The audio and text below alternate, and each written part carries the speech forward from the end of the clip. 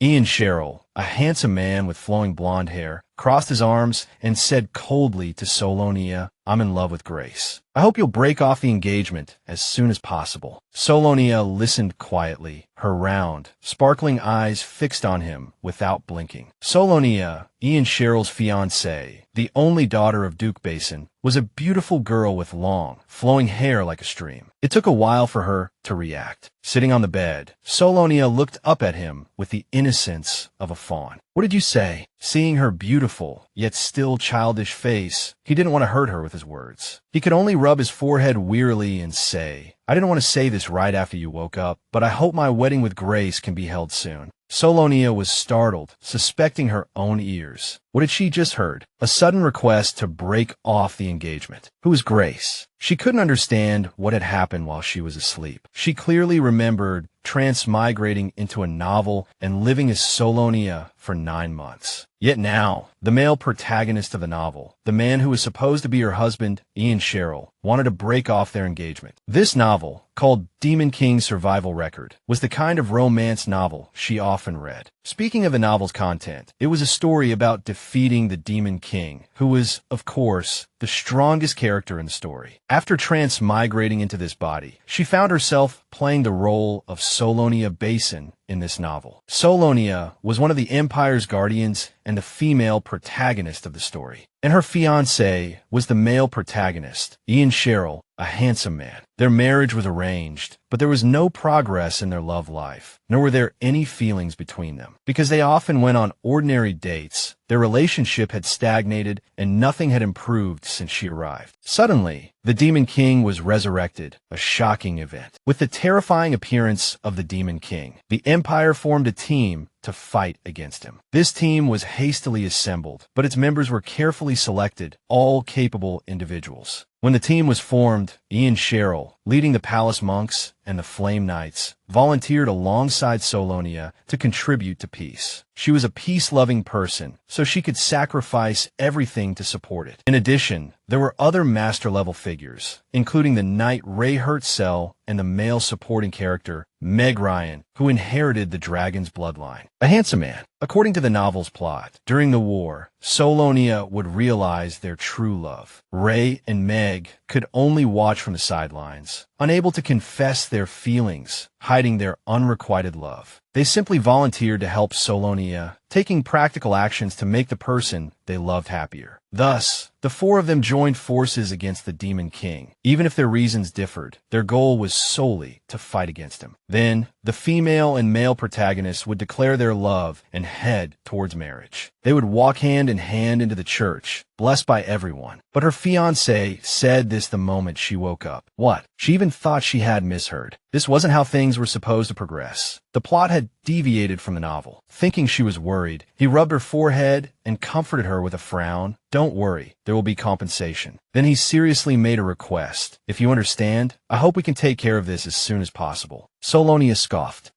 She remembered a boy once saying to her, "Well, I hope you suffer less because it's better for me, who is sick, than for a delicate girl like you to be sick." At this moment, she was truly heartbroken. Although he wasn't her real fiancé, she never thought it would end like this, a lousy ending. Ian Sherrill, in order to achieve his goal, began to provoke her. "You're really struggling, aren't you? Do you plan to drag this on forever?" Selonia clutched the blanket tightly, thinking, an uncomfortable attitude she hadn't seen in the past 6 months. It seemed someone like her had truly been erased. To her, it was an insult. If she couldn't get love, then she had to get money. She said to him coldly, "On the contrary, I will get whatever amount of compensation I want, so just wait for me to make my demands." She stared at him, plotting inwardly. "But that doesn't mean I'll let this go. Since you betrayed me, I'll also take away what's most important to you." This time, it was Ian Sherrill's turn to scoff.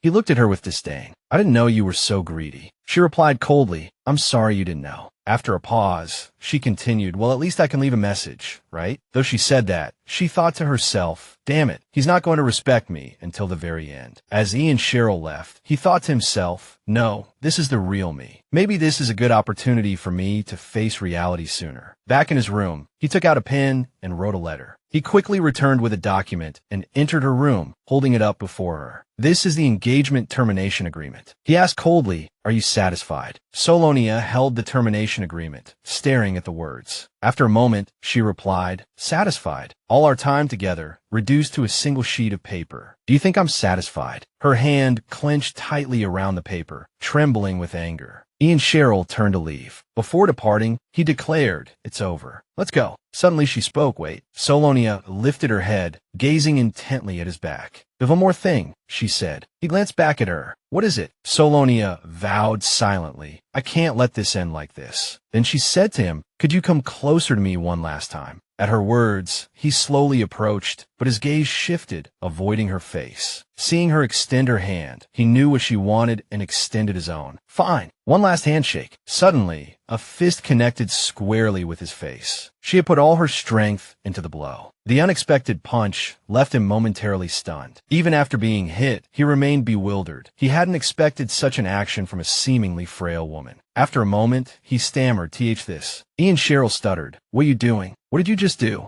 Selonia asked him coldly, did you really think I would politely shake your hand? She looked at him with disdain. You've been utterly heartless. I'm entitled to slap you. Then she asked, are you really this upset over something so small? You're not that shallow, are you? Her words left him speechless. He couldn't fault her. To do so would be to admit his own shallowness. Ian Cheryl was furious, yet helpless. He stiffly declared, enough. You don't have to come to my wedding. As if I'd want to. Like it's some precious event, she replied indifferently. Goodbye. I don't intend to see you again either. With that, Ian Cheryl left, leaving Selonia alone on her bed. She lowered her head in sorrow. Her hands clenched into fists. You bastard, she cursed. For the first time, I thought I had a home. She recalled her life before transmigrating into the novel, alone, without family or friends. Here, she had family, friends, people who loved her, but she no longer had someone who loved her. It was another kind of loss. She got out of bed, thinking it's the same old story. The female lead of a novel. How many people dream of being a duke's daughter? She walked to the window, bathed in sunlight. She made a promise to herself. Don't dwell on the past. Selonia opened the curtains, the gentle sunlight illuminating her beautiful face. Don't I still have precious friend by my side? They were more than just supporting characters in a story. They were irreplaceable, precious friends. Ray, seeing her sadness, asked, are you all right, Selonia? His sudden voice startled her, causing her to choke on the water she was drinking. She wiped the remaining water from her lips and replied softly, I'm fine. Oh, Ray, by the way, what were you saying just now? He said sadly, I'm sorry to say this, but I want to end my vow to Selonia. What the? She looked at him in confusion. He then guiltily averted his gaze, explaining, there's someone else I want to serve for the rest of my life. After a moment, she could only manage a single word. To hide her embarrassment, Selonia pretended to be fine, casually picking up her glass of water. Taking a sip of water, he paused, then revealed the truth. I want to make a permanent vow with Grace Benet. Now she began to panic. Even her friends were changing. She recalled Ian Cheryl's words. I hope we can get a divorce as soon as possible. And now, she imagined the scene. Ray kneeling, sincerely saying, Grace Benet, I make a permanent vow to you. Silence filled the space. At some point, the atmosphere had become incredibly awkward. Selonia gently twirled her hair, softly responding,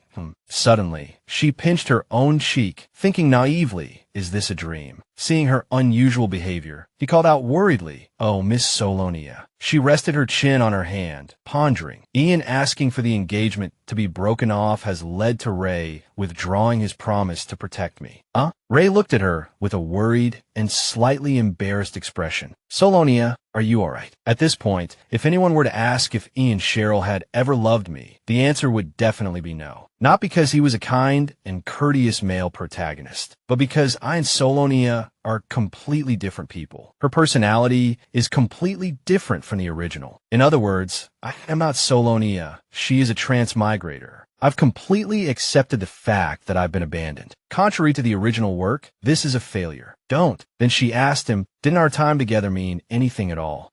Ray didn't hear clearly and asked again, what did you just say? But whether he heard or not didn't change the fact that she had been abandoned. So Selonia replied, it's nothing. She rubbed her forehead in frustration. It keeps happening, and I'm honestly a little disappointed, but I have no reason to be angry that Ray withdrew his promise to become a knight. Selonia hesitated. Still, as a friend, I should be honest, right? She decided to tell the truth. Hey, Ray, I really want to help you. But Grace Benet is about to become Ian's fiancée. After saying that, she quietly observed his expression. Ray stared at her, speechless. She guessed, this must be shocking, right? Even when he made a vow of love to me, I never got a response. This isn't even the first time Ian has taken something from me. It must be disappointing. After a long time, he spoke, I know. His eyes were filled with endless sadness. Hearing this, she wanted to cough up blood. This kind of pathetic devotion. Then she asked him, oh, really? Ray honestly replied, really? He stood up and said, but I can't stop loving Grace. If I'm just watching from behind, that's fine. Hearing this, she was startled. Did I say too much? She awkwardly said to him, I just wanted to. These were the exact words he had once said to her. At least I still want to serve Miss Selonia. But now, the same person was saying the same words, but the subject had changed. I just want to serve Miss Grace. Her mind was a mess as she looked at him. Not an ounce of originality. Aren't those the exact words he used to say to me? Selonia raised her arm, and, unlike Ian, Ray is fickle. She wanted to say something more. However, she decided not to. It is what it is. I can't do anything about it. But Ray avoided her gaze and continued to apologize. I'm sorry. Miss Selonia. She started. No, Ray, you don't have to apologize at all. Those are your feelings. Her eyes flickered. But thinking about it, the situation, Ian and Ray, why do they both have feelings for Grace? Is it just a coincidence? Asking Ray probably wouldn't yield any answers. Ray pondered, and then she stood up, then sincerely said to him, thank you for everything you've done. The feelings you've given me and the time we've spent together have been very meaningful. Afterward, she walked up to Ray and extended her hand to shake his, sincerely wishing him well. I hope you'll be happy. Ray looked at her awkwardly. Miss Selonia, receiving these words from her, his face immediately brightened. It was the last handshake between two friends before parting ways. He reminded her, well then, take care. Selonia replied with a bright smile, thank you, you too. Afterward, she released Ray's hand. Silence fell over the space once more. Ray bowed to her, said goodbye, and turned to leave. Footsteps echoed in the space. She stood there, watching his back as he left, thinking, in this situation, it seems the connection between Ray and I is completely over. She sat down, sighing. Oh my God. Selonia wiped away her tears, wondering at the same time what happened when I transmigrated here. From the moment I suddenly transmigrated to when I defeated the Demon King and returned, I definitely followed the original plot.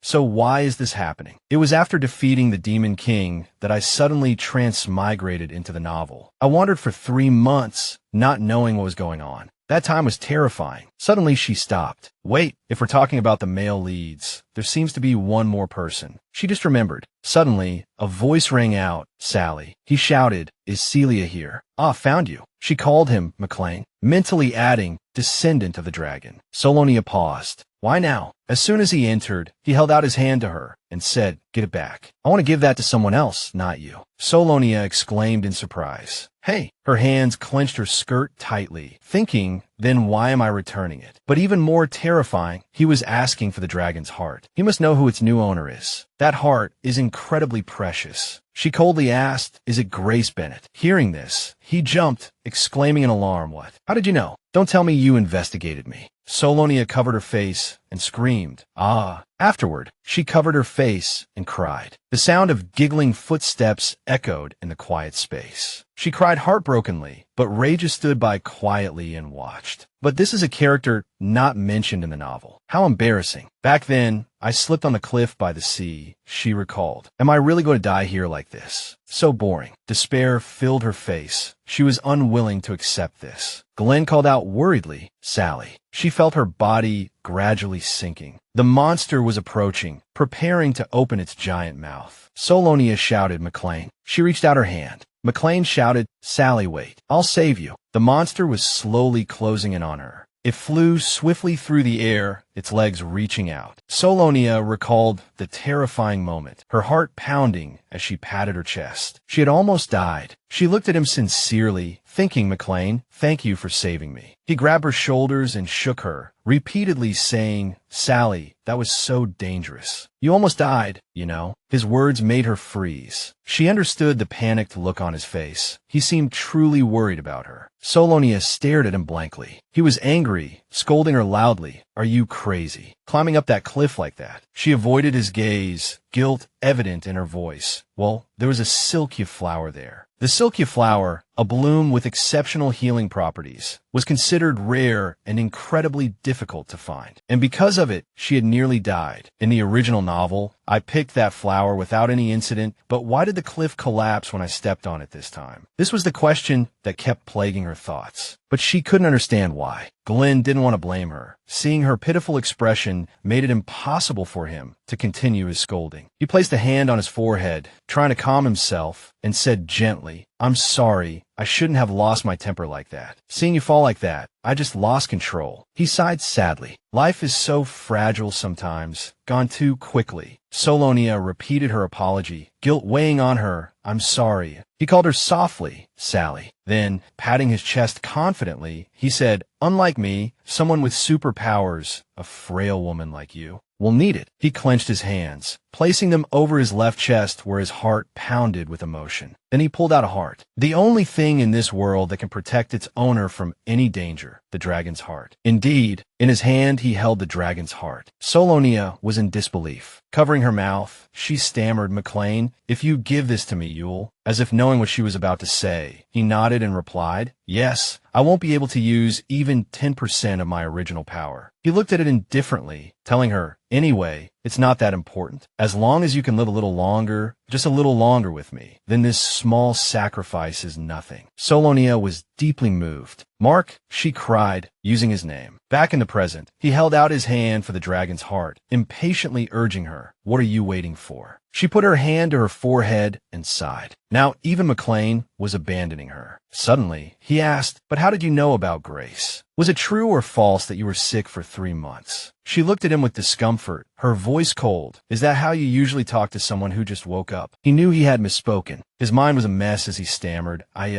Even so, oh, how's your body?" A thought struck her, and panic flooded her. "Oh my God," he asked with concern, "Sally, are you really okay?" "I didn't mean it like that." But she looked at him honestly and replied, "Mark, I'm fine, I understand. Shall we continue the story?" Ella. Selonia's personal maid rushed in at her call. "Yes, Your Highness." She instructed him, "I'll get it. You sit still and wait." He looked at her and scoffed. He asked curiously, "Aren't you going to ask me why?" Selonia didn't answer, instead asking him, "But why do you need a reason?" Her hands clenched into fists under the table, a sign she was suppressing her emotions. "No, actually I'm curious, but I'm also afraid to see the truth revealed." Looking at his reflection, "I'm afraid that everything in the past was just fragments that made up the original story. It's been 6 months, and many times I've doubted whether the things I've experienced are real or just my imagination." He asked her, "Is my heart still safe after all this time?" She replied, "Yes. I can't lose it." She said sincerely, "It's too precious." He asked suspiciously, "Precious?" At that moment, he felt ridiculous. His face darkened, and he said coldly, "Sally, so you..." A knock interrupted them. "Come in," she said. The maid entered, carrying the dragon's heart. Then she lifted the box containing it, the last dragon's heart of the Empire. "McLean," she speculated, "there must be a reason why I didn't wake up for 3 months." But suddenly, she called out to him, "Mark." He froze at her voice, staring blankly at her, as if she were some alien creature. She held the box out to him, expressing her gratitude sincerely. "Thank you for always protecting me. Thanks to Mark, I've been able to live until this moment." Handing the box to McLean, she said softly, "Take care. I won't see you out." He stared at the box for a long time. He didn't speak. As he turned to leave, she thought, "Will sigh." After McLean left, Selonia let out a long sigh. Seeing her collapse, Ella was deeply saddened. "Your Highness," she said mournfully, "you must be heartbroken." Selonia, however, unexpectedly spoke. Imagine painstakingly preparing a dish, even risking your life for the ingredients, only to have someone devour it in one go." She paused, then asked Ella, "Well, you'd be furious, wouldn't you?" Then she abruptly stood up, muttering to herself, "That's right, I'm not just heartbroken." She declared with certainty, "I'm absolutely furious. Did you just undo all my efforts overnight?" She thought. Then she called out, "Ella." Ella stammered, "Yes, Your Highness. Selonia commanded ella investigate thoroughly. I want all the information you can find on Grace." Her gaze was resolute. "I can't just let this go. Is this really just a coincidence? There's too much that's suspicious." As Ella brushed her hair, she began, "Mississippi," and then asked with concern,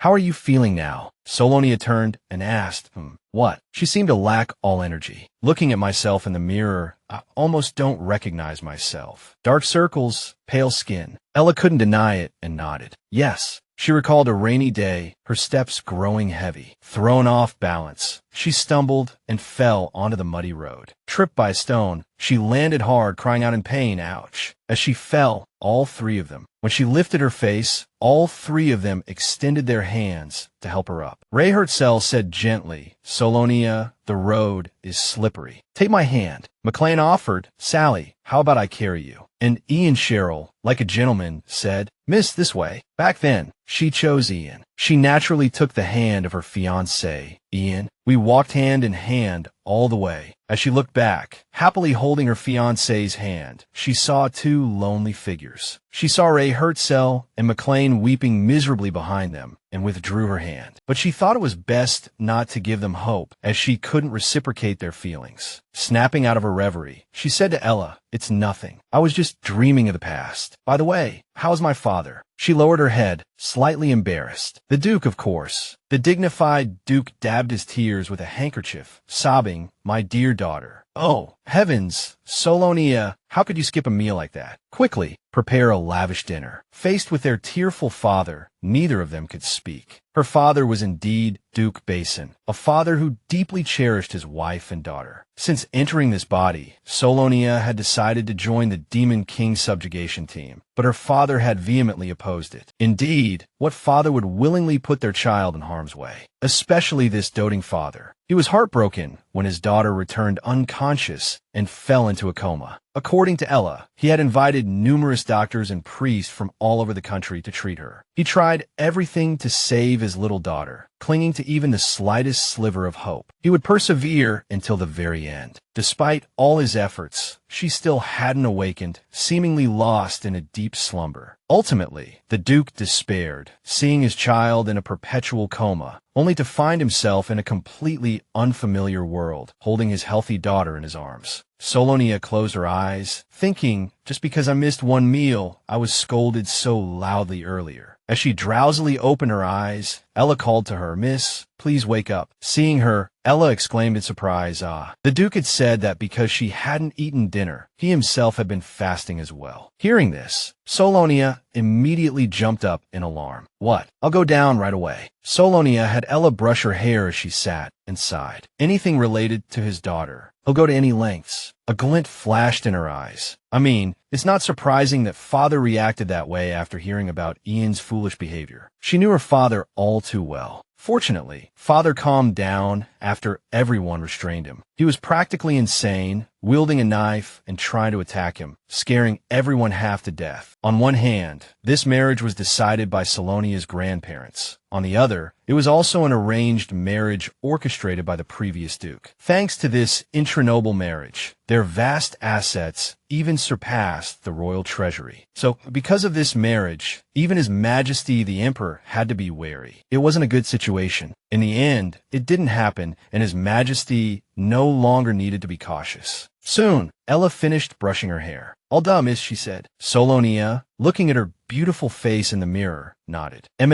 Thank you. She strongly resembled her mother, whose beauty was constantly praised by society, and her own face was also lauded as becoming increasingly beautiful. Who wouldn't be captivated by this beautiful face? Selonia reached out and touched her cheek, thinking, as expected, she looks just like the female protagonist. Afterward, she picked up a bottle of medicine. She thought for a moment, thanks to father giving me medicine every day, even though I've been bedridden for months, I still look beautiful. With that, she walked out of the room, saying to Ella as she went, Let's go, Ella. Father must be waiting for us. As father and daughter sat down to eat, her father softly called Selonia's name. I hear you're investigating a woman from Finus. He began. Yes, father, she replied honestly. He then asked her seriously, Do you have any lingering feelings for that Galloway Bedorn, the Bedorn Duke's son? If so, I'll go and tell Duke Sherrill. She firmly confirmed, absolutely not. As expected, they've already contacted you, father. As one of the Bessin family's business focuses, intelligence is what brings power and wealth. So it could be said they were very swift. As she understood it, this was an organization built upon the Bessin family's beliefs during the time of the first leader and has continued to develop to this day. She thought to herself, until now, I still felt it wasn't necessary, but when I want to find true information that hasn't spread yet, it's incredibly useful. For it to reach Father's ears like this, really, I don't know what to say. He placed his plate on the table and said sternly, Sally, if you're curious, but this concerns the family's reputation. She hurriedly denied, no, Father. For fear of her father misunderstanding, she had to tell the truth. I just really need to verify some things. Hearing this, he asked suspiciously, verify. She wiped her mouth and said lightly yes. Ray and McLean were both there that day, and somehow they both like Miss Benet. Seeing his bewildered look, she had to explain, it's not a matter of right or wrong timing. I'm simply curious and want to thoroughly understand the situation. She picked up some food with her fork and placed it on her plate with a clang. Selonia thought, if their feelings for me were to advance the original story, then what about me? After a moment of contemplation, she replied, it's fine. Her father seriously observed every expression on her face. He didn't want to miss a single change in his daughter. Looking at her father, who loved her with all his heart, she said, regardless, if it's true, Father will find out soon enough. As she ate, she thought, well, I'm sure there's a reason. A bright and sunny morning. One foot stepped on the ground,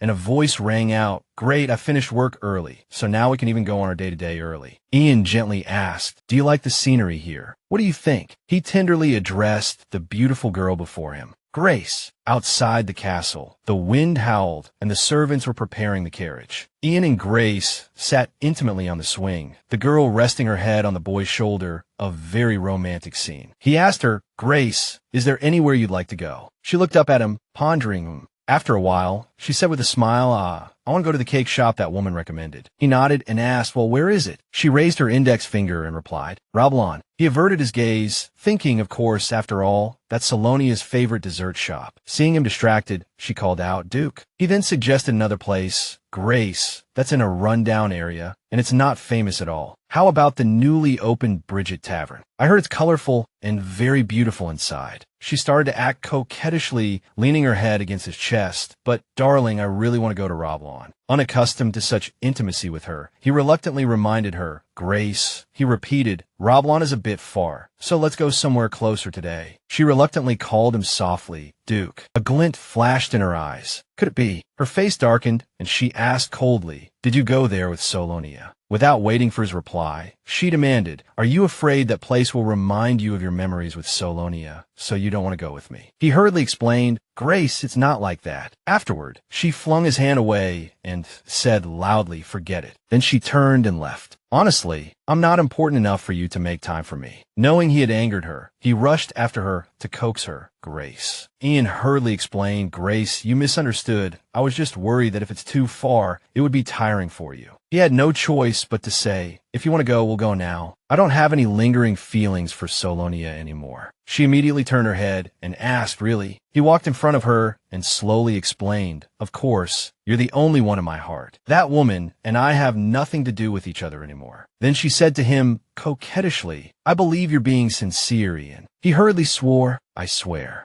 Coaxed into a beaming smile, her face bloomed like a flower, and she nodded in reply. Okay, then let's go to Reborn together. Haha. Afterward, he called to the servant. All right, hurry up and bring the carriage around. The servant replied, yes, your grace. She nestled her head in his arms, smiling. Just then, a boy ran down the road with a newspaper, shouting, extra, extra. New newspaper with new news. He waved the newspaper, attracting everyone's attention. Buy a newspaper to learn more about the hottest information. A person exclaimed in surprise, huh? A couple bought a newspaper, talking to each other. Look at this shocking news. Princess Selonia Bessin, once immersed in beautiful love, is now heartbroken. Selonia read the newspaper and scoffed. How absurd. She tossed the newspaper aside coldly. What kind of nonsense is this newspaper spouting? She picked up her teacup, thinking, this is the first time I've lived like a princess. She thought happily, this is bliss. This is wonderful. I really like this. This is the princess life, right? So blissful. Recalling her past life, made her stomach churn. She had to lie on a dirty floor. It was truly miserable back then. She had to bathe in a freezing pond. Was that even a normal water temperature? It was freezing. Every day, I had to eat dry bread, never any delicious food. She gritted her teeth. If I have to live like that again, I don't want to. Her eyes lit up. It doesn't matter how miserable I was before. This is my first time living like a princess. Why should I run away from it? She told herself, from now on, I'm going to live smoothly. Seeing her face change colors like a chameleon, sometimes sad, sometimes happy, Ella worried. Miss, are you all right? Ha, what did she just say? But then, there was some unexpected news. Ella clapped her hands. Oh, miss, I heard you're going to hold a celebratory party. Really? After defeating the Demon King, everyone was drinking and celebrating. The Emperor held a celebratory ceremony for those who contributed, and of course, Ian, Meg Ryan, and Ray Hertzell all attended. They ate and drank happily. Only she couldn't participate. I couldn't participate because I fell into an inexplicable slumber. She lifted her teacup and said indifferently, well, I guess I couldn't attend the celebration. It seems you're worried about me. Ella nodded in reply. Of course. What kind of person is our princess? Ella clutched the newspaper in her hand and said coldly, you've seen what the newspapers are saying. Don't you care at all? Those bastards write as if it's all true. She thought to herself, should I take strong measures against them? Seeing her stand up, Ella encouraged her. Don't listen to their nonsense. Be strong. She asked indifferently, do you really think so? How lovely. A broadcast about the kingdom's avoidance. Ella had already guessed the situation outside. A girl secretly watched the people who had contributed to defeating the Demon King. Among them, I'm getting attention because of my breakup with Ian. How pathetic. She put her hand to her lips and began to speculate. I suppose it's the same when I want to talk about other people. Later, she asked Ella, oh, Ella, how is our request coming along? Ella replied happily, I've sent the letter you requested. But the recipient, hearing this, she remembered something. Right? It's about time to receive the alimony. Thinking of the letter, she guessed he must have been furious when he received it, because she had asked for some very precious things. Unexpectedly, a servant came in to announce, Miss, the chief has arrived. She asked in surprise, what? So soon? She muttered, not even a day has passed. This is all thanks to Father's power. The speed of gathering information is truly fast. The man handed her a stack of documents and said, Selonia, this is the information you requested. Selonia read the documents, and he summarized as he watched. This is carefully investigated information, including the personal information of the person you requested,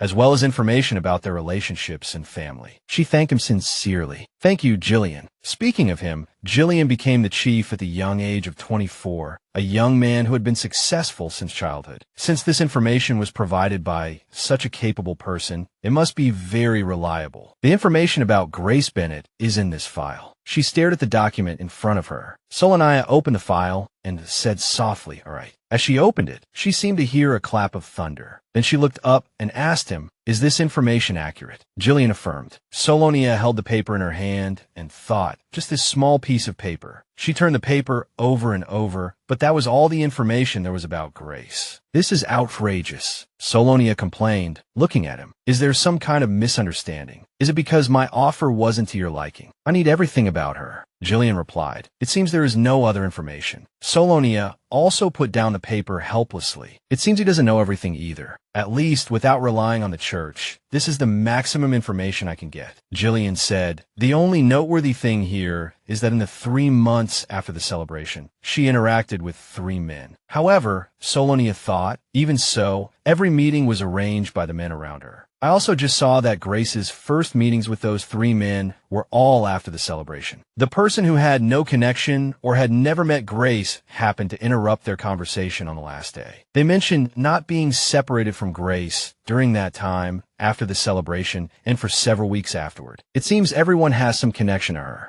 Jillian sighed and handed over a sheet of paper. This is the list of attendees at the celebration. Selonia took the paper and looked it over, lost in thought. The emperor, the empress, the prince, people with high titles, including my father. Could it be simply because he changed his mind? Doing this now is just to satisfy my curiosity about another person's life. Now I'm really not sure. I don't know what else I should do.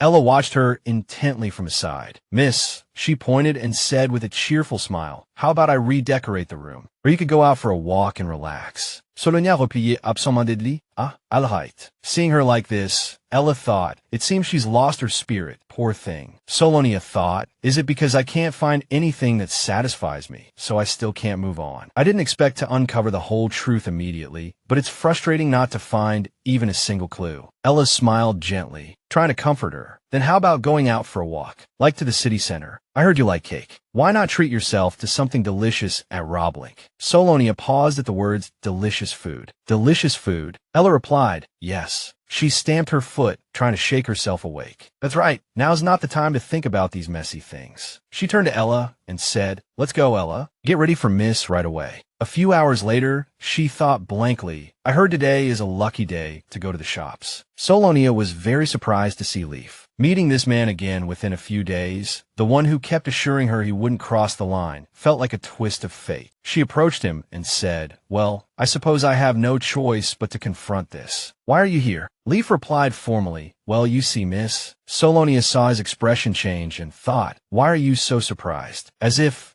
you've run into someone you shouldn't have. At this moment, Leaf looked at her and asked, are you here to buy cake, Mississippi? She was also curious, what about you? Leaf hesitated. He thought, it's not that uncomfortable, but I seem to be missing something. I'm not usually like this. Leaf stammered, it's just, well, it's best not to go into the shop. There seem to be some unsavory characters inside. The desserts released today are all sold out. Selonia said calmly, is that so? What I heard sounds no different from a lie. He avoided her gaze. Selonia watched him, observing him, and thought, his habit when lying is not daring to look me in the eye. Even in this situation, you're still so resolute. Leaf was trying to avoid Selonia's gaze. He thought, I just want to protect Miss Grace. Selonia's face darkened as she looked at him. Leaf started to say, Miss Selonia. She interrupted him. It seems she's here. Leaf was startled. Leaf stammered, she looked at him and thought, I guessed right, Grace is indeed inside. Ella whispered beside her, Miss. I'll pack it up for you. Selonia turned and replied, eat it all before we leave. She thought, it seems I've become a hindrance to Ella now. At this moment, Selonia walked straight inside, ignoring Leaf. Leaf called out, Ella, be careful. And then, Miss Selonia.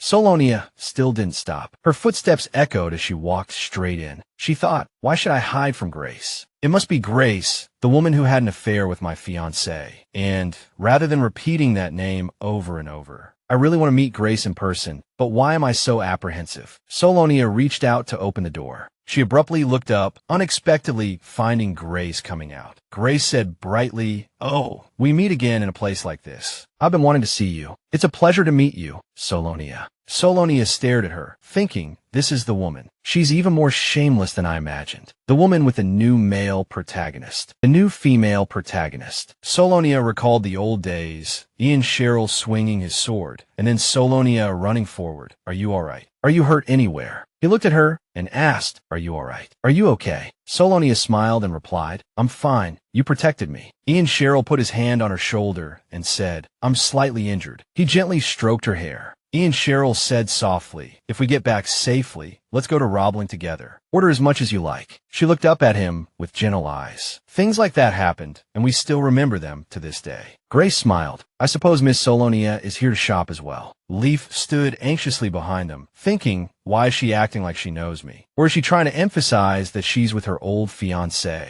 She's even less considerate than I thought. Selonia tilted her head. Who are you? It seems this young lady doesn't know me. Wouldn't it be more polite for you to introduce yourself first? Grace stood there, bewildered. Grace looked surprised for a moment, then said, it's not too late to introduce myself now, is it? She lifted her skirt slightly. I am Grace Benet, daughter of Baron Benet. I apologize if I made you uncomfortable. Since Selonia is the heroine who defeated the Demon King, I mistakenly assumed we knew each other without introductions. Hearing the word heroine, Selonia thought, heroine? Well, I suppose that's the original story setting. Are heroes supposed to trust and protect each other forever? Anyway, I'm alone. Selonia then lifted her head. I didn't become a heroine so everyone would pretend to know me. Grace paused at her words, falling silent. A hand reached out, protectively positioning itself in front of Selonia. Leaf stepped forward. That was too much, in my opinion. Even if Miss Grace was a little impolite, you shouldn't have said such a thing. Seeing Leaf approach, Selonia thought, he's really making his stance clear, isn't he? Sadness filled her eyes. Your attitude changed quickly. Just then, other footsteps gradually approached Grace. Selonia looked up, somewhat surprised. Ian Cheryl looked at Grace and asked, "What's wrong? Why are you still here?" Grace startled. "Ah, your Grace." He coldly raised his eyes. Selonia thought, as expected, they both came here. Ian Cheryl looked at her. Selonia said angrily, "You actually brought her to Robling. How could you?" Grace trembled as she clung to Ian Cheryl. "Your Grace." He shielded her, shouting, "What do you think you're doing, Miss Selonia?" Selonia shouted back, "Doing? I'm not doing anything." Grace gently tugged at Ian Cheryl's sleeve, speaking softly. "It's a misunderstanding, your Grace. I was so happy to see Miss Selonia that I pretended to know her." She emphasized, "But it's undeniable that Miss Selonia doesn't like me at all." Ian Cheryl said, "Whatever happened, please don't be rude to my fiancée." Selonia's heart raced. What justification am I even looking for? Our relationship ended a long time ago. Like a fool, I keep dwelling on the past, unable to let go. What's different from the original story, or what influenced us? I'm the only one still clinging to that idea. Ian Cheryl said loudly, "For both our sakes, I hope we don't see each other again."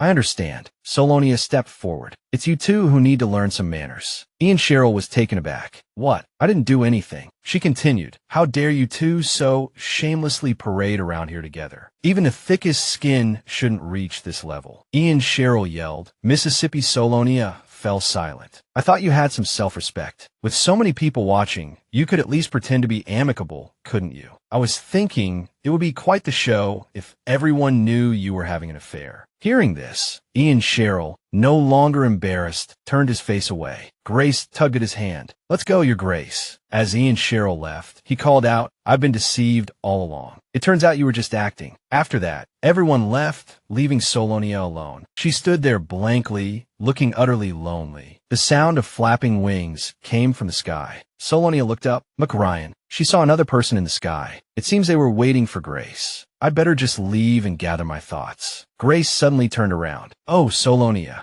The Duke and I will be engaged soon." Selonia realized, is she trying to show off? She said coldly, "So, what are you trying to say?" Grace smiled. "Don't be sad because we're alike." Hearing this, Selonia was taken aback. "What?" Grace ran over and hugged Duke Ian Cheryl. "Your Grace, let's go." "Grace, hurry up." "Yes, it's inconvenient to travel on the ground. Shall I carry you both by flying?" "I am fussed." She stood there, pondering. Grace is the protagonist now. I admit, our relationship was once so unremarkable, so everything has changed. And thanks to everyone, I won't be maintaining that relationship anymore because no one will allow it. A hand held a piece of paper. Leaf held the paper, standing intently, observing. Suddenly, a voice rang out. "You knew all along that things would turn out like this, didn't you?" The newcomer was McRyan. "McRyan." Leaf replied, "That's right. Even if the situation changes, we'll still be like this." The news of Ian and Grace's engagement spread quickly. Duke Eugene Cheryl announces his engagement to Miss Benet. Grace Benet. Grace Benet. The first time I saw her pure appearance, my heart was captivated. She held a victory celebration. At that time, I still had feelings for Selonia, so I could only watch her silently as a friend. This will be completely different. Ian is with Grace after all. I can only stand behind them as a friend. He looks sad. I can't control my feelings for Grace. I don't know when it all started, because my heart was stolen from the moment I got used to giving without receiving anything in return. After all, as long as I can watch her from afar, as long as I can stand by her side, it's enough to be satisfied. McRyan asked, "Do you regret it now? Giving up the oath of the night just like that? If you've already decided that, why does your heart feel empty?" Leaf glanced at him and said, "So what are you trying to say? You also took your heart back from her.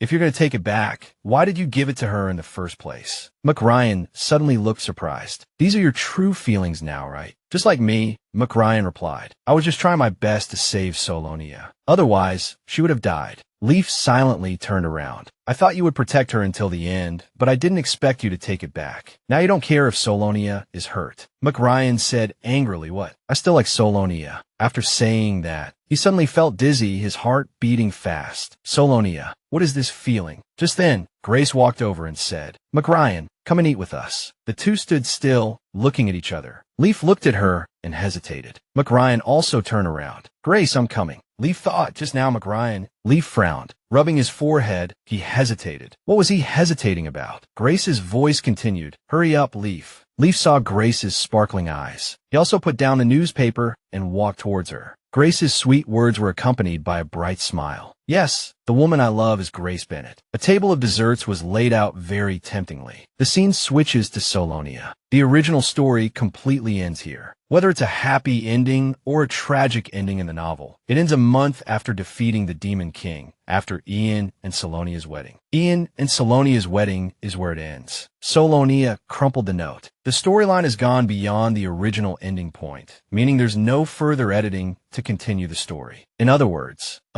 Ella, seeing her absent-mindedness, said, Miss, would you like some more cake? Selonia, resting her chin on her hand in annoyance, replied, Sure, bring it to me. The people there, seeing her, gossiped, Oh my God, Miss Benet is over there. How could the Baron treat Miss Benet like that? How did she win the right of inheritance from that family? Selonia, resting her chin on her hand irritably, said, Here we go again. Ella, hearing this, slammed her hand on the table angrily and shouted, talking behind my lady's back. Selonia hurriedly said, Hey Ella, calm down. She scratched her face, thinking, I'm still all right. As Grace predicted, the announcement of the engagement ceremony has been corrected. This is also normal, when people pay attention to me. But I've thought about it carefully. I don't want to waste my life on meaningless emotions. Selonia said cheerfully, I'm busy eating delicious food. Ella said, By the way, Miss, when are you planning to return to the treatment center? Selonia slumped dejectedly on the table. I'm trying so hard to forget. Why did you bring it up again? In the original story, Selonia was one of the top healers in the Empire working at the treatment center. However, during the deployment of the campaign against the Demon King, she contracted an unknown illness. Then Selonia said, I still have 6 months of vacation. I'll definitely finish everything, and then I'll go back to work. Ella also smiled happily. That's great, Mississippi. Please enjoy this time to the fullest. Selonia continued, Definitely. I'll do everything I like to do without worrying about anything. Somewhere, a mysterious man was walking away. Suddenly, he stopped. His face gradually became visible. A cold face, with sharp eyes, was glancing at the person next to him. A group of servants were also vying to gossip. These days, Miss Selonia seems like a different person. You think so too, right? It feels like she's been reborn. Miss rarely gets angry or loses her temper. A blonde maid said, trembling, Not long ago, Miss even smiled and greeted me. The person next to the girl also wondered, but why did she suddenly change? I think it started after the Demon King subjugation squad was formed. The blonde maid said again, or was it really like that? Participating in a battle against the Demon King meant putting your life in danger, and after the war, she was in a coma for 3 months. Selonia was standing behind the wall, listening to their conversation. They were saying that if someone falls unconscious for a while, they wake up a completely different person.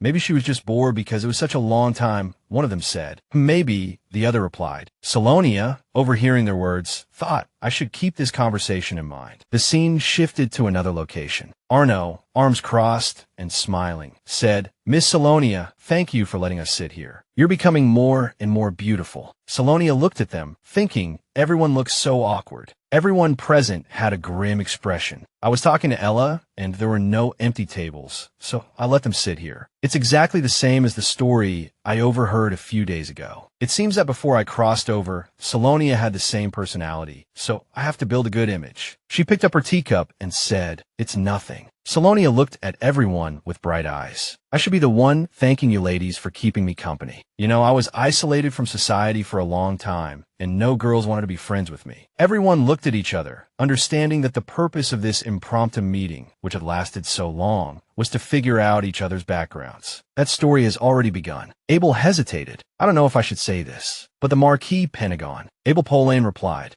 What about him? Our Polane family. Polane Rahana also spoke up. It's all right, go ahead. The Surde family. Rahana, after hearing those words, said, This might be rude, but I actually heard the news about Duke Cheryl's engagement to Miss Benet today. You seemed upset, so I was worried. Selonia took a sip of her tea and replied, I'm fine. It's okay. Hearing this, Abel exclaimed, I'm glad you're okay, but how can such a person exist? How dare she seduce a man with a fiancé? The Baron Benet family has no self-respect. They're a disgrace to the nobility. Selonia sat relaxed, enjoying her tea. One side is having an affair, and the other is a loose woman. They're birds of a feather. Polane, hearing this, said, I agree. The Duke is going too far. Does he really only know how to have affairs? Rihanna also turned her head angrily. That's right. Wasn't that princess also his fiancée? But then she collapsed. Hearing everyone's discussion, Selonia thought, I'm not that upset. If you think I'll keep quiet after being accused, you're wrong. If that's the case, I should have left earlier. Suddenly, someone shouted, welcome. Abel looked up. Huh, what was that sound? Right? I wonder who it is. A man's footsteps approached. Polly Adden gasped. Wait, is that person? Everyone present wore a puzzled expression. Seeing this, Selonia worried, what's with this atmosphere? Who is that person? A man dressed entirely in black walked in. Abel looked at him. Why is that person here now? Selonia asked, confused, who is he?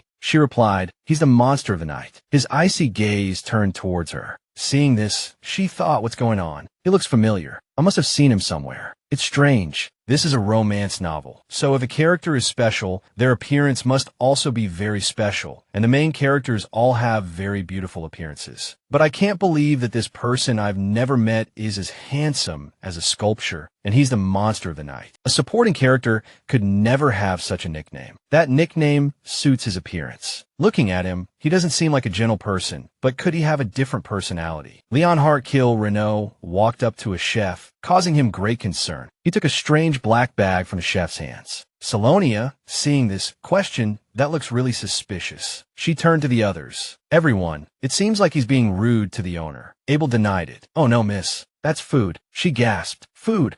I heard they take food here to distribute to those who are starving. Polane also gasped. Really? That's a good deed. I thought you were still upset. Selonia stared at him, pondering. Is he known for his kindness? But why do I have a bad feeling? I don't think we should just let him go. He has a huge wound on him. Selonia couldn't help but gasp. Wait, I just saw his chest. That's no ordinary wound. Aside from the Demon King, this is a safe and peaceful world for everyone, so he couldn't possibly have such a large wound. Who is that person? Later, Selonia also got into the carriage to go back. A voice rang out inside the carriage. A scar. Inside the carriage, Ella rested her chin in her hand, lost in thought. The monster of the night. I don't recall any rumors about him having that. Some say he goes around defeating bandits and dangerous monsters. Perhaps that's how he got it. Selonia said, puzzled, those scars are different. Is that really how it happened? Ella asked cheerfully, Miss, how are you feeling today? I believe you met some lovely young ladies. I hope you had a pleasant time. It has been a while since I've gone out, and it was quite refreshing. They were a bit wary at first, but we soon became close and chatted nonstop. I even promised to invite them to the Surdy family mansion next time. Ella replied happily, since your friend is coming over, we should decorate the garden beautifully. The garden looks fine as it is. Selonia smiled, thinking to herself, friends, since waking up in this world, I could only be with the saviors. My world only opened up after I grew older. It feels like starting over, but that kind of life isn't bad. Ella suddenly asked curiously, Miss, there's something I've always been curious about. Selonia replied, what is it? What does the Demon King look like? Hearing this, Selonia pondered, the Demon King. Ella continued worriedly, there are many rumors about his appearance. I heard that only the saviors know what he truly looks like. He doesn't look like a leader, but more like a monster, right? She hummed and nodded. Selonia recalled black scales covering his body, his height at least 3 meters. Selonia recalled black scales covering his body, his height at least 3 meters, and his half-human, half-demon appearance, staring with chilling red eyes. Just recalling the Demon King sent shivers down her spine. It was terrifying. Ella continued, I know. Actually, today at the cafe, I heard people saying the Demon King they saw was handsome. They said they were captivated by his appearance. Hearing this, Selonia forced a smile, breaking out in a cold sweat, thinking, well, that misunderstanding is probably fine, huh? After all, only I've seen the Demon King's true form. The carriage suddenly stopped abruptly, jolting them both. Selonia asked Cohen, what's wrong? He replied, his face pale, Miss, I apologize. I was trying to pass through the forest, but monsters are approaching. Hearing this, she became worried. Oh no, it seems hungry monsters have caught our scent and followed us. Selonia quickly calmed herself and asked, are you all right? Can we not go any further? Cohen replied, the horses are spooked and refuse to move. Selonia thought to herself, staying here will be even more dangerous. If this continues, but there are too many Cohen said frantically, "I'm so sorry, Mississippi. I'll try to hold off a few in front, while you two—" He didn't finish his sentence. Selonia refused. "I won't abandon you, Cohen." Cohen replied, "Yes, I thought so." Selonia opened the carriage door and stepped out. "All right." As she got off, she immediately commanded, "I'll try to clear a path with my healing power. You two, find a way to move the carriage." Selonia thought anxiously, "I can't let Ella or Cohen get hurt. I have to do something." Ella grabbed her hand. Ella said fearfully, "Miss, don't go. There are too many monsters. It's too dangerous." Selonia looked at Ella and instructed, "Stay inside. Wait for me." "Mississippi," Ella cried out, watching the ferocious pack of wolves slowly approach. One wolf bared its fangs and growled, its eyes fixated on them like prey. Selonia thought to herself, "I can use the healing light to create an opening, then signal Cohen." She channeled her power, and a pure light gathered in her hands. "We can get out of this predicament." Selonia used all her strength to help them escape. The light caused the wolves to retreat. "Now," she turned and shouted to Cohen, "move the carriage." A wolf was quickly lunging toward her. "Why is the light so weak?" she thought as she climbed back into the carriage. "The spell dissipated too quickly, but we have to get out of here." A wolf lunged at Selonia with its jaws wide open. Suddenly, a man appeared, a black energy gathering at his fingertips. The black energy surged towards the wolf, instantly vaporizing it. The remaining wolves, witnessing this, fled in terror. Selonia collapsed, groaning softly.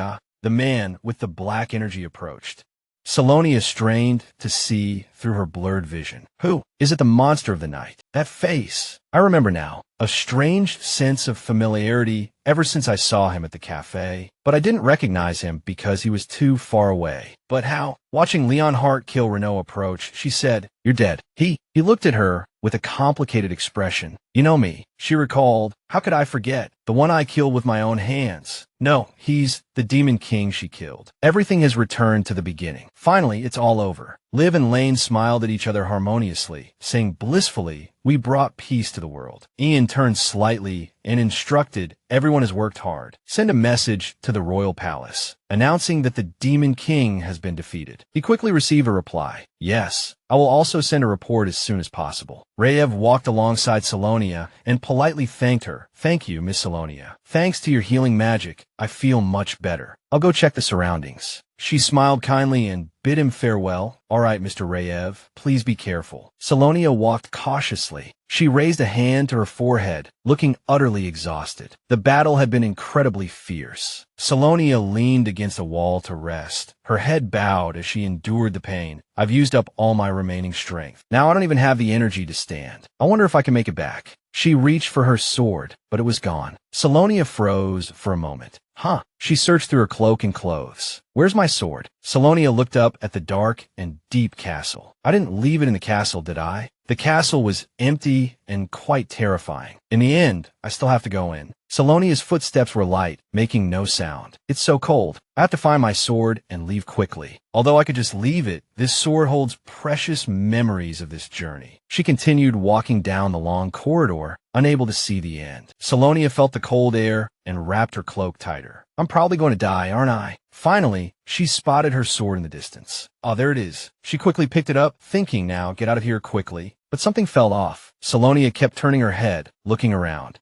I can sense someone's presence." Selonia's eyes suddenly widened, and she froze, as if falling into a 1,000-year slumber, never to wake. She vaguely guessed, Isn't this where the Demon King was defeated? His eyelids twitched. He looked like he was about to wake up. Selonia thought, no? Could this be the Demon King's true form? As expected, the Demon King really did wake up. Panicked, she stumbled back slightly. He's still alive. The Demon King's eyes were blood red, staring blankly into the air. Panic-stricken, thoughts raced through her mind. Did he revive in this form? No, I can't let the Demon King revive. Selonia's hand trembled around her sword, wanting to do something. I must. Selonia closed her eyes, afraid to do what she didn't want to do. I must stab him. I must kill him. She woke up in her comfortable bed, freed from yesterday's terrifying nightmare. Selonia immediately jumped up, still shaken and covered in sweat, muttering to herself, was it just a dream? Why would I have such a dream? Selonia gently pulled back the curtains to wake herself up. Ella tiptoed in to attend to her. Miss, how are you feeling? I'm so glad you're awake. Miss, she said with a puzzled tone. Ella, she asked calmly, what happened to me? Ella tried to reassure her. Miss, please be careful. You've just received treatment and won't feel any more pain, but you still can't be careless. Selonia persisted. What exactly happened? What time is it? Selonia tried to recall anything that might come to mind. Ella said, it's been about 2 hours since we left the forest, so what happened in the forest wasn't a dream. She comforted her. Miss, I'll tell you later. Would you like to see the guest now? Selonia asked curiously, what guest? Ella smiled sweetly and said politely, yes, he is the one who saved my life and yours. Mississippi. Selonia still couldn't believe it was true. Impossible.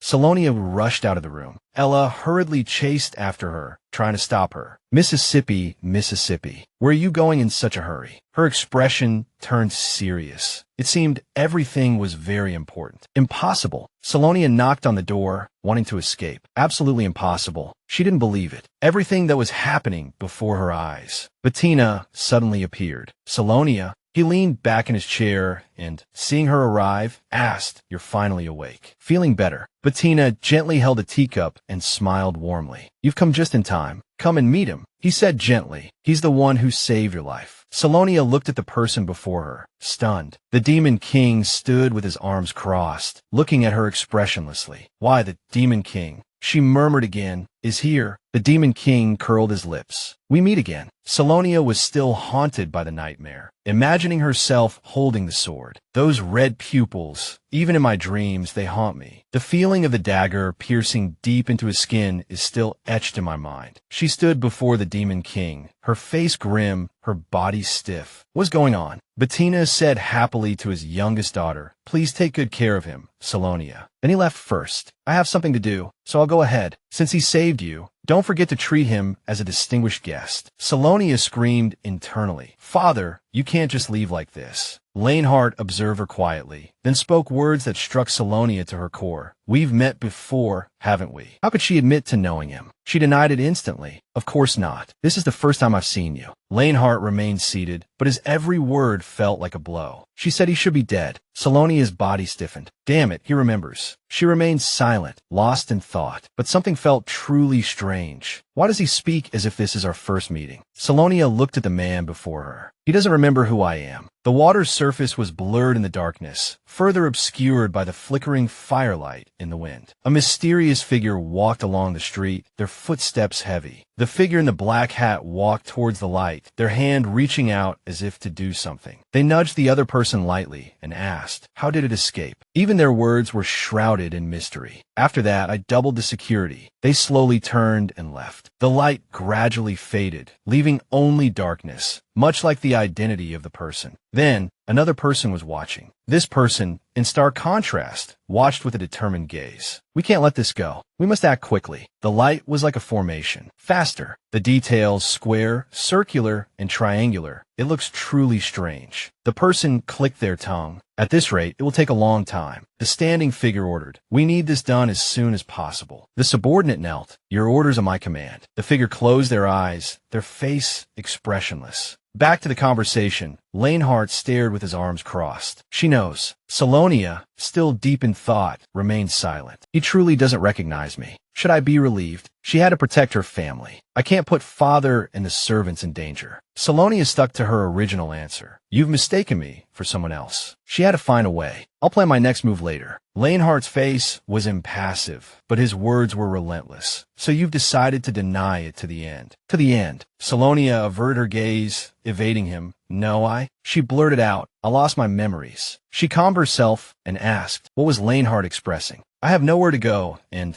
I don't know anyone. She feigned disinterest. What does that have to do with me? Selonia couldn't quite grasp it. So he doesn't recognize me because of amnesia. What is that, Lanehart? Duke Cheryl insisted I stay, so I had no choice but to remain here. She grew more confused. What is he talking about? Selonia was adamant that he couldn't stay in her home. I'm grateful that you saved me, but I absolutely will not allow you to stay here. If you don't leave, I'll call the guards. Her face was serious, devoid of any trace of a smile. Lanehart's eyes narrowed, gauging her intentions. Then he stood and walked away. Selonia couldn't understand what had just transpired. I can't comprehend him. What in the world is that man? No, the Demon King. He walked to the window, his back to Selonia. Aren't you curious? Lanehart rolled up his sleeve while she remained bewildered. About what? Sparks suddenly erupted from Lanehart's fingers. He made his point clear. How long do you think it would take for this fire to spread throughout the entire mansion? Panic and fear seized her. What do you think you're doing? I'll call the guards right now. Lanehart's threat was laced with malice, directed at the young woman. Go ahead, if you want to see firsthand what will happen to them this time. She couldn't act rashly anymore. I have to calm down and think. Selonia's pupils constricted. I went through so much to defeat the Demon King, but now I can't bring myself to kill him. He smiled, satisfied, seemingly having grasped her weakness. Selonia clenched her hands in frustration. What if he remembers what happened if I make the wrong move? She had to protect the house. I can't expose him as the Demon King, the threat to world peace. Selonia had to admit one thing, and I'm the one who stabbed him. This time, she didn't tremble. She answered resolutely, I'll say it again. I don't know you, so I can't give you the answers you want. Lanehart narrowed his eyes meaningfully. I have no choice but to continue pretending I don't know him. He finally relented. Fine, I'll wait. I have plenty of time. Lanehart crossed his legs. I suppose you haven't heard. Your father has already granted me permission to stay in this mansion. Selonia cried out internally. Father, what are you thinking? Lanehart's expression was one of playful mockery. I couldn't refuse such generous hospitality. Her despair was palpable. Actually, you could have. Lanehart replied coldly. It seems you don't like me being here. Simple. If you want me to leave, tell me everything you know about me, and then I'll leave this place immediately. Selonia turned away. I don't know anything. He swung his leg, a gesture of acceptance. Very well. Lanehart leaned back. Let me know if you change your mind. Selonia watched him, growing increasingly uneasy. Who knew the Demon King could be so childish? It was hard to adjust. He didn't even move. Why does this kind of thing always happen to me? She thought, clenching her fists, suppressing her anger. He didn't seem intent on doing anything. Take it slow, make a plan. If I can persuade him, I can send him away without any trouble. He changed the subject. By the way, is there no breakfast here? Lanehart whined like a child. When are they coming? If this continues, I'll have to make them my dinner. He's so annoying. I can probably tolerate this, right? Selonia met Elash expectant geish. Miss, did your conversation with that monster go well? Ella was still immersed in romantic fantasies, while Selonia walked like a ghost. You have no idea how amazing he was when he saved us, Ella thought. When did he become Master Monster? Selonia wondered. After my conversation with the Demon King last night, the servants started gossiping, Selonia thought. Ella told me what happened in the woodshed. The image of a cold, merciless face flashed in her mind, swiftly defeating the remaining monsters. Ella recounted the events excitedly. Master Monster sent those monsters to the other side in an instant. I wish you could have seen it, Mississippi, she sighed. They may have flown away, Selonia thought,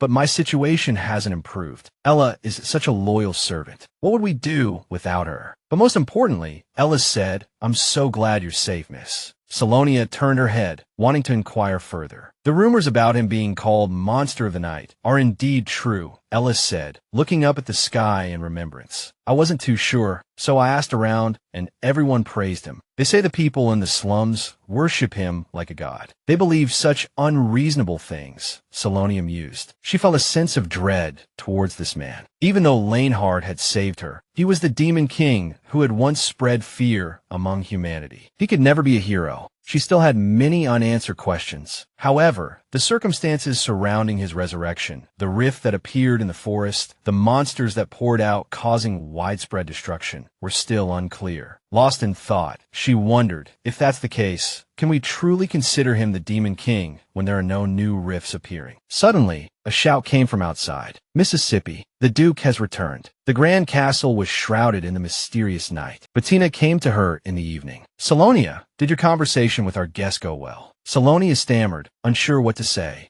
Daughter heard that you allowed him to stay at the mansion. He looked up at the sky. Indeed. Holding his teacup, he said, I trust Lanehart. He protected my precious daughter, so I need to repay his kindness. Bettina smiled gently and lovingly at Selonia. I was moved by Lanehart's situation. Furthermore, I also heard that this young man is called the hero of the slums. She offered a different opinion. You're right, but wouldn't it be all right to repay him with money? Bettina had considered that as well, but he believed actions held more meaning than money. Of course, we'll also pay the young man, but he currently has no place to stay, so I thought it would be better if he could reside in our mansion temporarily. Let's leave it at this for now. He softly called her name. Selonia accepted. Bettina reminded her sternly of a few things. Never forget the responsibilities of a noble. When you have much, it's crucial to know how to share. Of course, she understood this better than anyone. I wasn't expecting anything less from father, Selonia thought, but I still can't help feeling uneasy. The tradition had been passed down through generations of nobles. Nobles should be as generous as possible to as many people as possible. This was the belief Duke Galloway Bessin had upheld throughout his life. Well, Selonia thought, not wanting anything to happen, I won't give up. I have to stop him, even if I have to reveal that unbelievable truth. She stepped forward, wanting to speak the truth. Father, that person is actually... Selonia froze, unable to utter a single word. What's going on? She thought, I wanted to tell father about the Demon King, but suddenly I can't speak. Bettina asked, puzzled, Selonia, what's wrong? Desperate to speak, she thought, I want to know why too. Selonia frantically searched for a solution in her mind. I don't know what's happening, but speaking isn't the only way to communicate, Selonia thought. What method can I use? She looked toward some paper. Right? I just need to write it down for father to see. Selonia gestured for his attention and wrote, Father, please look at this. He read each word. That person. Suddenly, she couldn't write anymore either. Selonia froze. I can't speak and I can't write. Why can't I even do this? What's going on? Selonia wondered, rubbing her head, trying to find an answer. Why can't I say or even write these words? Bettina, thinking his daughter was being nonsensical, said, Selonia, enough. She tried to reason with him. Wait, father. He kept thinking Lanehart was a good person. After all, he had saved his daughter's life. And now, all eyes were on him. Worry for the family's reputation creased Bettina's face. What would people think of the Bessin family if they just gave him some money and sent him away? Seeing this, Selonia knew her efforts were futile. She couldn't persuade her father. 1,000 thoughts raced through her mind. I should have known father would always prioritize the family's reputation. Besides, no one would understand the issue between me and that man anyway.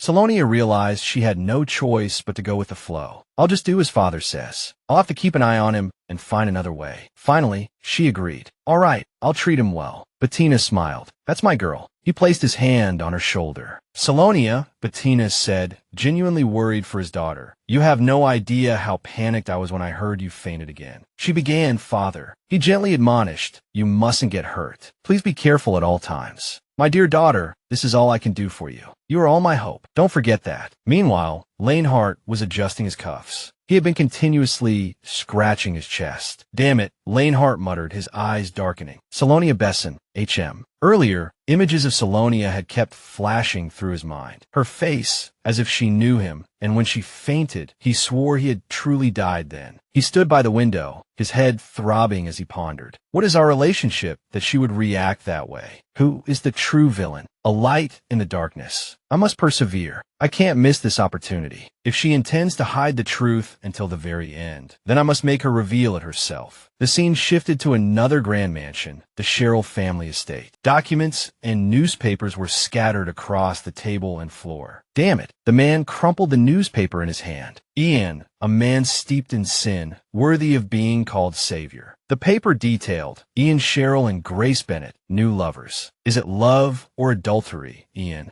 Ian was irritated by the pile of newspapers before him. Are they crazy? How dare they publish such nonsense? He immediately ordered, make a list of these articles and bring it to me. Yes, master. Ian's gaze was icy. It's all a joke, utterly absurd. A respected man. I'm the savior who defeated the Demon King. Indeed, who knew they would stab me in the back. They used to respect and admire me so much. Thinking of how quickly they had abandoned him, Ian thought, do they think I'll be fine after they write these terrible rumors about me? A servant stood at a distance and asked, Sir, what about the letter from the Bessin family? Ian commanded, bring it here. Ian now even began to doubt Selonia. I always thought Selonia was an innocent and lovely woman, but her behavior in Roblink that day was rude and vulgar. Perhaps I've always misunderstood Selonia. Is he showing off to everyone the woman who conspired with him to deceive me? So she's been deceiving me all along. More negative thoughts began to fester. They say she's a tragic heroine. From a lovely girl, Selonia had now transformed into a deceitful woman in Ian's mind. But if they knew her true colors, these articles wouldn't exist. He leaned back in his chair, filled with disgust for Selonia. The word tragedy doesn't suit her at all. If only people knew the truth. The servant placed the letter on the table. Master, the letter is here. Ian overthought. This is probably a demand for compensation for breaking off the engagement. He was convinced of his opinion. Selonia had betrayed Ian. She must want something substantial. After all, she even made me write a letter of promise. The servant stood by as Ian sat, the letter awaiting his perusal. At that moment, his expression changed. The subordinate who had been waiting finally dared to speak. What is it? Ian sternly commanded. Send a reply to the Bessin family immediately, informing them that I will be visiting today. The scene changed. A variety of pastries and cakes appeared on a table, not only delicious, but also visually appealing. A hand diligently wrote a letter. Selonia wrote personally to each individual. Dear Miss Abel, Miss Bullen, and Miss Rowena, she announced, the tea party we planned to hold at our manor will be postponed. Then, dissatisfied, Selonia crumpled the paper. No, what's the point of that? She began writing on another sheet, changing her mind. Instead, I would like you all to attend the upcoming celebration at the royal palace. Holding 2 envelopes, Selonia thought with satisfaction, that's more like it. She turned to the next person. All right, next is... Selonia began writing to Mr. Reyev. She wrote for a while, the beginning giving her a headache. I don't know how this letter should be written, but the lines appear, each word filled with emotion. I never thought I'd write a letter like this to Mr. Reyev, but I don't know when Lanehart will regain his memory. Mr. Reyev was the only person she could trust right now. I should tell the other saviors, and, among them, Mr. Reyev is the most likely to listen. Selonia wrote down the truth word by word. Mr. Reyev, you may not believe this, but the Demon King has been resurrected. She leaned back against the chair. Just like yesterday, she couldn't write any further. Demon King. Selonia's face darkened with frustration. Damn it, why won't it let me write that word? She crumpled up the 3rd piece of paper. What's going on? Selonia searched for a reason. What is the reason? She sighed at a loss. While I'm struggling here, the Demon King might have already slipped off somewhere without a word. I'm not curious about what he's doing. I just hope he doesn't cause any trouble. I can't believe I have to live under the same roof as a dangerous man. Selonia stretched, relaxing a little. I really don't know anything anymore. A servant announced a visitor. Mr. Gillian is here, she said. Is he? Selonia exclaimed. That was fast. The library, filled with books from top to bottom. Gillian bowed politely in greeting. Selonia politely welcomed her guest. Thank you for taking the time to come. I imagine you must be busy with guild work. Please sit. She began the conversation. This time, I'd like to request information related to shadow monsters. Also, please inform me if anything unusual happens within the Empire. He respectfully replied, yes. Gillian glanced at her. Yes. Selonia thought for a moment. I'm no longer curious about her relationship with the other saviors. Now I must find out if she has any connection to the Demon King. She carefully instructed, I need you to keep an eye on her for me. Gillian's gaze held many things. Yes, I will have someone follow her. She also instructed on how to recruit personnel discreetly. Choose someone who can keep a secret. I don't want any information leaking out. He was already prepared. Yes, I already have someone suitable in mind. Afterward, a voice from outside startled them both. Your Excellency, please. A servant tried to stop Ian from entering. Please wait for the lady's permission. Ian tried to force his way in, pushing the servant aside. Get out of my way. Didn't I tell you I have urgent business? This concerns Miss Selonia. Selonia applied some glue. She had already guessed who it was. That voice. It seemed the uninvited guest had arrived earlier than expected. Gillian gripped the hilt of his sword, ready to protect Selonia. Duke Cheryl is still such a nuisance. If you need me to, I can handle him. She gently refused. No, thank you, Gillian. I'm Fine. Selonia politely bid him farewell. You can go now. I apologize for taking up so much of your time. Gillian kissed his hand before leaving, saying, Farewell, Mississippi. As for Ian, he barged in to see Selonia as brazenly as if he were storming a marketplace. Miss Selonia, I have something to say. The servant still clung to his arm, trying to pull him out. Your Excellency, please stop this. She had no choice but to address the servants. All right, you may all leave. Selonia said coldly, sit down. Duke Cheryl, Ian's attitude was less than friendly. Before you take responsibility for your rude behavior, I will hear what you have to say. Ian needed a reasonable explanation. It will be easier to talk if you understand. Miss Selonia, please explain so I can understand. She interrupted. Enough. Selonia turned around and sternly reminded him, if you want to speak with me, show some respect. No one in the Bessin family speaks with thugs. Selonia feigned disdain for Ian's behavior. Where's the dignity a duke has displayed for so long? This made him apply some glue. What? Selonia repeated. Didn't they tell you I had a guest? Then she displayed the aura of a noble lady. My ears are nearly deafened by your shouting. Duke Cheryl, is this all the elegance you can muster? Ian retorted defiantly. And you? Have you forgotten who I am? From now on, is this how the Bessin family treats the Cheryl family? Selonia sternly stated, why are you dragging family matters into our personal issues? This is between you and me. Ian, Selonia left him speechless. Anyway, let's continue talking about the letter, she said. He pondered for a moment. Whenever she got the chance, Ian coldly remarked, I don't know why you're acting like this, but watch your words. Like a withered rose turned into a viper. It was so obvious. Ian was making wild guesses, putting all the blame on Selonia. It seems you hate me because I chose another woman over you. However, it's truly shameful that you're acting this way out of mere jealousy. She thought Ian had lost his mind. Is he crazy? Selonia glared at him. Are you serious? He stubbornly refused to change his mind. Why else would you be so agitated?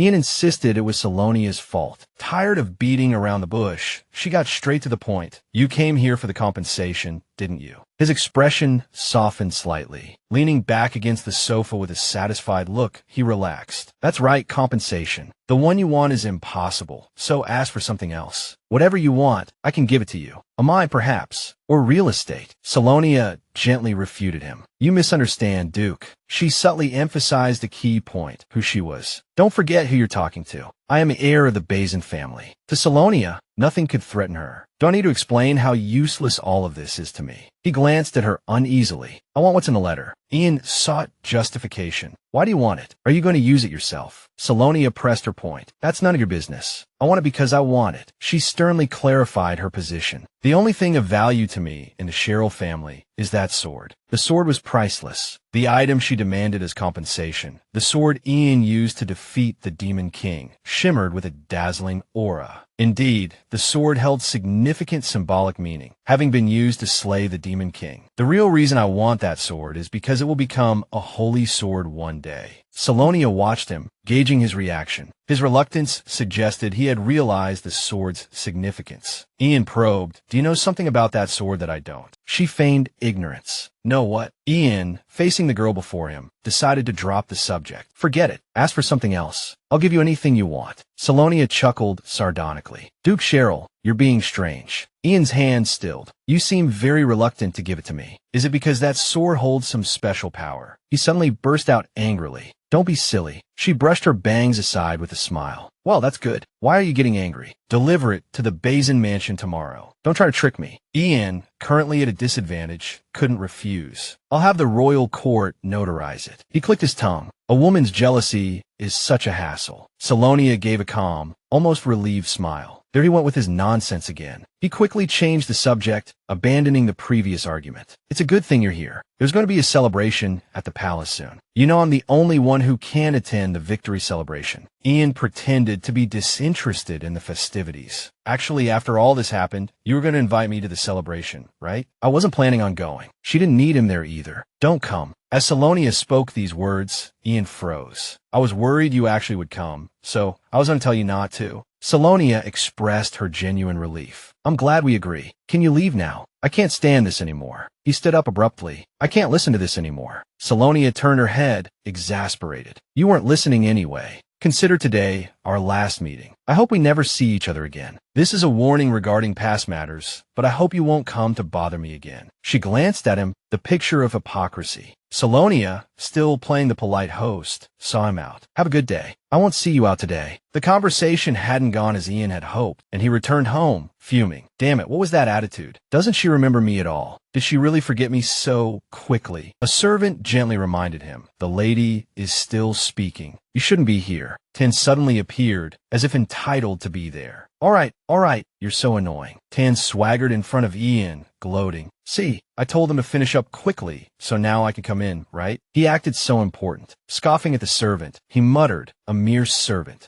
Move. Tan leered at Ian, feigning politeness. Is someone here? I didn't see you. You're so small. Who knew how many times Ian had been frozen in place in this mansion? I'm small, too short to be noticed. He had always prided himself on his striking appearance. Wherever I go, no one can surpass me. Everyone has to look up to me. Tan was infuriating. Where did this arrogant bastard come from? Jealousy began to simmer within Ian. Did he just call her name directly? He whirled around furiously. Don't tell me he's Selonia's new man. Hey, who do you think you are? Selonia stepped forward to stop him. Enough. She warned Ian sharply. That's enough. Don't be rude to my guest. Tan was surprised by Selonia's defense of him. What did you just say? Guest. Ah, she admitted it. Yes, our family is indebted to him, so please be polite. Selonia politely dismissed Ian as Tan watched the scene unfold. You should leave now. Selonia lowered her voice to address Tan. Didn't I tell you to stay in your room? Tan retorted, are you trying to hide me? A strange aura emanated from Ian. Then a servant came to escort him out in Selonia's stead. Your Excellency, allow me to escort you to your carriage. He hadn't expected this situation. Selonia with someone else in the Grand Palace besides him. Leaf was strolling in the courtyard when a voice called out to him, Sir Leaf. Hearing the call, Leaf turned his head, and Grace came into view, gazing at him. Leaf called out in surprise. Miss Grace. Grace smiled brightly and said, You're here. I've been looking all over for you. Hearing this, Leaf didn't believe her and asked, You were looking all over for me. Then he placed his hand on his chest and solemnly said, If you call for me, I will come to you immediately. Grace quickly replied, Okay, I only came here because I missed you. After a moment, she asked Leaf, Today's the day, isn't it, Sir Leaf? Leaf immediately replied, Yes. Hearing this, Grace pressed, When does it start? Leaf answered, Soon. As soon as everything is ready, we'll begin right away. He suddenly said, I feel sad thinking about not seeing you for a while. I'm glad I could see you before leaving. Once a year, for 15 days, the Holy Knights participate in a sacred ritual, a ritual to cleanse themselves of worldly fatigue and worries, and regain purity and virtue, right? Grace said, Me too. I wanted to give you this. I made it while thinking of you, Leaf. She spoke gently and kindly. The ritual must be tiring. These are snacks for after the holiday. Looking at the wooden box in front of him, Leaf asked blankly, What is this? Grace said shyly, I'm a little embarrassed because I'm afraid it might not be tasty. Then she told him, But I baked this cake myself, using your favorite Darjeeling tea leaves. After a moment, she reminded Leaf, You'll be hungry after the ritual, so please be sure to eat it. It will only keep for 15 days. Hearing this, he couldn't help but be touched. Leaf said happily, Miss Grace, I didn't expect you to remember what I said a few months ago at the victory celebration. A voice echoed in the room, asking the sacred ritual. Ian Sherrill then said, It's almost time for that ritual. I hope everything goes well. I hear it's very difficult. Leah consoled, Don't worry. It's not that hard. He continued, It's a ritual every holy knight has to participate in every year. Nothing special. But his words were immediately exposed. He's lying. They have to fast for 15 days. Hearing this, Leaf could only exclaim awkwardly, Haha, Mike Ryan. But he didn't know that Grace had already noticed that phrase. Returning to the present moment, Leaf said to her, I'm honored. I remember mentioning this to you at the victory celebration. He looked at her with affectionate eyes and said, But you still remember. After a moment, Grace replied meaningfully, Of course, it's something related to you. She quickly handed him the food box and told him, Please be sure to eat it after the ritual. You might feel dizzy after fasting and too much activity. Okay. Leaf accepted it with a happy face and replied, I promise, Miss Grace. Grace continued, You promised. At least eat one piece. But at this moment, his subordinate came over and said, Sir Leaf, we must return to the temple. Leaf said regretfully, Oh, all right. He just turned around and said, Miss Grace, I have to go. Suddenly, Grace reached out and grabbed him. She grabbed his shirt, surprising him somewhat. Leaf asked in confusion, Miss Grace. But then, Grace looked at him with sincere eyes and said, Sir Leaf, promise me that when you return, you will still be healthy and will come to see me. Leaf shyly turned his head and replied, I promise. Then, not daring to hesitate any longer, Leaf quickly walked away, afraid that she would see his embarrassed expression. Elsewhere, Selonia rubbed her head, thinking, Everything was fine until I saw Ian off. After a moment, she asked Ian, What are you doing here? Ian didn't answer immediately, saying, You say that as if I'm bothering you. This left Selonia speechless. Then he asked, who was that person who was just here? Before Selonia could react, Ian pressed further, you don't like him. It was only then that she realized in a daze, letting out a ha. Then Ian said calmly, but with a hint of cruelty, if he's bothering you, do you need me to kill him for you? Hearing this, Selonia was confused, thinking, what did he just say? Kill Ian for me. Come here, she thought. So, even though he's lost his memory, his temper is still the same. How can he say such things without changing his expression? She just opened her mouth to say, how can you? And was immediately interrupted by Ian, who said before she could finish, just say you want it. His voice was filled with coldness as he said, I'll bring you his head. It's not difficult. Selonia asked, feigning ignorance, what do you mean? Forget it. Then she said, no matter how much I hate someone, I would never do that. Hearing this, Ian just snorted coldly. A moment later, he couldn't resist teasing her. Seeing your expression back then, I thought you wanted to kill that bastard. Seems I was mistaken. Selonia immediately replied, I told you it wasn't like that. But when Ian said, I thought that would be a good term for our agreement, but I must have been mistaken, Selonia could only sigh in resignation, thinking, a good term for our agreement. As expected, he believes I know who he is. This is getting complicated. Then she left the room. Lost in thought, Selonia slowly walked back to her room. As she walked, she thought, perhaps it's because everything is too chaotic. That's why I can't sleep. Selonia recalled the time when the demon lord was still at the mansion. The things I worried about never happened. I thought he would cause trouble, that there would be violence. But aside from occasionally bumping into him in the hallway, he barely left his room. She fell into a confused train of thought. I heard he was even too lazy to eat. After a while, she asked herself, is it really okay for him to just stay like that? Her thoughts were still jumbled when she suddenly heard a noise nearby.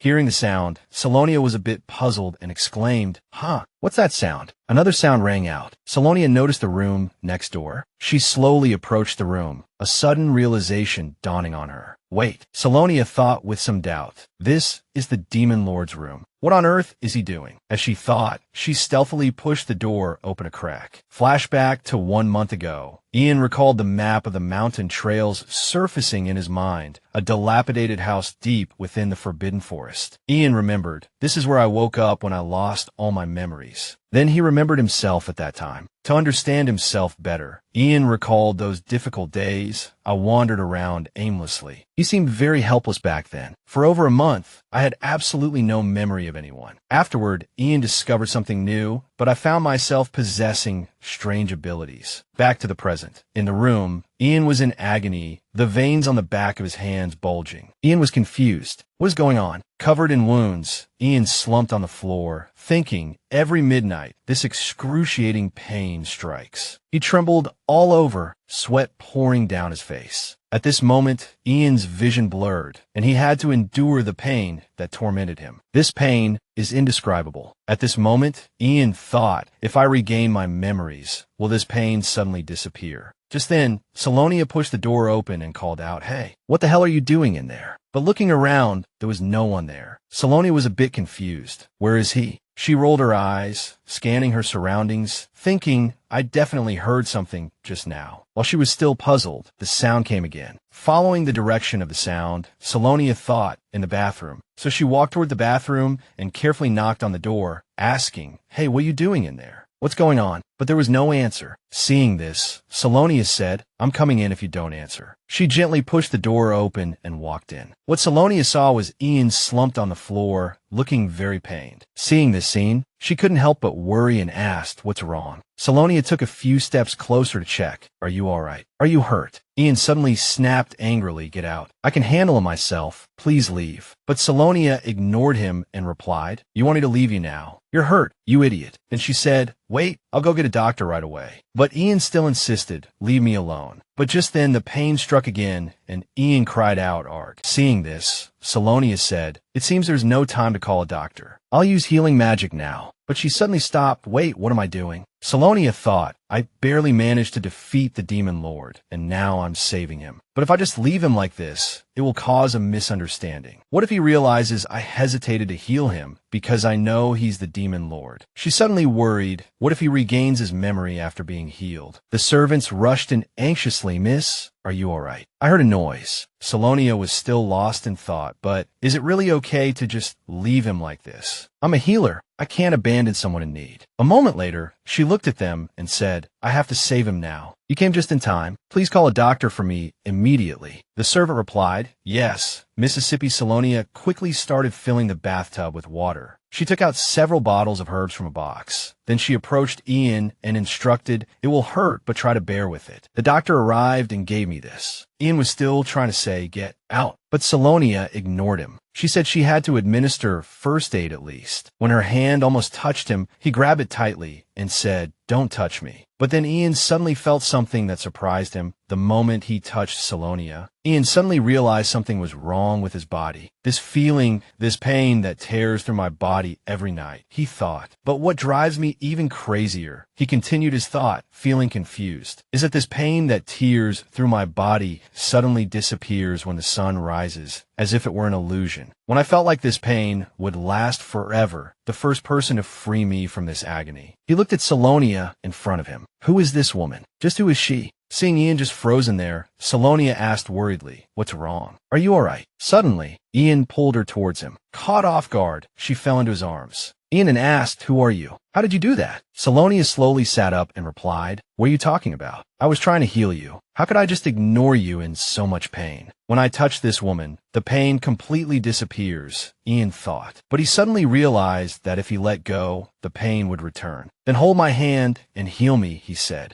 Selonia was stunned. What? Ian then said, if you hold my hand, I'll let you heal me. Selonia said, a little embarrassed, what? Looking at Ian, she thought, he looks desperate, not like his usual self. After a moment of silence, she had to compromise. Picking up the medicine bottle, Selonia thought I should start treating him first. She came closer to apply medicine to the wound. All right, hold on tight. Let me see here. But then Selonia felt embarrassed. Wait, I'm too close to him. Suddenly, a servant entered and announced, Sir, I've brought the doctor. The four of them looked at each other, stunned. Seeing the situation, the servant asked, should I leave now? Hearing this, Selonia immediately blushed crimson. Her scream echoed throughout the city. Misunderstood. The next day, a sword was presented to Selonia. The person said respectfully, I confirm in the name of the royal family that this sword is real. Looking at the sword, Selonia thought, Ian's sword. He thought it was discarded, something not even worth alimony. I was worried that keeping this sword would cause trouble. Carefully wiping the sword, she thought, thankfully, they don't seem to have touched it. The person asked her again, I've received the alimony. You won't have to see Ian's face again, will you? But she was busy fiddling with the sword. It was indeed a wise choice to ask for a sword. This shiny thing. Suddenly, Ian walked in with a cold expression. Are you done talking to that thing? Seeing him, Selonia exclaimed, I told you to knock. But then she thought, it's not surprising, since I've seen this side of him several times already. She immediately asked, were you all right yesterday? A trace of fear appeared on her face. The wound looked serious. Looking at the bandages under Ian's shirt, Selonia thought, although it was a later wound, it doesn't seem life-threatening. Because it wasn't treated properly, it kept healing and reopening. Back to that night, as the doctor bandaged him, he looked at the wound and said, that must have hurt a lot. Feeling he had misspoken, the doctor quickly corrected himself. I'm sorry, sir. How did you end up like this? Ian replied with a blank expression, I don't know. But a second later, he added, this scar has been there since I first woke up about 3 months ago. Selonia was startled. 3 months ago? That's exactly when I defeated the demon lord with the heroes. So it was me who caused this wound. Back in the present, Selonia thought, I was indeed worried, but now's not the time to think about this. The top priority now is to get this guy out of here. Ian then said, not bad, thank to someone. His gaze landed on the sword on the table. What's that holy sword? Selonia thought, he doesn't recognize this sword. She hesitated a little. It's the holy sword, she suddenly thought, or maybe he doesn't know about this either. Then she walked over to Ian and said, this is the sword that defeated the demon lord. Selonia thought, I can't remember where, so I can only speculate. Ian simply replied, oh, is that so? Hearing this, Selonia breathed a sigh of relief. Phew, he really doesn't remember anything. But when Ian asked if it was her sword, she quickly replied, no, I saw it last time. It was the sword used by that blonde man. A strange look flashed across Ian's eyes. Then he asked, will he be coming here again? I'll send it to you. Selonia refused. Oh no, I'll send the swords separately. She then added, write a letter. You must be crazy to do something foolish, so you don't have the courage to come here, right? At that moment, in his room, Duke Cheryl was venting his frustration, sweeping everything off his desk. Damn it, what kind of sword is that? Cheryl fumed, thinking, what kind of sword is that? Something even the Emperor covets, and it's being given to a woman who doesn't understand its value. He continued his chaotic train of thought. After defeating the Demon Lord, I felt a tremendous power from that sword, because I thought it might be the Demon Lord's power. I've been waiting for it. A second later, recalling Ian's face, Cheryl grew angrier. And that guy, acting like that with such an arrogant attitude. The more he thought about it, the angrier he became, determined to make Ian suffer. That bastard, he doesn't even know his place. He didn't even bow when he saw the Duke. I'll definitely not let him off the hook. Then he thought of Selonia. Selonia might be the one who brought me in, trying to make me jealous. Either way, I can't believe her attitude. What are you planning? Cheryl decided, that arrogant fellow, I'll teach him some manners. Just then, a servant suddenly announced, Your Excellency, Miss Grace is here to see you. Grace slowly entered the room. A moment later, she greeted the Duke with a bright smile. Looking around, she exclaimed, Oh my, what a mess. Cheryl stood there helplessly, thinking, this isn't going to work. Cheryl turned his head and looked at her with icy eyes. Can't you see I'm busy? Seeing his look, Grace was a little surprised. Realizing he had been a bit harsh, Cheryl quickly explained, Grace, I didn't mean it like that. Hearing this, Grace replied, I understand. Then she turned to leave, saying, I guess I shouldn't have come, shouldn't have disturbed you. Watching her leave, Cheryl panicked and called out, Grace, wait. He thought, damn it, why are all these things happening to me? I can't get my thoughts straight. Cheryl clenched his hand, the veins bulging. Although this kind of thing isn't a big deal. Later, in the dining hall of the Duke's mansion, Selonia was inside. Her father was very happy, laughing loudly, ha ha ha. He looked at Selonia and asked with a smile, It seems nice to see you like this.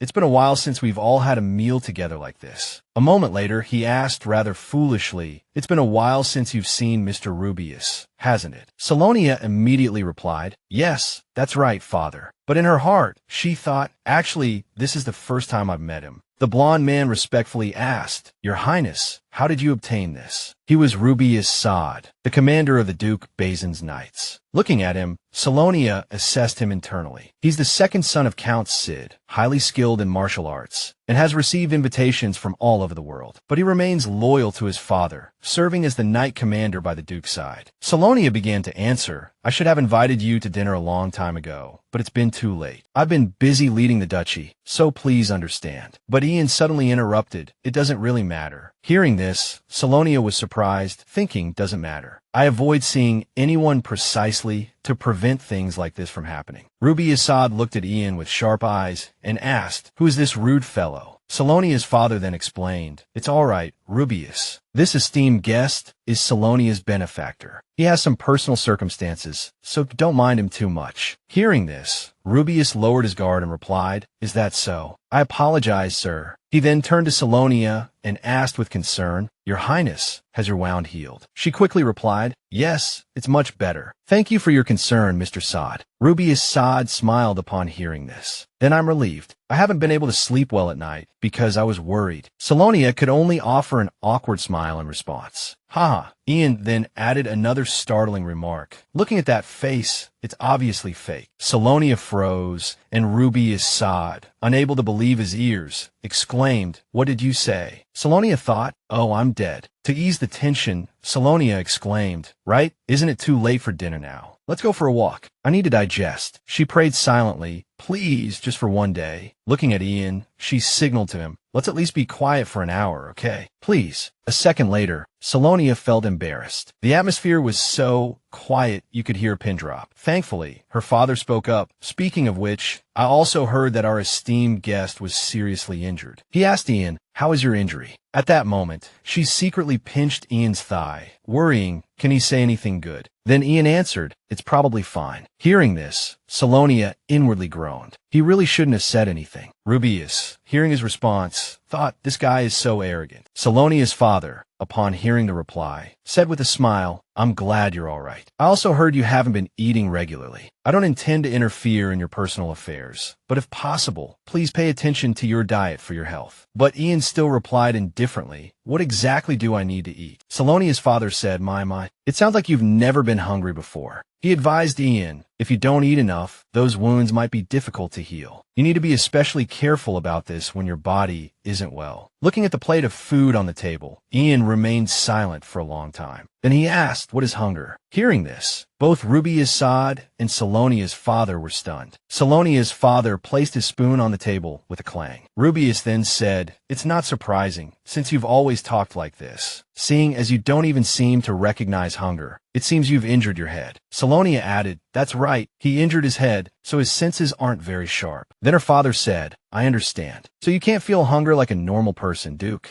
After a moment, he stood up and said, it seems I should be going. Oh, how time flies. Selonia, I apologize, but I must leave. And you, young man, please understand. Rubius also quickly bid her farewell, miss, until next time. Goodbye. Selonia shyly replied, ah, yes. Then everyone dispersed. At that moment, a boy shyly scratched his head and said, thank you for saving me. You're truly my lifesaver. Someone invited, I run a cafe on the main street. If you have time, please come by. He held out a basket filled with bread and said, I'll prepare the most delicious cake for my benefactor. Ian took it, thinking, who would need this kind of thing? Suddenly a boy asked what. Ian immediately gave a warning glare. Get lost. The red-haired girl with innocent eyes asked, are you going to eat all that bread by yourself? Hearing this, Ian gave the bread to the children. Both of them exclaimed excitedly, thank you. We'll eat it. So delicious. After tasting it, the two children kept praising, it's so good. The red-haired girl said, yes, it's amazing. The blonde boy said, with this, we can live for a few more days. Listening to them, Ian thought delicious. How would I know? He kept asking himself why. Selonia woke up and yawned. She came to the dining table and said, no more worries. I suddenly feel hungry. While tasting the fish fillet, she suddenly sensed something. Turning around, she saw Ian sitting next to her and said, eat whatever you want. Where did my father go? Demon King, or whatever, he still needs to eat to live. Looking at the tempting plate of food on the table, Ian suddenly wondered, what is this feeling? He then turned his gaze to Selonia. Watching her eat, it looked delicious. Seeing her scoop food with a fork, Ian quickly followed suit, picking up a plate beside him. He took a bit and tasted it. Watching him eat, Selonia thought, that's much more natural than I expected. Then she continued to think,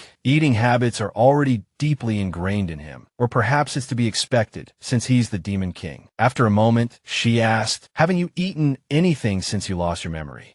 Ian immediately replied, yes, I didn't think it was necessary. Hearing this, Selonia could only hum in response. She watched Ian for a long time, then thought, he doesn't need basic human needs like eating and sleeping. This proves his nature is far from human. While eating, Selonia thought, but looking at him like this, he's no different from an ordinary person. Then she said to him, if you want to eat something, you can tell anyone in this house. Hearing this, Ian glanced at her and asked, will you eat with me? Selonia was a little surprised, but immediately replied, no. Hearing her answer, Ian said, if you're not eating, then I have no reason to do so either. Selonia was taken aback, thinking what? Selonia thought for a moment, remaining silent for a long time. Then she quickly asked, I want to ask, why did you give your food to someone else? Ian replied, because it was necessary. Hearing this, she pressed further, you mean because of the food?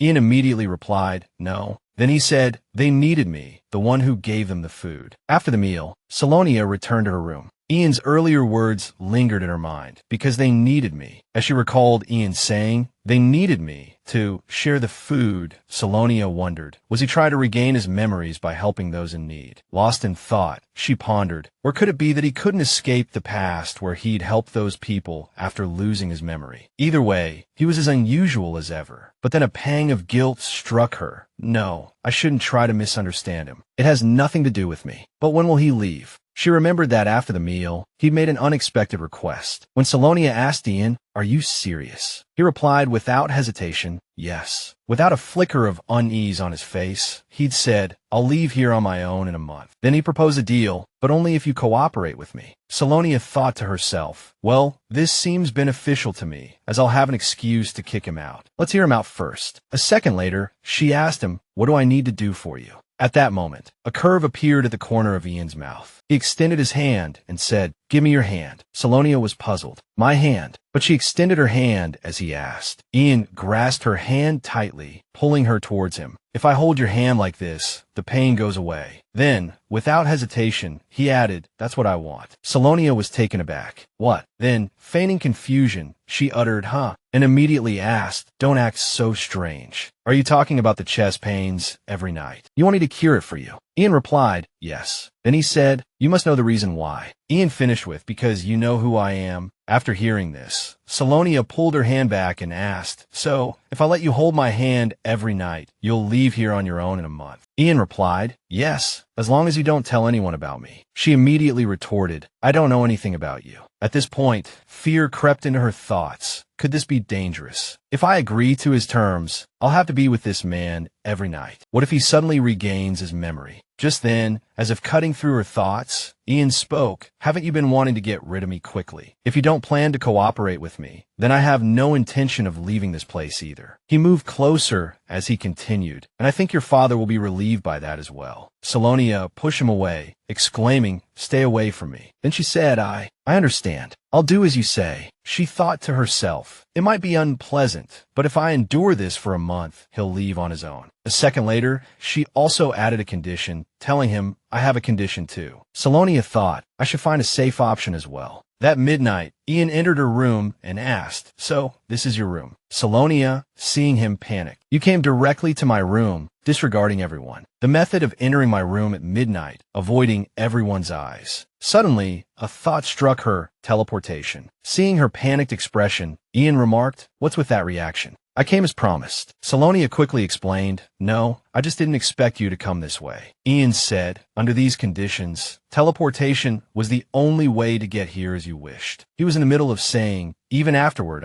when he suddenly let out a gasp. "You." Then Ian collapsed. Selonia supported him, asking, "Are you all right?" Ian struggled to answer, "Ugh." She reassured him, "Just hold on a little longer." Holding his hand, she said, "I'll get you a chair." She helped Ian into a chair, her hand still firmly grasping his. Watching him catch his breath, Selonia wondered, how did things turn out like this? But then she thought, at least he didn't make any demands that would harm me. Back when Selonia had made her demand, she had said, "Also, I have one condition. Promise me you won't interfere with anything concerning me or anyone around me." Later, she thought, this might be the best decision for everyone. Selonia tried to comfort herself. "Now, I just need to hold on for about a month, just 1 month." Then, Selonia said to Ian, "Your complexion looks much better than before." Ian asked, "So I just need to come to you like this from now on, right?" She immediately replied, "That's right." But in her heart, she was thinking, this won't be easy. Selonia pondered, watching him endure. In truth, he's still a fearsome demon king. I can't see him as an evil spirit that needs to be eliminated. Then she asked him, "Do you feel better after doing that?" Selonia continued, "I'm only saying this in this situation, but are you planning to teleport back just like that?" Ian said, "I should." Selonia sighed inwardly. "It seems no one will see us." Later, when Ian said, "Then I'll see you tomorrow," his face drew near hers, and she felt a surge of panic. After he left, Selonia remarked that he seemed to be in a good mood today. Ian quickly returned to his room. Fresh vegetables and juicy meat, just the right taste, he thought. "My first real meal," he added in his mind. He reached out and touched his lips, thinking, in this feeling I've never experienced before, hunger. Then, he mused, "Until now, I still can't remember my name. Even though my existence is unforgivable, I'm still alive. The first person to recognize me." Ian's eyes suddenly changed. "What's wrong with me?" Thinking of Selonia, he mused, "As long as I'm with that woman, this curse will be like a shield for me. It will change." He stared at his hand, continuing to think. Her reaction tells me that things will probably go smoothly. Even if she gradually gets tired of it, a month will pass. Does she really think I'll let her go? Then he said, "No way." He added, "Even if I can't recover my memory, even if she doesn't say a word about me." Ian clenched his fist, determined,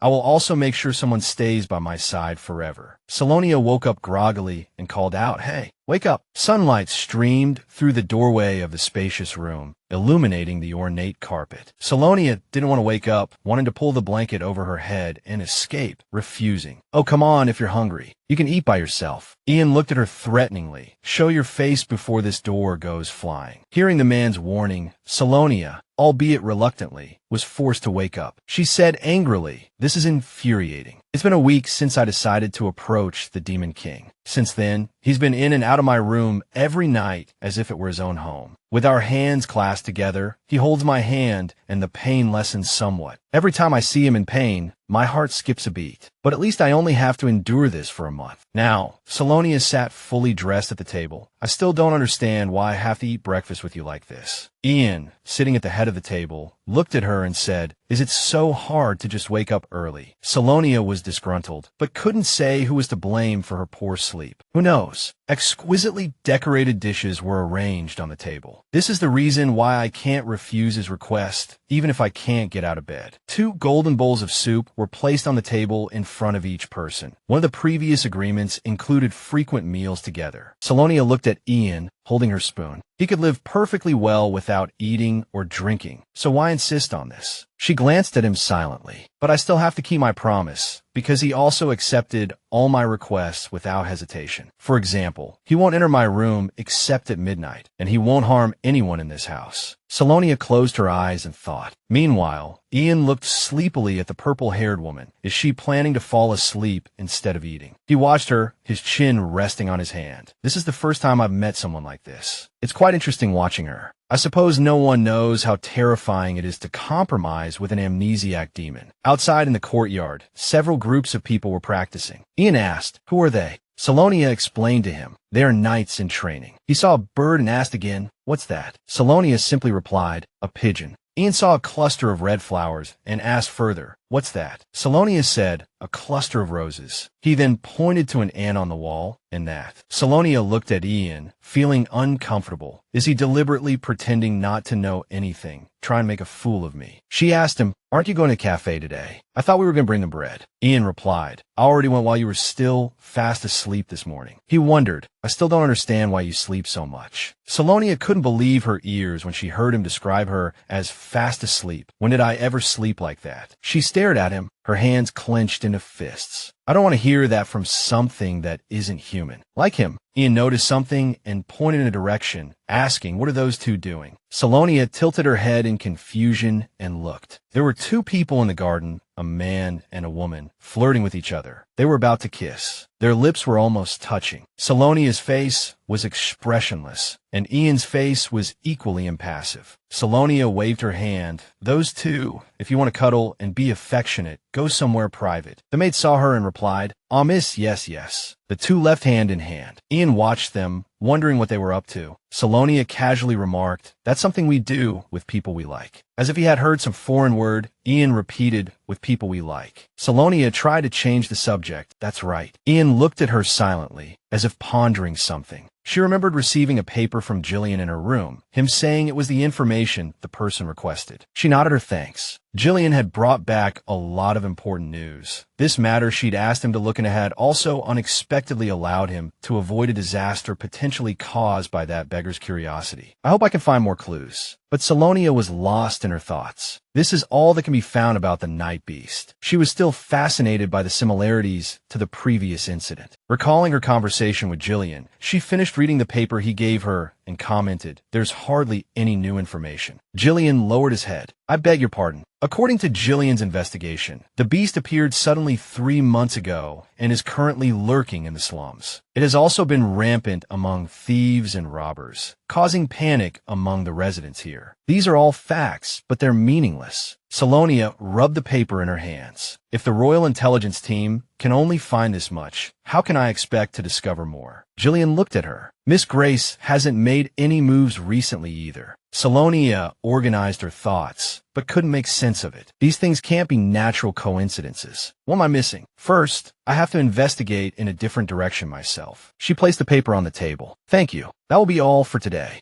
Jillian stood up and bowed. "I apologize for not fulfilling your request. We will continue to investigate and contact you as soon as we have any new information." Selonia nodded. "Thank you. Keep an eye out." She thought to herself, "I must find a new investigation team." Suddenly, she saw something. On the seat Jillian had just vacated, there was a piece of paper and note. Was it Jillian's? She reached out to pick it up and look. Selonia called out to him, "Jillian, I think you forgot something." Jillian looked back. What? A look of extreme surprise crossed his face. He quickly turned and snatched the paper from Selonia's hand. Selonia stared at him. Jillian grabbed the paper back and quickly hid it in his coat pocket. He said coldly, sorry, I didn't mean to startle you. Selonia didn't think much of it, even giving him a knowing look, teasing, or was it a love letter? Jillian's face remained expressionless as he brushed it off. Yes, just confirming something similar. I must be going now. Selonia watched him leave in silence. In truth, her teasing had been a facade, because she had already seen the contents of the paper. Maybe it's just a misunderstanding. On the paper was a 5-pointed star symbol within a circle. I'm sure I've seen it before. It's black magic, and based on what's written above, Selonia recognized the symbol. Jillian's note had a magic circle symbol and Grace's name. She remembered his rough manner when he snatched the note back. Although I don't know what's going on with those things, the most important thing is that Jillian's attitude is very strange. Selonia pondered. He works for my father, so perhaps he's trying to hide something from me. I'd better investigate this separately. A voice called from outside the door. Miss, it's Ella. I think you need to come out here immediately. Selonia was surprised to find that it was her personal maid. Ella. She listened to Ella's report. Something big is happening outside. Rubius is being attacked by a villain. The servants in the castle all looked up, worry etched on their faces. Oh, what should I do? Should I stop them? Selonia went out to see what was happening. She instructed everyone, please keep your distance. A maid bowed her head. Mississippi. One hand gripped the hilt of a sharp longsword. The one holding the sword was Ian. He stood tall. Kneeling before him was Rubius. Selonia walked out. I don't want any members of the household injured. I made that clear from the beginning. She said, stop this at once. Ian glanced at her. Selonia stood beside Rubius, glaring at Ian. She said coldly, what do you think you're doing? Put the sword down immediately. Though kneeling, Rubius spoke with a pained expression, trying to stop her, not wanting the atmosphere to become more tense. It's all right, Mississippi. He tried to act normal, but the wound on his shoulder was quite painful. I'm Euphine. Just. Ugh. Ian was expressionless. A nearby servant, seeing Rubius clutching his shoulder in pain, rushed to his side. Mr. Saad, are you all right? Selonia urged. Quickly, take Mr. Saad to the doctor. The servants bowed. Yes, Mississippi. They asked Rubius with concern, can you walk? He requested their help. Please help me. Then, Selonia turned to Ian. Did I ask something difficult of you? Ian's face showed no emotion. I only do what you wish me to do. Selonia didn't speak, thinking to herself, how arrogant. Although this is my fault. She looked at him with a sharp gaze. Although I believe the Demon King will keep his promise. Selonia held Ian's hand, occasionally feeling the flicker of true humanity, the pain within him. Her hand fell, clenching her skirt. I can't trust you anymore, she cried. They stood facing each other. Despite everything, Selonia said, meeting his gaze, I will continue to help you. Ian's expression remained unchanged at her words. Because I have things I must protect, he replied. She turned, offering a final decree before leaving. I don't want to discuss this further. I hope you haven't forgotten your promise to leave the mansion within a month. He watched the purple-haired girl turn and walk away. Ian lowered his head slightly, lost in thought. His grip on his sword loosened, blood trickling down his arm. The sword clattered to the ground, stained with the crimson drops of Ian's blood. He too was injured, but no one knew. Ella, witnessing this, gasped in alarm. Night had fallen. Selonia sat by the window in her room, gazing outside. It's been a while since dinner, and I certainly don't want to go back downstairs to the dining hall, she thought. Dinner must be over by now, and when night comes, she thought of Ian. He'll show up again with that shameless face, won't he? Should I expect something good to happen or not? A knock interrupted her thoughts. Miss, it's me. Ella entered, carrying a teapot. Here is the teapot you requested. Selonia thanked her. As she set the teapot down, Ella began to speak of Rubius. If he's willing to wear a cast for a few days, he'll recover quickly. Selonia took the teacup from her, pleased. Oh, that's good. She sipped her tea as Ella continued. Selonia's father seems disappointed in Mr. Rubius. Seeing the Duke's knight captain injured, I was shocked by that fiend's power. Feeling tired, Selonia sought solitude. All right, can you leave me alone for a while? Ella bowed her head slightly. Miss, aren't you curious about the fiend? Selonia placed her teacup on the table, humming in refusal. I'm feeling a bit tired, Selonia said. Ella persisted. But there's something you don't know. This piqued Selonia's curiosity. What is it? Ella began to explain. As you instructed, I was with the fiend. I know it's none of my business, but I thought this might be useful. She recounted what she had witnessed that afternoon. After everyone left, Mr. Rubius wasn't the only one affected by the earlier fight. The fiend was also struck by a sword. I clearly saw blood flowing from his arm. Selonia was incredulous. Absurd. That person was injured by Rubius's sword. Miss, Ella added, and it wasn't even a real fight before. She recalled standing beside Ian. It was Rubius who provoked Ian. He said to him, "Do you think you're a noble just because you're in the Duke's mansion? You're just lucky to have caught the Miss's attention. In my eyes, you're no different from those ignorant vagrants." Selonia was shocked. What? Ella nadie fermly. And it was Mr. Rubius who approached the fiend first, Ella continued. Selonia stood up, resting her chin on her hand. Ella, summon all the knights and servants who were at the training grounds to me. I have some questions for them. She recalled the image of Ian standing there. Back to when Selonia met with Jillian. Someone called out, "Ella, hey." It was Ian. "Have you seen Selonia?" Ella replied, "Selonia is meeting with a guest." Just then, another person arrived. "There you are." It was Rubius. "It's been a while, Selonia's guest." He didn't seem friendly. "Actually, I have a few words for this special guest." Rubius's arrogant voice rang out. He looked at Ian. "I didn't know you were still here." He gave a false smile. "Her Highness is truly merciful to let someone so thick-skinned stay." Ian heard the new term, thick-skinned. Ella whispered in explanation, "It means shameless." Rubius continued, gesturing with his hand. "Just because Selonia treats you well, do you think you can become whatever you want?" He sneered. "What? The night fiend who terrorizes the back alleys." Huh. Ella, standing nearby, couldn't stand Rubius's hostility towards Ian any longer. So childish, she thought. Rubius continued his taunts. "It seems you intend to seduce Selonia and become her lover. But a stray cat is still a stray cat." Ian endured his condescending words with an impassive face. "Just a parasite who managed to sneak into the Duke's mansion." Rubius declared, "After I'm done, get out of here. Stop bothering Selonia." Ian crossed his arms and looked up at him, uttering a single word. "No." Rubius couldn't believe his ears. Huh. He glared at Ian with displeasure. Seeing something clutched in Tan's hand, Rubius drew his sword first and challenged him to a duel. "I've heard you're strong. Let's test if the rumors are true. If I win, you must leave immediately and never return, Tan." Tan, unafraid, asked if I win. Exceedingly confident in his own abilities, Rubius taunted, "That won't happen. So, are we doing this or not?" Tan's fighting spirit surged. Meanwhile, Selonia paced back and forth in her room. The clock on the wall had already struck past midnight. It was late. Selonia anxiously glanced at the clock, wondering, is he late or does he not intend to come? It's been so long.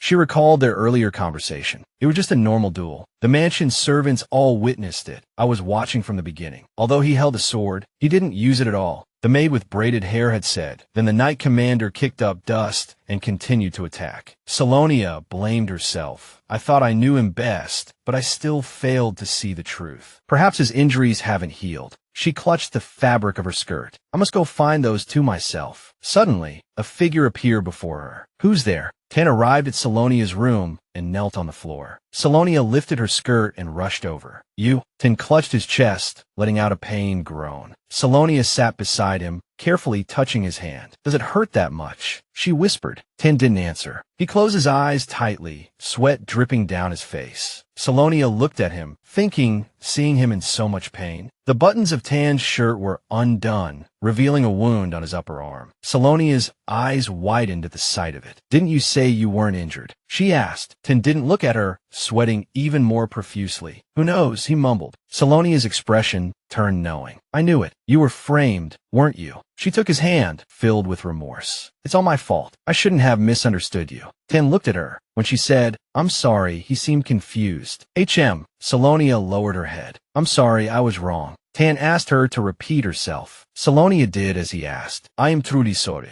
He wasn't satisfied, so Selonia repeated it again. "I'm very sorry." Tan's expression was serious and calm, despite the sweat beading on his forehead. "Not bad. I thought so too." Selonia gazed at his face, a radiant smile blooming on her own. Tan's wound was now bandaged. "Hey," he called. Selonia put away her medical kit. "What is it?" They sat side by side in armchairs. "You said you were very sorry, Hichem." Selonia nodded. "Yes, I meant it. Then, from now on, call me by my name. Don't use hey or any other titles." Selonia was surprised. "Call you by your name." "Oh, what is your name?" Tan said matter-of-factly. "How would I know?" He left the decision to her. You decide. Selonia was taken aback. Me, Idichide. I give the demon king a name. Huh. She remembered something. In the original story, he was only called the Demon King. What else could I call him besides Demon King? Demon King. Evil spirit. Selonia spoke cautiously. Then, how about Tan? Tan, he repeated. The more Selonia thought about it, the more she liked it. Yes, it's easy to say, and it suits you. Seeing her conviction, Tan accepted it. Suits me. All right. An aura of delight emanated from him, and a hint of a smile seemed to grace his usually expressionless face. Then, from now on, my name is Tan. Selonia looked at him. I'm glad you like it. In truth, the name was derived from the word Satan. A glass shattered on the floor. Damn it. Rubius threw the glass in his room. He looked nervous and frustrated. Rubius hung his head as he listened to the Duke's scolding. The Duke's knight commander was defeated by a monstrous knight. Selonia's father glared at him. More than one person had witnessed the scene. The Duke continued. The Bessin family situation has become even more precarious. It's only a matter of time. Rubius pleaded in terror. Your Excellency, please, just this once. Selonia's father, want him gone. Snap, get out. You will be under surveillance until you are once again fit to be the Duke's knight commander. All his status had been practically overshadowed by that man. If the Duke could resolve this mess, the rumors would die down, and he might be able to retain his position. But Rubius recalled Selonia's words. She had looked at him with a warning. I heard about what happened. You were very rude to my guest. I'm warning you, don't let it happen again. Rubius rushed to redeem himself. Wait, Your Highness. But Selonia walked away without looking back. Rubius seethed. Why is she taking that lunatic side? When discussing the marriage with Duke Yin, I admitted this and tried to break it off, but I'm not the kind of person who would abandon her to the slums and scandal. Rubius saw his gaze turn dangerous. Unless he's better than me, I won't let anyone near her. In the Flanagan Empire's largest downtown area, the Monterey District, on the north side of the Central Angel Fountain, lies the Robin Food District, where many delicious-looking cakes are displayed on tables. An air of luxury and extravagance permeates the area. The south side is lined with clothing and jewelry stores. The east is a mixed district, and the west is the magic district. Selonia and Ella are here. Ella asks her, Miss, you going to the western magic district and the southern shopping district today, correct? She nods. Yes. I'm going to the West District today to find out about Jillian's parchment, and I have to find a dress for the ceremony. In the Southern District, Ella asks her, by the way, did you resolve things with that beast? Selonia is a little puzzled. Why is Ella looking at her like that? Didn't you have breakfast together this morning? Did I remember wrong? Selonia avoids her gaze. She smiles brightly and cheerfully.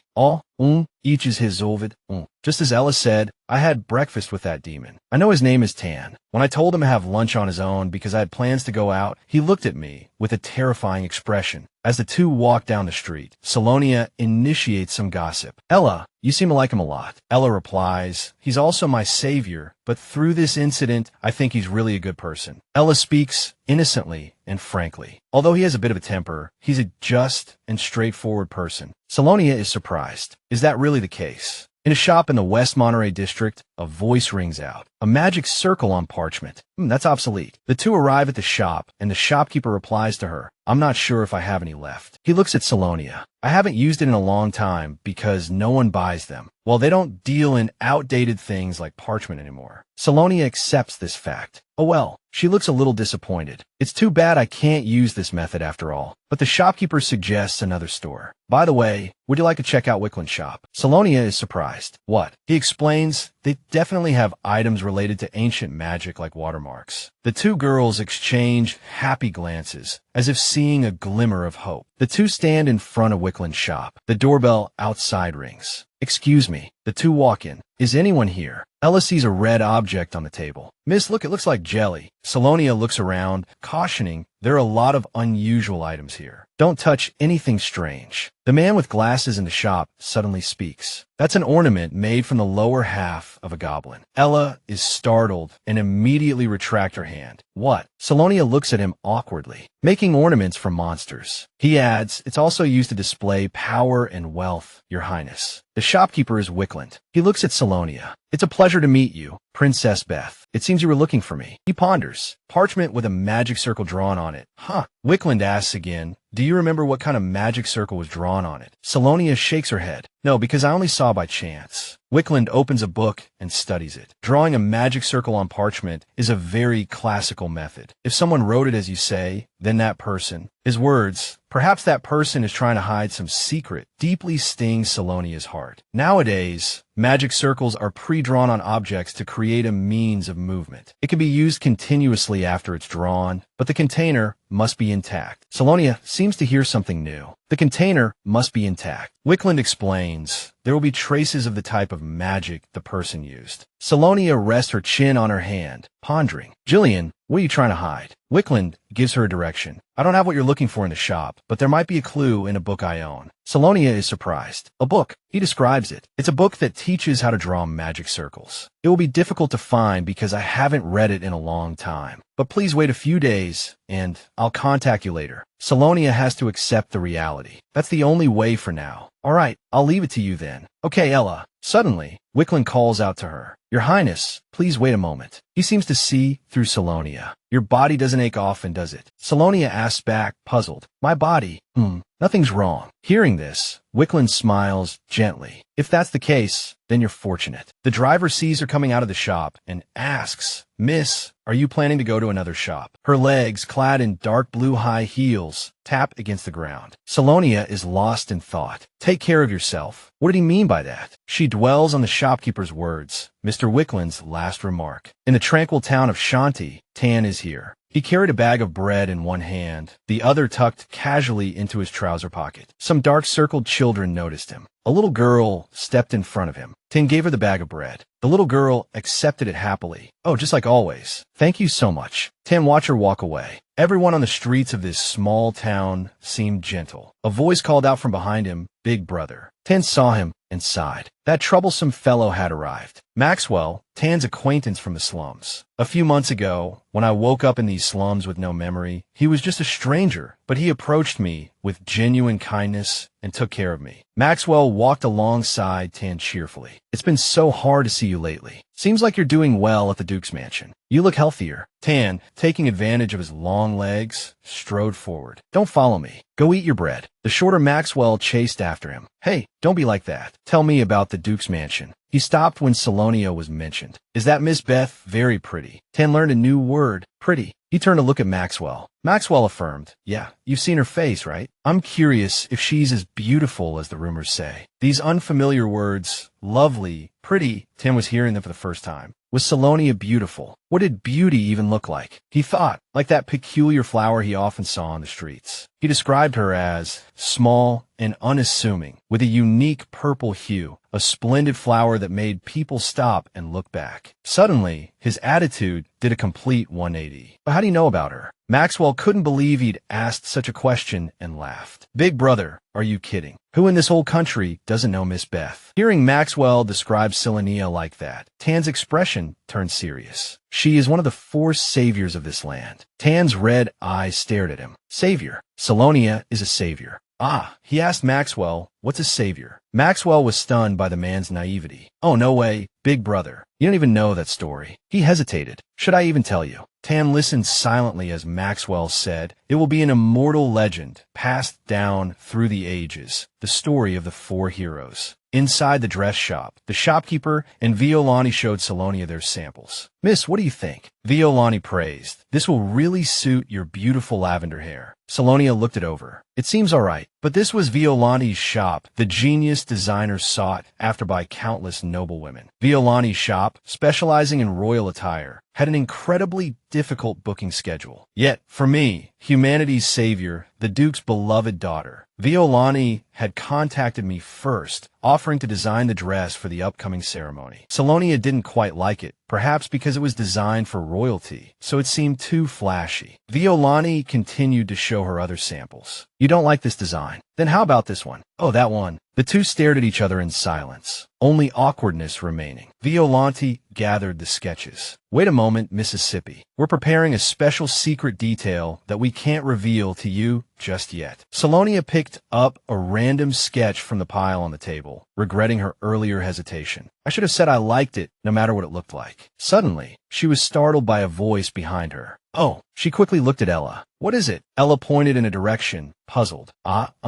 Since when have you been following me? A pair of legs and polished, leather shoes stepped inside. The person who entered was no stranger. You're here. Selonia saw him. It was Tan. 2 steaming cups of tea were prepared on the table. She asked, how'd you find this place? Tan sat cross-legged in the single-person chair beside her, hands clasped, and explained, you said this morning you would be here. Selonia was speechless at his misunderstanding. She hadn't told him to come find her here. She said awkwardly, oh no, so you were just wandering around here. Tan countered, can't I come see you? Selonia quickly denied it. Oh no, it's perfectly fine. Just then, Violani came out. Miss, I brought the new design for you. Seeing Tan there, she exclaimed in surprise, oh, you two came together. Selonia had to admit, yes. But Violante looked them both over, and, as she sensed the undeniably strange atmosphere in the room, she glanced at Tan's physique, taking in his attire. He didn't look like a nobleman, yet he exuded a certain presence, thanks to his well-made clothes and neatly styled hair. Realizing she was captivated by the man, Violante became slightly flustered. Oh my, look at me. Miss, would you like to try on that secret dress? Selonia nodded. All right. Ella chimed in. Kid, even if you're bored, you have to stay put. It usually takes a while for ladies to get ready. Go home. Tan corrected her form of address coldly. Call me Tan. Ella nodded, obedient to his every word. He sat quietly, watching the ladies shop and try on clothes. Miss, could you look in the mirror over here? He watched Selonia change into various outfits, recalling Maxwell's question, is Miss Beth beautiful? Selonia happily tried on a variety of beautiful clothes. Tan sat quietly and watched her. The girl's conversation was interesting. I think it would look better if the shoulders were more prominent, like this. Selonia brushed her hair to one side, revealing her snow-white neck and delicate collarbone. Seeing Tan stand up, Ella asked curiously, Tan, where are you going? He suddenly asked Ella, have you been with Selonia for a long time? Ella, a little bewildered, still replied, yes, but why? She gasped, startled by something she saw. Well, of course, our miss is the most beautiful person in the world. Tan hesitantly asked, so, when you see her, does your heart beat faster? Ella, unsure if she had heard correctly, asked again, yes. Violani suddenly called him back. Young man, could you come here for a moment? Tan replied, I heard you. Ella had a sudden realization. Oh,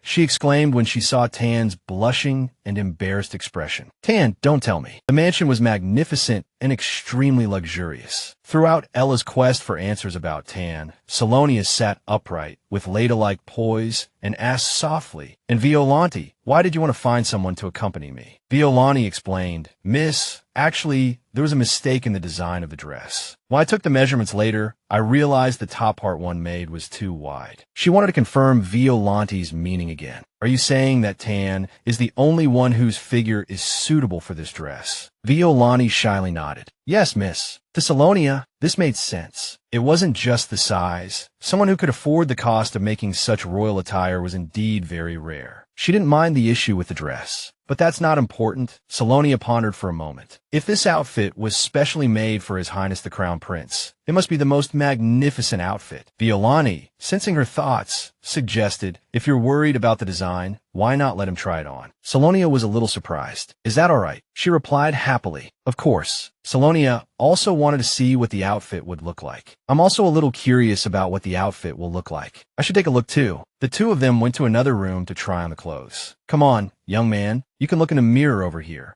The two watched silently as he donned fashionable white shoes. Selonia's eyes widened in surprise as the gloves were carefully and meticulously put on. Dressed in this outfit, Tan looked just like Prince Charming, the figure so many girls dreamed of in fairy tales. Even Violante couldn't help but praise him, her eyes full of admiration. Tan, you look amazing. He found her words difficult to understand. Amazing. She replied yes. Tan wanted to hear Selonia's opinion. What do you think?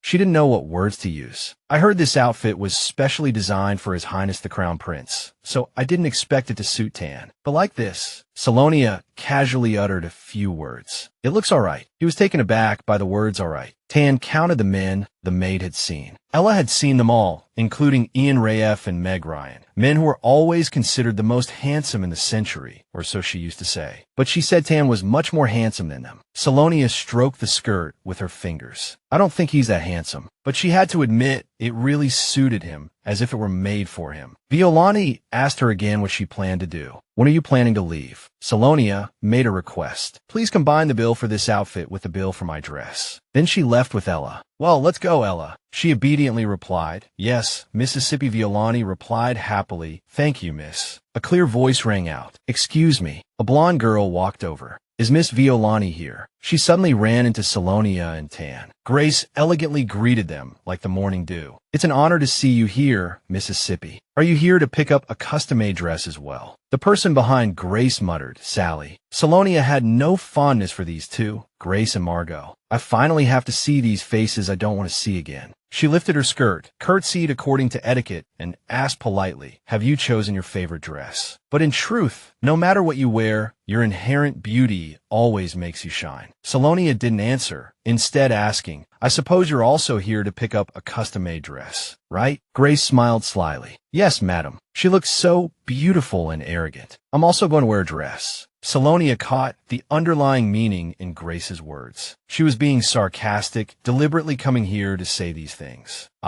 Deliberately letting Selonia know, just wanted to tell her to her face that she was going to marry Ian. Selonia didn't care what she did and replied politely, congratulations. Her craftsmanship is admirable. She'll definitely get you the most satisfying dress. Grace smiled amiably. I've long heard of her great reputation. She addressed Violani, and Ms. Violani immediately refused. Miss, I'm sorry, but my shop has its own rules. Appointments are required. It's not a place where anyone can just walk in. Violani bowed her head and asked to be excused. Since my appointment has been postponed, perhaps I should leave now. Grace said arrogantly, how dare you? Do you know who I am? Meg Ryan stopped her. Grace, she said gently at once. Meg Ryan, Grace said sweetly. I'm Fine. Maybe we should go to another shop. Selonia watched the two, disgusted. They were definitely showing off. Meg Ryan glanced at her tenderly. He pleaded with Selonia, Sally, could you try asking Ms. Violani to help us? Please help Grace get a custom-made dress. Her face fell. What? Grace looked back without blinking. He wasn't asking for help now. He was forcing her. Grace just wants to have a dress made here. I'm only asking you this once, and it's really simple, right? At least for the sake of our acquaintance. Facing the two, Selonia thought, Meg Ryan, do you really want that? Did she think Grace was worth Meg Ryan doing that for? A woman who only thought of herself, wearing such a dress to hook up with other men, and that wasn't enough for you to drive her away, but instead made you think of asking me to help her order a wedding dress.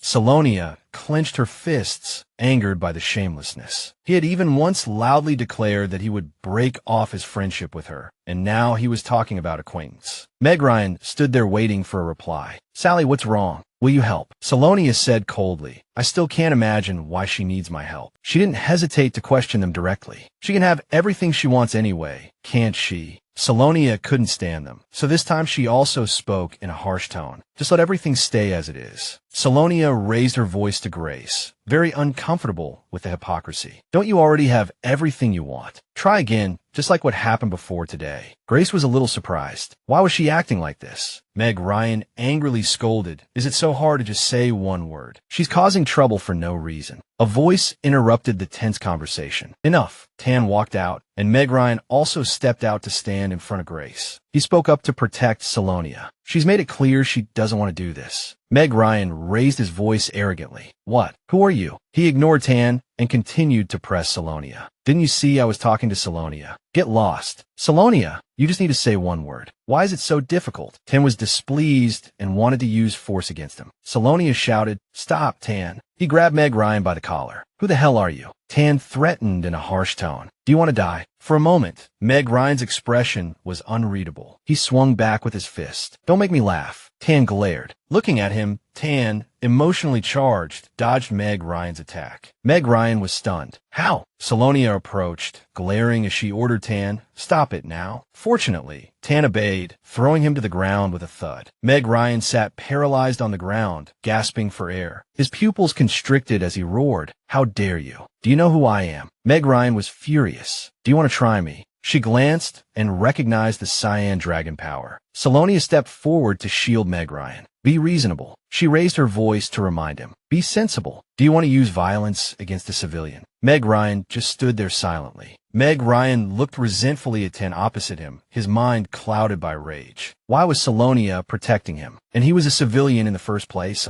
Meg Ryan felt he had to be wary of Tan. He had destroyed his Azure Dragon power in the blink of an eye. He had already sensed something strange about Tan. He was definitely not an ordinary person. In the shadows, I felt a very powerful energy from the very beginning. Meg Ryan felt a sense of familiarity. "I think I've met him somewhere before." Selonia spoke up. "Enough. Don't hurt anyone." She carefully speculated. "It seems Meg Ryan hasn't recognized Tan's identity yet. I should stop them before they lose control and use their full power." Those two, Grace and Meg Ryan, stood there, and finally they left. "Let's go, Grace." "Yes." Each step he took was heavy, and then he turned, looking at Tan as if in warning. "And you, remember this for me." "Selonia." Tan stopped arguing. Grace said goodbye to Meg Ryan. "I should go too. See you next time." Selonia stopped her. "Wait a moment, miss." She earnestly reminded Grace, "If you expect fair treatment just because you've made contributions in the past, you're going to be disappointed." Selonia was very serious in front of Grace. Her intuition was strong enough to see through her. If a girl is trying to achieve something, do you think others won't notice first? "I'm sorry I couldn't help you with the dress, miss." Grace laughed sarcastically. "Aren't you the same Mississippi?" She accused Selonia, "Just because you have a fancy family name. Without the Bessin family, you're nothing. It's rather laughable for you to give me this advice." Selonia cleverly retorted, "I didn't choose my family." She was truly intelligent, her mindset far exceeding Grace's. "Even without my family's lineage, I can still prove myself. I have another name, Savior. After I put in much effort to improve myself." Grace was speechless, unable to refute her. Grace turned and left angrily. Selonia calmly observed everything, still radiant. She returned home. Ella asked to leave first. "Miss, I'll go prepare your bathwater." "Take your time, Miss and Mr. Tan."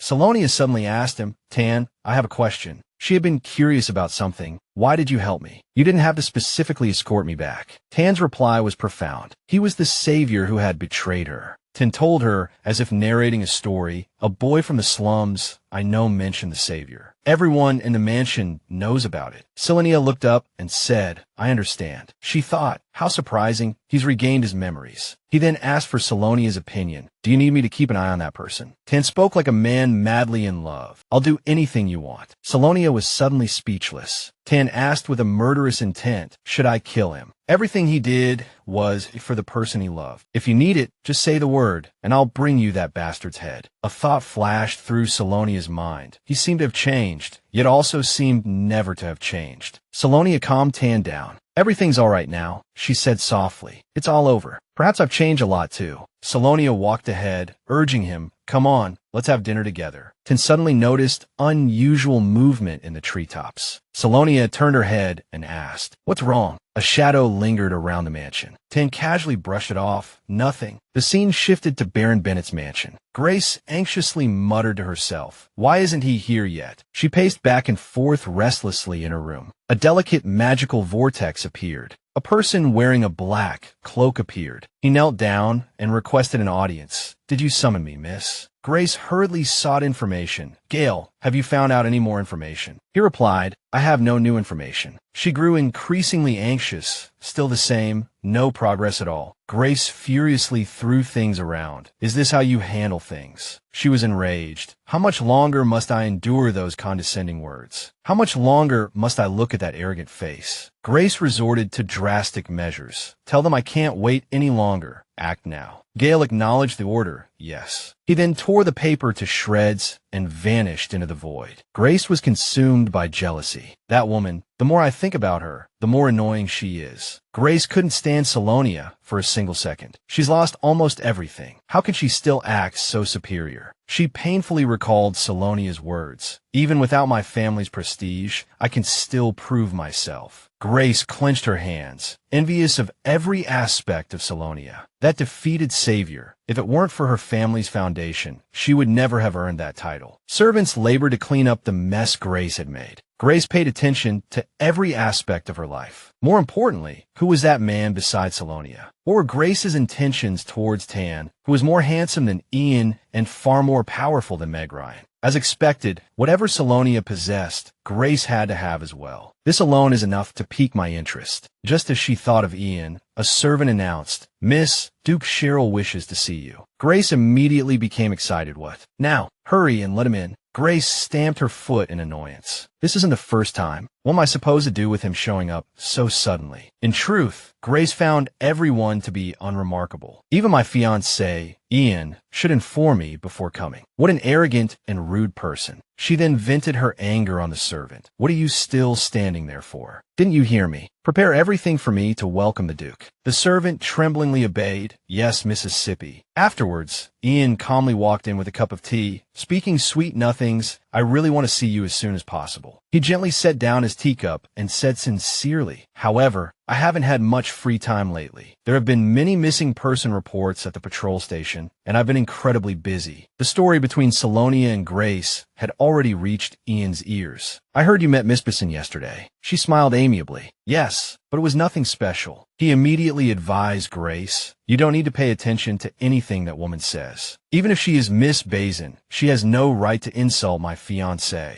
She listened obediently. Yes, I'll be careful. Grace smiled triumphantly. The Empire's savior, the Duke's beloved, can only be me. Ian found it puzzling. He looked around the room, noticing a few new things. I'm thinking, your room seems to change every time I visit. She responded falsely, trying to hide the fact that she had destroyed the room. You noticed. I changed a few curtains and added some decorations, trying to change the atmosphere a bit. Grace asked softly, do you like it? Ian looked around. Very extravagant, but his sharp eyes had already noticed something. Ian thought it didn't fit the current situation. The Benet family's recent financial situation wasn't good. He expressed himself tactfully. It seems more wasteful than necessary. Ian glanced at Grace. He needed a prudent wife. As we progress to discussing marriage, I should teach her some financial management. She offered, would you like some more tea? He extended an invitation to her. Grace, how about we go on a date? She blushed naturally. Strange, why are you suddenly mentioning this? A determined look appeared on Ian's face, wanting to cultivate Grace into a qualified duchess. It's all for our wedding. Don't you want that? I hope you can become my wife as soon as possible. I hope that after you come to live at the Duke's mansion, you can learn some home economics and spend some time with the servants. Grace only knew to pour him tea at this moment. Duke, please have some more tea. She expressed her feelings. Grace loved him so much. The time I spend with you is priceless. There's no need to rush. She gave a smile that felt fake. You like Darjeeling tea, right? Night fell on the Bessin family mansion. Selonia was by Tan's side when he suddenly sighed. She asked with concern, are you all right? Tan remained silent, and Selonia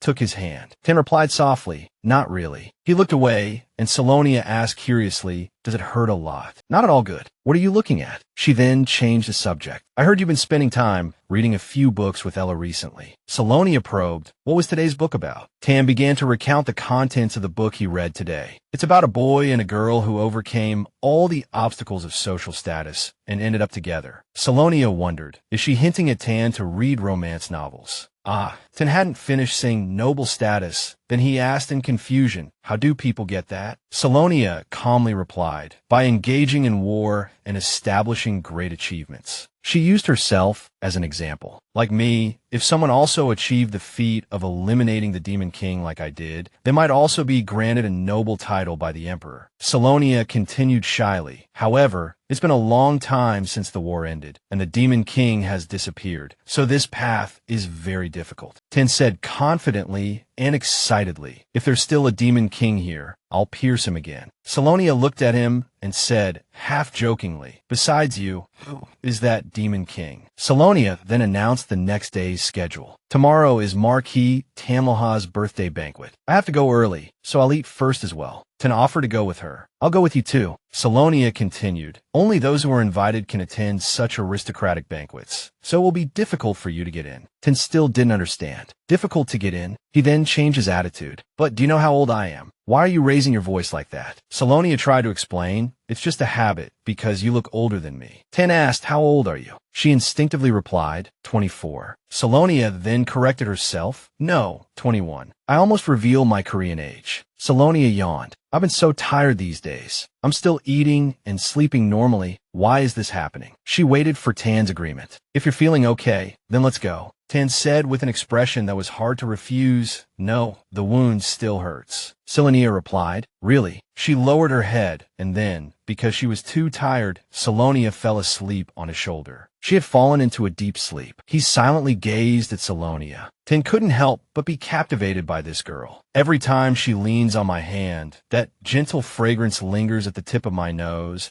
and I unconsciously grasp her hand and kiss it. Tan pressed a deep kiss on her soft hand, the first in a long time. He made a wish. I wish time would stop. The location shifted to her Haybrook fortress in the north. The climate here is harsh. A cold, thick fog obscures the view, and there's still no sign of any unusual changes in the Demon King's fortress. Lewis is worried. After all, a new character has appeared. How should I accept all of this? Lewis Haybrook, Grand Duke of Haybrook, Kelvin Farnag, captain of the Grand Duke's Knights. He senses every little detail. I sense the Demon King's presence still lingers here, mixed within. Kelvin speculates. If that's the case, isn't your power increasing? They secretly believe they have inherited the power bestowed by God. Indeed, it's none other than the aura of our master, the Demon King. Those two are hiding many conspiracies that need to be investigated. The current situation is difficult to answer, impossible to understand. Even in its abandoned state,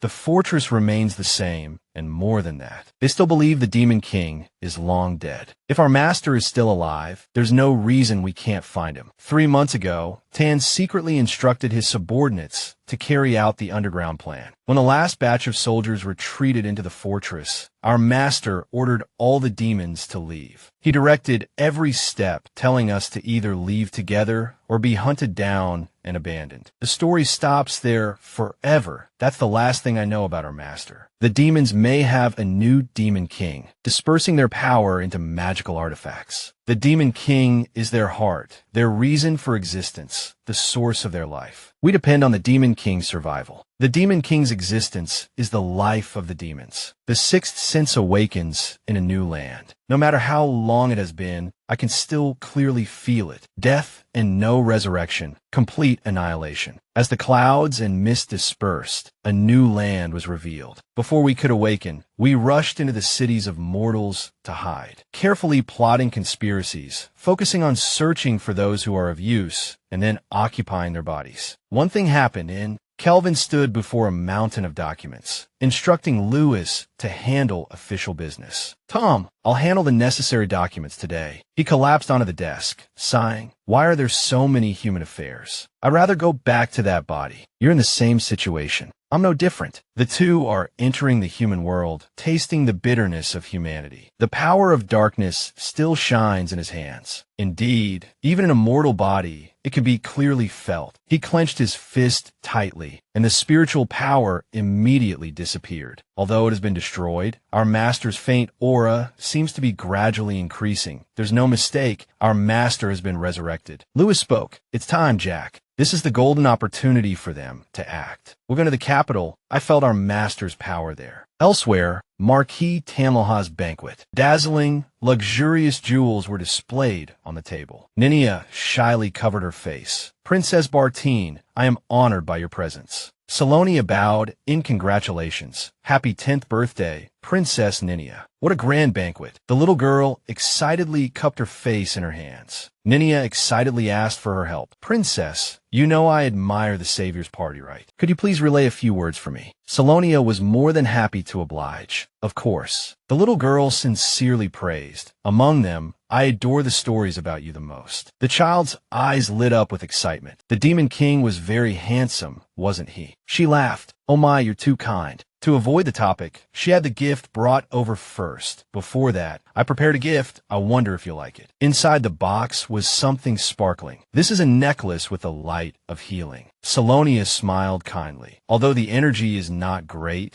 this gift is a token of her heart, but in crucial moments, it will protect you. Ninia gratefully accepted it. Thank you very much, Princess. The little girl had something to say. It's just, Princess. Selonia listened closely as the little girl whispered, as if not wanting others to hear. I don't know who that person is, but he's been staring at you with a scary look since a while ago. Tan stared with an empty gaze, as if glaring. Even Selonia was startled when she saw him. Selonia explained to the little girl, that person is the guard escorting me here. He's just very dedicated to his duty. That's why he's like that. Ah, 3 people are representing the Bartine family at the banquet today. The banquet is being held at the Tanloha residence. The Bartine family is attending, but Tan isn't because with her father's permission, her guard can attend. Selonia looked up at the sky, pondering. That's why my father is so lenient with Tan. He intended for me to go alone anyway. It seems nothing unexpected has happened yet. The room was silent as the morning light streamed in. People dressed in their finest attire entered the banquet. The handsome Tan leaned against the corner. He was breathtakingly handsome. A young lady approached him. It's a pleasure to meet you, unknown guard. The girl shyly introduced herself. My name is Flower Bland, from the Count Bland family. Tan glanced at her indifferently, and Flower and the surrounding people froze as if glued to the spot. Blushing, she covered her face and ran away, mortified. Tan was worried Selonia might disapprove. She couldn't possibly ignore him and acknowledge such mediocrity. He recalled the previous night. Stay home and behave. He found this whole charade utterly boring. Mortals and their trivial interests were truly absurd. From a distance, Ella called out to him, Mr. Tan, are you here alone? Where's Miss Selonia? Done. That scolded Ella, but she ignored him. Hey, Selonia was still immersed in the banquet, not yet having greeted the distinguished guests. They would wait until everyone had arrived. Then let's wait together. Tan suddenly asked Ella about his age. How old do I look? She hadn't heard him clearly. Yes, what? Ella looked him up and down, then guessed, you look to be in your 20s. Like 25. He hadn't expected to appear so young.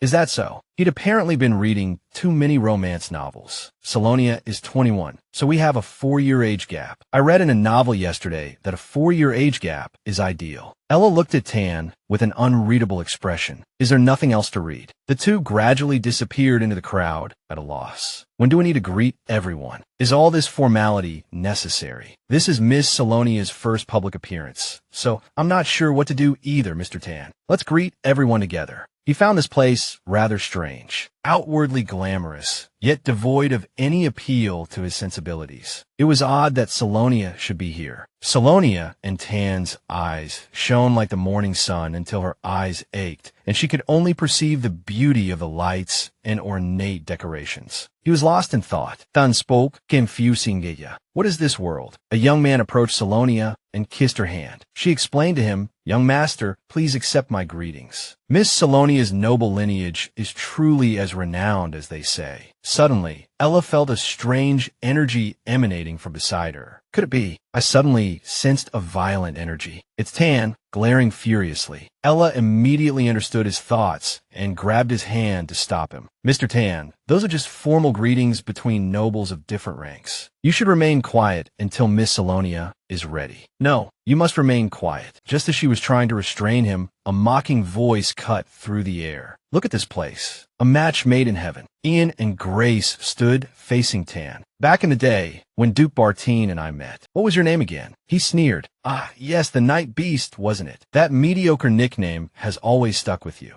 Tan glared back. What are you doing here? This place isn't for you. Grace said curtly, We meet again, Mr. Tan, although our last encounter was brief. She asked coyly, Perhaps you remember me. Grace hoped he would remember her, even if their meeting was short. Do you remember me? A hand rested on her shoulder. Well said. Ian chuckled smugly, praising her to the skies, while simultaneously belittling Tan. Dressing formally to come to a place like this doesn't change her noble bearing. She doesn't need to be polite to that kind of person. She calmly masked her inner smugness. Ian pretended to shake her. Hey, are you even listening to me? Are you ignoring me? He paused abruptly. Fussing Tan's gaza il novarmt. Ian could feel it too. What? Impossible. A wave of intense discomfort washed over him, a sharp pang in his chest. This suffocating feeling. Marquis Tamloha greeted them cheerfully. Duke Cheryl, you've arrived. Ian replied coldly. Marquis Tamloha. Ian glanced back at Tan. He expressed his gratitude. Thank you for taking the time out of your busy schedule to attend. Ian replied politely, not at all. Today is Princess Ninia's birthday. Of course I should be here. Marquis Tamloha laughed heartily. You're truly a very thoughtful person. Grace expressed her gratitude enthusiastically. Thank you for your kind hospitality, sir. It's been a while. She introduced herself. You've organized a wonderful banquet. My name is Grace Benet, daughter of Baron Benet. He ignored Grace completely, no matter how warmly she greeted him. He turned to Ian, promoting his daughter. My daughter has always been curious about the deeds of heroes. She would be delighted to witness this ball. Ian replied politely, while Grace hesitated for a few seconds. Very well, I will personally deliver a gift to the princess. The two of them walked away, disregarding Grace. Come, let's go this way. Selonia was still somewhat unaccustomed to attending these banquets. It seemed nobles from all over the country had gathered here. Well, I feel much more at ease now. Ella and Tan rushed over, Ella even bringing her a glass of water. Miss Selonia, have some water to cool off. As Ella handed her the water, Tan asked, where is he? Whom Selonia asked, confused. Who are you talking about? Tan's attitude is a bit dangerous. Is it the man who kissed her hand right beside her? Selonia paused, finding it perfectly normal, and explained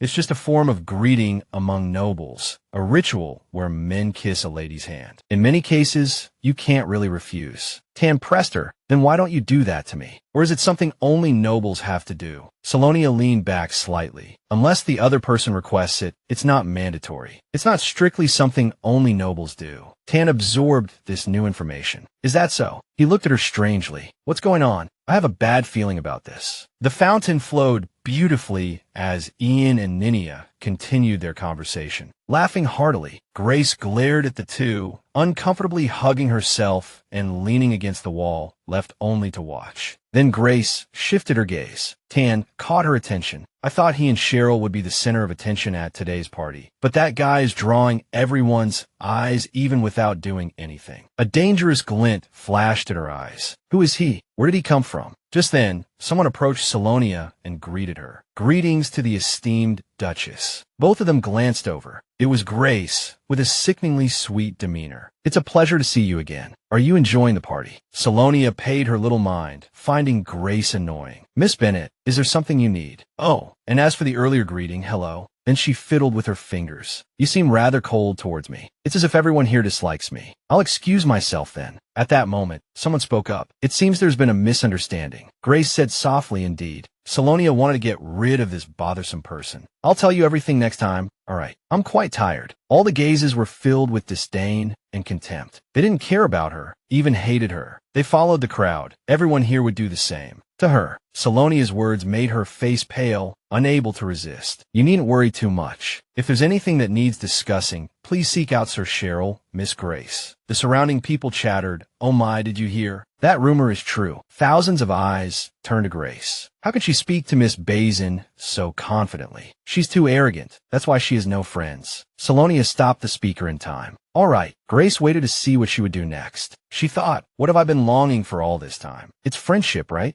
In truth, even Grace herself wasn't sure. A servant called out. Mississippi Gale whispered in her ear, the Duchess wishes to see you at the mansion. The two then turned and left. Selonia noticed Gale, the man walking beside Grace. She turned back and asked, who was that? How strange. The clinking of glasses and plates sounded as the host of the banquet announced, the party is ready. Next, we have organized a very special event. Marquis Tamloha excitedly introduced the program. We have prepared something worth seeing for our distinguished guests. I hope everyone will see my sincerity after gathering in the garden. Selonia felt the party was no longer interesting. Something worth seeing. Since the important part is over, it's better for me to leave. She said to her attendant, Ella, let's go home early. If you'd like, we can stay and watch together. Ella cheered happily. I'd love to. The Duchess is the best. Ella took the lead. Then let's go. Sir, you must escort the Duchess. Hearing this, Tan took it for granted that he would escort Selonia. That's my job. They slowly left the luxurious mansion, ignoring the crowd gathered outside to watch something. Selonia found it absurd, but she was also quite curious. What is that thing worth seeing that Marquis Tanlaw mentioned? I don't think it would be a band or a theater troupe. Selonia stopped and called out, Tan. What is it? He remained silent. Tan suddenly asked a question, this sound. Do you come here often?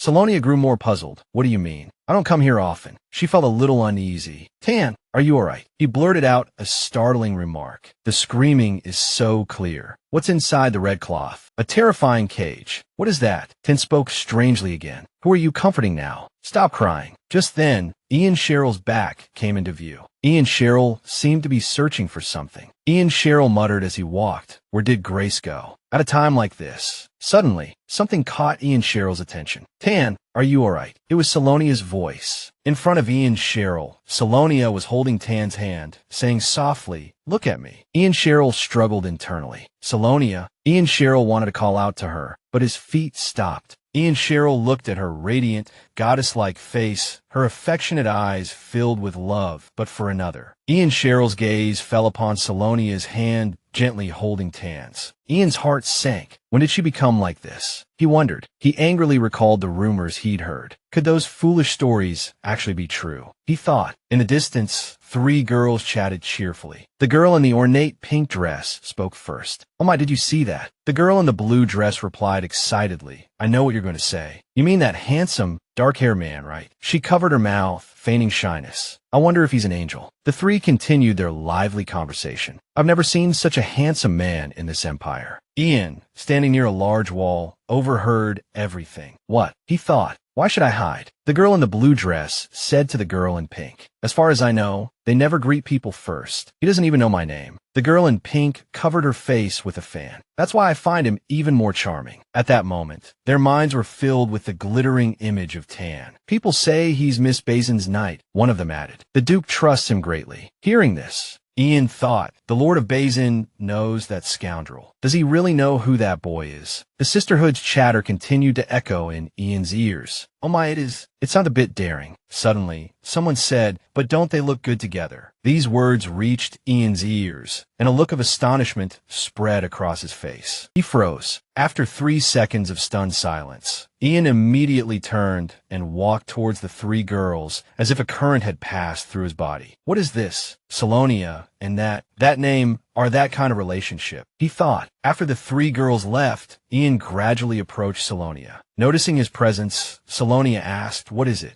Ian remained silent, his eyes fixed on Selonia. Sensing danger, Selonia placed her arm protectively in front of Tan. She spoke with a wary tone. This doesn't concern you, Duke. Please go about your business. His fiancée's words and actions in front of him angered Ian greatly. What are you doing? He asked sternly. Regaining his composure, Ian spoke in a raised voice, his brow slightly furrowed. I only came over because it looked like you were in trouble. Such a waste of my good intentions. Selonia, wanting to reassure him, explained. You don't have to worry. Despite her words, Selonia seemed to avoid Ian's gaze, glancing at the boy behind her. No, I don't want to get involved in this, she thought. But her thoughts drifted, and Tan's manner gradually became gloomy and silent in her mind. Selonia glanced at Tan. I've never seen Tan like this before, she thought. She was so preoccupied with her thoughts that she didn't notice Ian still staring at her. Seeing Selonia's flustered expression, Ian didn't know what to say. Suddenly, a man's voice rang out. All right, everyone, have you been waiting long? These words caught both Ian and Selonia's attention, and they abruptly turned towards the source of the voice. Selonia wore an expression of confusion. Standing before the 3 of them was Marquis Tanloha. He continued, smiling. You won't regret gathering here today. With that, Marquis Tanloha nodded to his attendant behind him, who bowed in response. Then, the attendant grasped the red cloth behind him and pulled it down. Marquis Tanloha announced loudly, the secret will now be revealed. Accompanied by the sound of the falling cloth, Everything suddenly went dark. A voice echoed in Tan's mind. I must accumulate power. Tan's eyes became vacant. Who's talking? He muttered unconsciously. The strange voice continued to echo. When his vision cleared, Tan thought, it feels like a strange voice is lingering in my mind. Something unknown is pouring into my head. Suddenly, a sword clattered to the ground. The voice in Tan's mind resounded again. How disappointing. I had such high hopes for you. It was the Demon King's voice. With that little strength, you can't even handle a single hair of mine. The images in Tan's mind gradually blurred, and he couldn't see anything clearly. Leaf appeared in his mind, looking exhausted. Tan paused abruptly, but his expression remained unchanged. This, he thought. Just then, two figures appeared in his mind. One was himself, and the other was the Demon King. Tan thought, my memories. The red cloth had been pulled down, revealing a monstrous creature, bearing its fangs with blood-red eyes, locked in a cage. What is that? A monster, Selonia thought. She looked at Marquis Tamloha, unable to hide her confusion. Marquis Tamloha, what is he doing in the middle of the mansion? After the red cloth was pulled down, the monster in the cage roared excitedly. As you can see, no matter how much it struggles, everything remains safe. Marquis Tamloha patted the iron cage happily. This is a specially made cage, so this monster has absolutely no chance of escaping. Selonia frowned with worry upon hearing his words. Safe, she muttered under her breath. In Selonia's memory, that black beast was full of the aura of death. Its eyes also red. In her past life, she knew the beast before her was Garum. Garum was endowed with immense power, its enormous size a testament to its strength. A magic circle appeared. Selonia remembered that in her past life, without divine power, Garum could not be controlled. Wait, Marquis Tamloha. Selonia began anxiously, but Ian cut her off. I should handle it. Selonia glanced at Ian, a mixture of tension and confusion in her eyes. You should go take care of that idiot, Ian reminded her coldly. As soon as Ian mentioned Tan, Selonia turned to look at him. He stood motionless, like a statue, his face expressionless. Clutching her head, Selonia felt a surge of anxiety. Nothing made sense. I don't want to get involved in this. It's too much trouble. She cried out. Ian stepped forward, a sneer playing on his lips. Watching Ian's back, Selonia breathed a small sigh of relief. He should be able to handle the monster. Then she could assess the situation. All right, first I have to find a carriage, she murmured to herself. Tan remained unresponsive, as if he had become soulless. Noticing his strange behavior, Selonia looked at him with a worried expression. The image of Garum surfaced in her mind again. Now, only one question lingered. I didn't know when I saw Garum before, but now I wonder, she hesitated, if the monster's energy affects Tan. Unconsciously, she reached out a hand towards him. Everything around them seemed to plunge into darkness. Selonia seemed to sense the monster's presence. Meanwhile, Ian had reached Garum's cage. Marquis Tamloha, seeing him, beamed. Marquis Tamloha, what do you think? He gestured towards Garum in his prized iron cage. Isn't this the same monster we encountered during the subjugation? Ian stood before Garum. The monster, with its jet-black fur and enormous size, roared ferociously at him. Ian observed it, then spoke slowly. Garum is quite familiar to me. I will keep an eye on it, just in case. With that, Ian gestured to an attendant. Hey, give me my sword. The attendant handed him the requested weapon. Sword in hand, Ian looked at Garum with a confident expression. Marquis Tamloha, standing beside him, announced, please rest assured, everyone. Duke Ian is here, so you can all watch in peace. The surrounding nobles began to buzz with excitement. That's wonderful. With the Duke here, we're safe, right? One lady exclaimed. I heard it was incredibly difficult to capture such a large monster. It's amazing that you were able to catch it. Another added. Marquis Tamloha smiled, pleased with the compliments, but a darker, calculating look settled over his features. Yes, even the Emperor has never seen a monster of this size, he thought. With Ian present, he had the Savior's protection.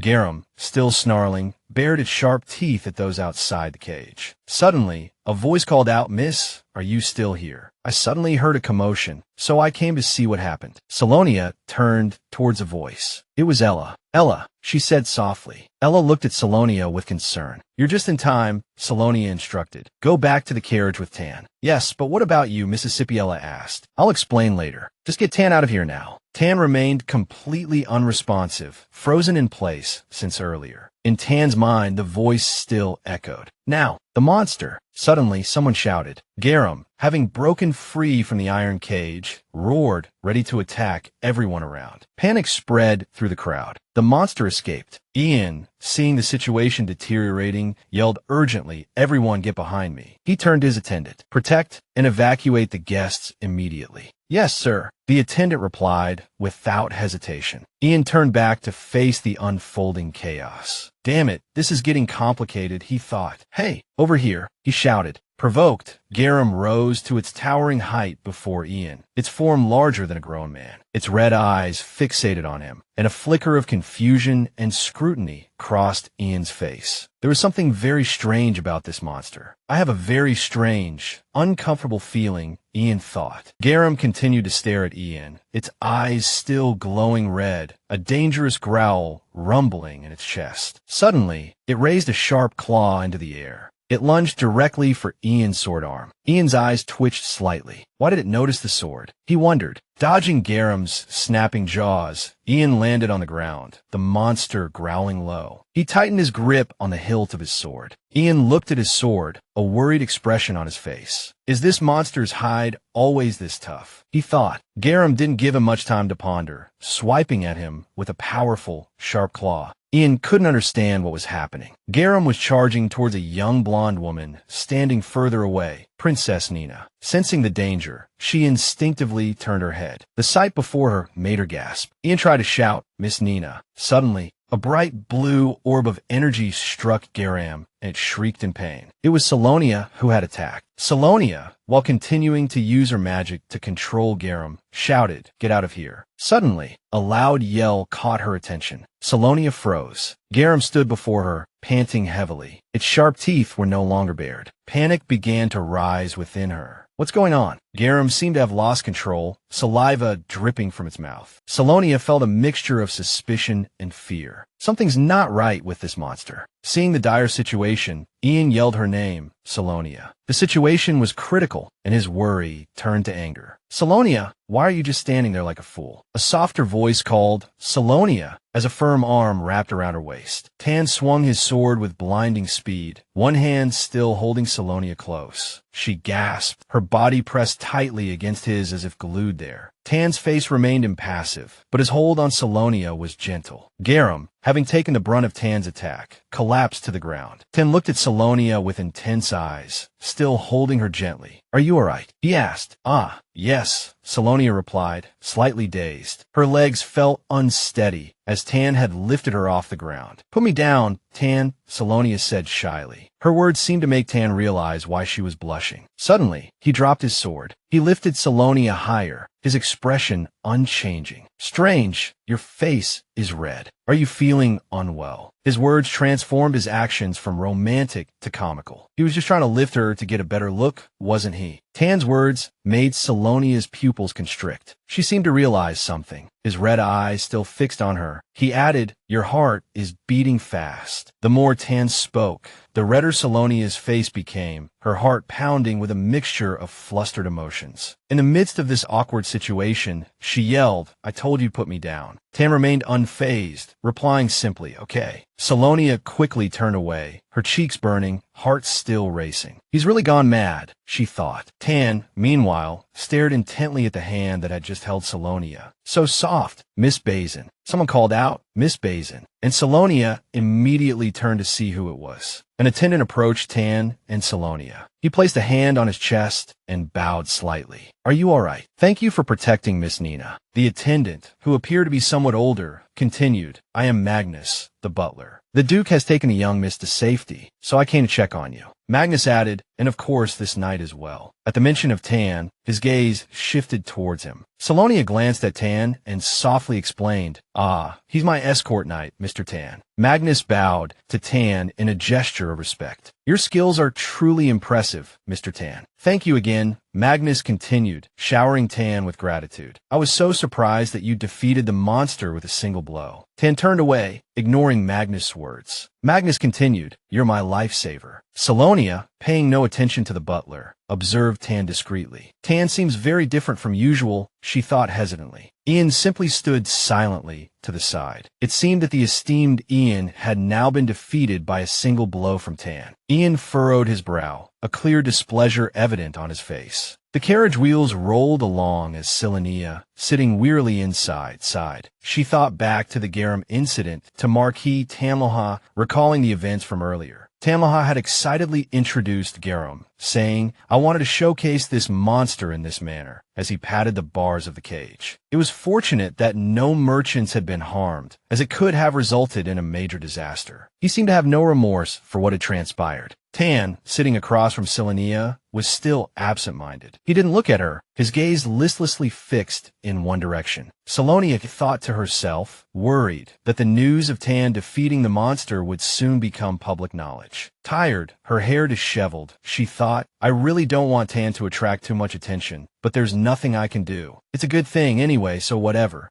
Suddenly, Tan spoke, drawing Selonia's attention. He hesitated, then continued, "The monster's thoughts. They appeared in my mind." These words startled Selonia, and she let out a sudden gasp. Tan remained unchanged, still slowly explaining as if no one could hear him, not even her. Why am I different from everyone else?" Tan wondered. At that moment, the carriage arrived at the mansion gates. Tan spoke again, his voice low. "I want to be like you. Tell me everything you know." Selonia. As Selonia heard these words, the surrounding space seemed to freeze for a few seconds. Back in her room at the mansion, Selonia sat quietly at her desk, reading the newspaper. Selonia's gaze suddenly fell upon the words in the newspaper. She read silently. "The hero who protected everyone from the monster is here." Selonia sighed, leaning back in her chair. What she had feared had come to pass. She thought, as expected, they published an article about Tan. Slowly placing the newspaper on the desk, she consoled herself, "I had guessed as much anyway. I don't need to worry about it too much anymore. Should I visit Wickland's shop today?" Selonia wondered as she stood up. She recalled the events of yesterday, when a letter had been delivered to the mansion. She suspected that the letter, which had appeared at the mansion yesterday, seemed to be from Wickland. It contained a short message requesting a visit, stating that he had found an ancient spellbook. However, upon receiving the letter, Selonia still felt uneasy. Her brow furrowed slightly as she thought, without much hope. Still, perhaps it's a misunderstanding, as some parts of the letter are unclear. Recalling the conversation between Selonia, Ella, and Wickland, a conversation only the three of them knew about, Selonia continued to ponder the letter's proposal, somewhat suspicious. The content of the conversation between myself, Ella, and Wickland, that could only be inferred by those who knew, and it feels like the sender and recipient were deliberately concealed. Her thoughts were interrupted by a voice from outside. "Miss, it's Ella." Selonia paused for a moment, then replied, "Come in." Ella slowly entered, holding the letter that had been delivered yesterday. "Have you read this?" Mississippi Ella asked. Seeing the letter, Selonia said, "I've read all the articles you found." Then she added, "It seems there's nothing wrong with the article about Tan." Ella then placed a piece of paper on the desk. She spoke cautiously. "You need to see this too, Miss," glancing at Selonia. "This." Looking at the paper on the desk, Selonia was somewhat flustered, speechless. "This." It was a report about a fire that had broken out in a shop in the Magic Shopping District and spread, stating part of the commercial district has been damaged and casualties in the area that have been reported. Elsewhere, Louis Hersey Brooke sat arrogantly with his legs crossed, while below him, Marquis Tamloha bowed respectfully. Louis Hersey Brooke's words were icy, enough to make Tamloha break out in a cold sweat. He stammered, "I have committed a grave sin, Your Majesty." Louis Hersey Brooke, seated above, languidly looked down at the man below. "A grave sin? You mean turning a monster the size of a house into a spectacle? You have some nerve." He continued, "I will secure compensation for the victims to resolve this matter." These words saved Tamloha's life. He fell to his knees, his voice trembling. "Thank you, Your Majesty." Afterward, Louis Hersey Brooke asked, "Very well. Then tell me, which young man defeated that monster?" This question worried Tamloha. His voice trembling, he hesitantly replied that, "I'm not quite sure." However, receiving an answer he hadn't expected, Louis Hersey Brooke's face darkened, and the veins in his hand bulged. Seeing the higher-up's fury, Tamloha lowered his head and revealed all he knew about Tan. "I heard he's currently residing at Duke Basin's mansion." In the underworld, he's known as the Beast of the Night. Hearing this, Louis Hersey Brooke unconsciously lifted his hand from the chair, his voice dropping to a low, husky rasp. I heard Ian Shirleville also attended that gathering. It was this Beast of the Night who truly made a name for himself in the suburbs. Tan had certainly piqued Louis Hersey Brooke's interest. Behind his haughty exterior, he thought, when will I encounter this mysterious man at the burned bookstore? Only ashes remained there, and the military was currently investigating the scene. Selonia and Ella, cloaked tightly, appeared at the scene of the fire. A soldier instructed, "Please step back. It's very dangerous here." The sight of the destruction shocked Selonia. In a low voice, she murmured, "Lord Wickland." The surrounding people murmured amongst themselves. Someone said Lord Wickland hadn't escaped. Another added, "I heard he was asleep when embers from the fireplace fell onto the carpet. Is that true?" Then, with shocked expressions, some exclaimed, "Oh my goodness, how could such a terrible thing happen?" Selonia, equally stunned, stood frozen, unable to do anything. Countless questions filled Selonia's mind. Was this fire truly an accident? Or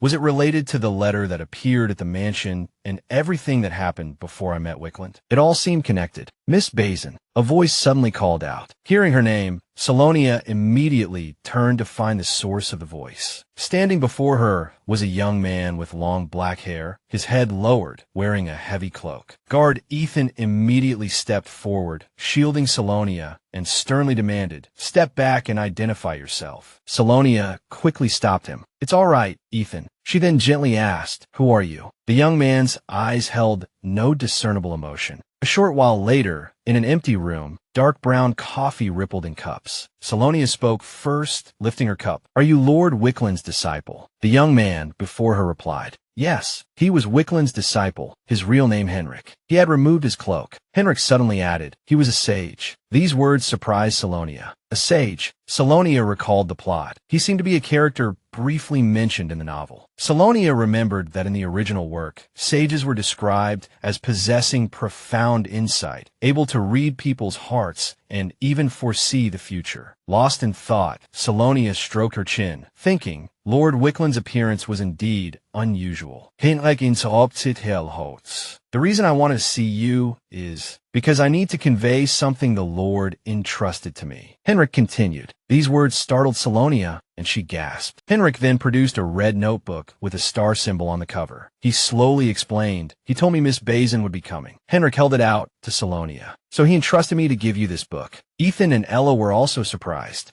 Henrik repeated, "He told me Miss Bessin would be coming, so he entrusted me to give you this book." Suddenly, understanding dawned on Selonia. She paused. "Wait, does this mean?" Seeing Selonia's expression, Henrik said, "You guessed right. It's as if he knew this would happen all along and entrusted it to me." Henrik picked up his coffee cup, holding it as he spoke. This seems to be more than just an accident. At that moment, words from deep within Selonia's memory surfaced. Everything must follow fate. If you rashly try to change it, it will become distorted. Selonia's thoughts intensified, feeling as if they would tear through her mind. Henrik suddenly added, "I believe what he saw, but it's difficult to understand his intentions." Looking deeply into Selonia's eyes, Henrik continued, "But I'm certain Miss Bessin must have seen something as well." These words seemed to strike a nerve. Selonia closed her eyes, composing herself. She sighed softly and left the room, her figure filled with weariness and worry. Clutching the book Henrik had given her, Selonia thought, a future that shouldn't be changed. What did Wickland see before he left? Henrik left Selonia with one last sentence. "Please take care of yourself. You must stay safe." These words seemed to be what Wickland wanted to convey to Selonia as well. Turning the pages of the diary, Selonia's emotions surged. Wickland had written, "I can no longer stand idly by and watch others get hurt. No matter what misfortune the future holds, I must stop it." Each line struck Selonia like a blow. At the Benet villa, a maid played the piano. Another girl, holding flowers, asked, "Is this Darjeeling tea?" The maid opposite her replied, "Jamie, don't try to trick me." So the girl with the flowers was named Jamie. Jamie answered, "No, I really don't think this is Darjeeling tea." Countless containers of Darjeeling tea sat on the table, all 3 tea caddies exquisitely crafted. The two continued their conversation. "I have to deliver these to Duke Shirleville, Earl Ford, and Lord Rye by the end of the day," one maid said worriedly. "If there are any more delays, At that moment, in a damp basement, someone asked loudly, "Are you all right?" As they dragged him down the stairs. Another person whispered, "Can't you be quiet?" They carried down a sealed container. One said, "Hurry up, we have to finish this before Miss comes looking." The basement door slammed shut again. No light could penetrate the darkness of the basement. Meanwhile, at Selonia's residence, brilliant sunlight streamed through the windows. Books lay on the table, some of them open.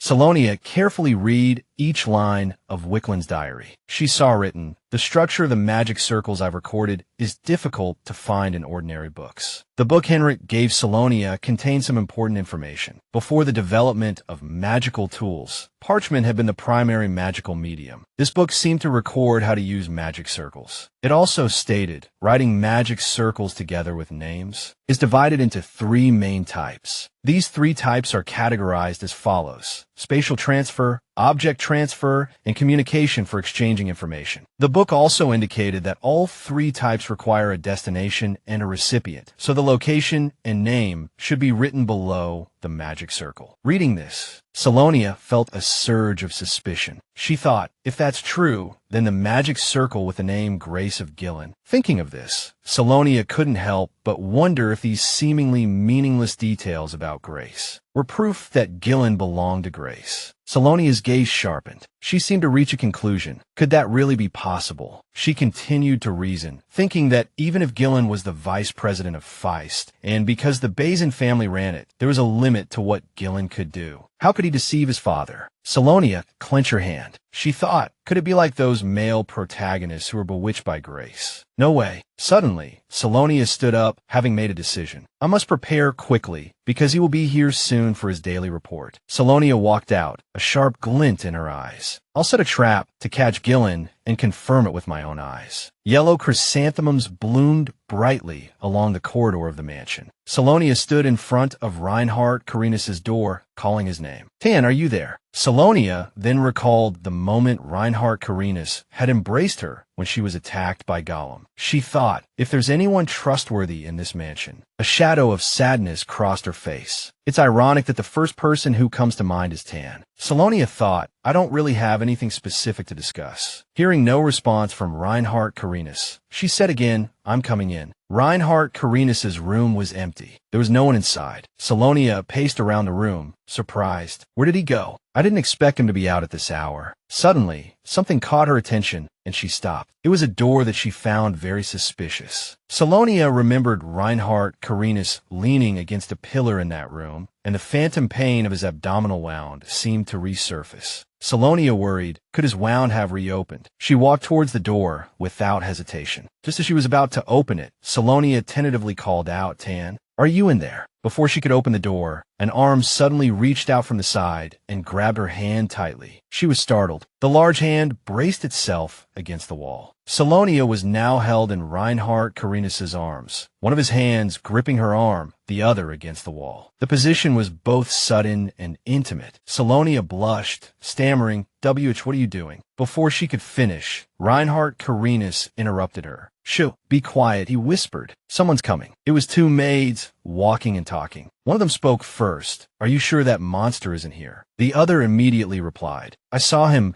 leave the mansion with my own eyes this morning. Selonia immediately became alert. What are these 2 maids doing here? The 2 maids continued their urgent conversation. Let's get out of here. Wobby comes back. The other one said, all right, let's go. After a while, Selonia softly spoke. I think they're gone now. Blushing, Selonia added, could you back away a little? Reinhardt Carinus simply looked at her, puzzled. After they separated, Selonia turned and asked him, how did you know they were coming here? Reinhardt Carinus calmly replied, I've noticed them following me for several days now. He paused, recalling the maid's hushed whispers as they trailed him. So today, I pretended to go out and then secretly returned to my room. He added, it was simple since they don't know I can teleport. Hearing this, Selonia, standing nearby, stroked her chin thoughtfully. He's quite calculating. With the 2 maids gone, a thought lingered in Selonia's mind. What was he doing in his room while they thought Tan wasn't here? With this in mind, she began to examine Reinhardt Carinus' room, starting with the balcony. Next, Selonia rummaged through the bedding on Reinhardt Carinus' bed. She found nothing, but something else seemed to catch her attention.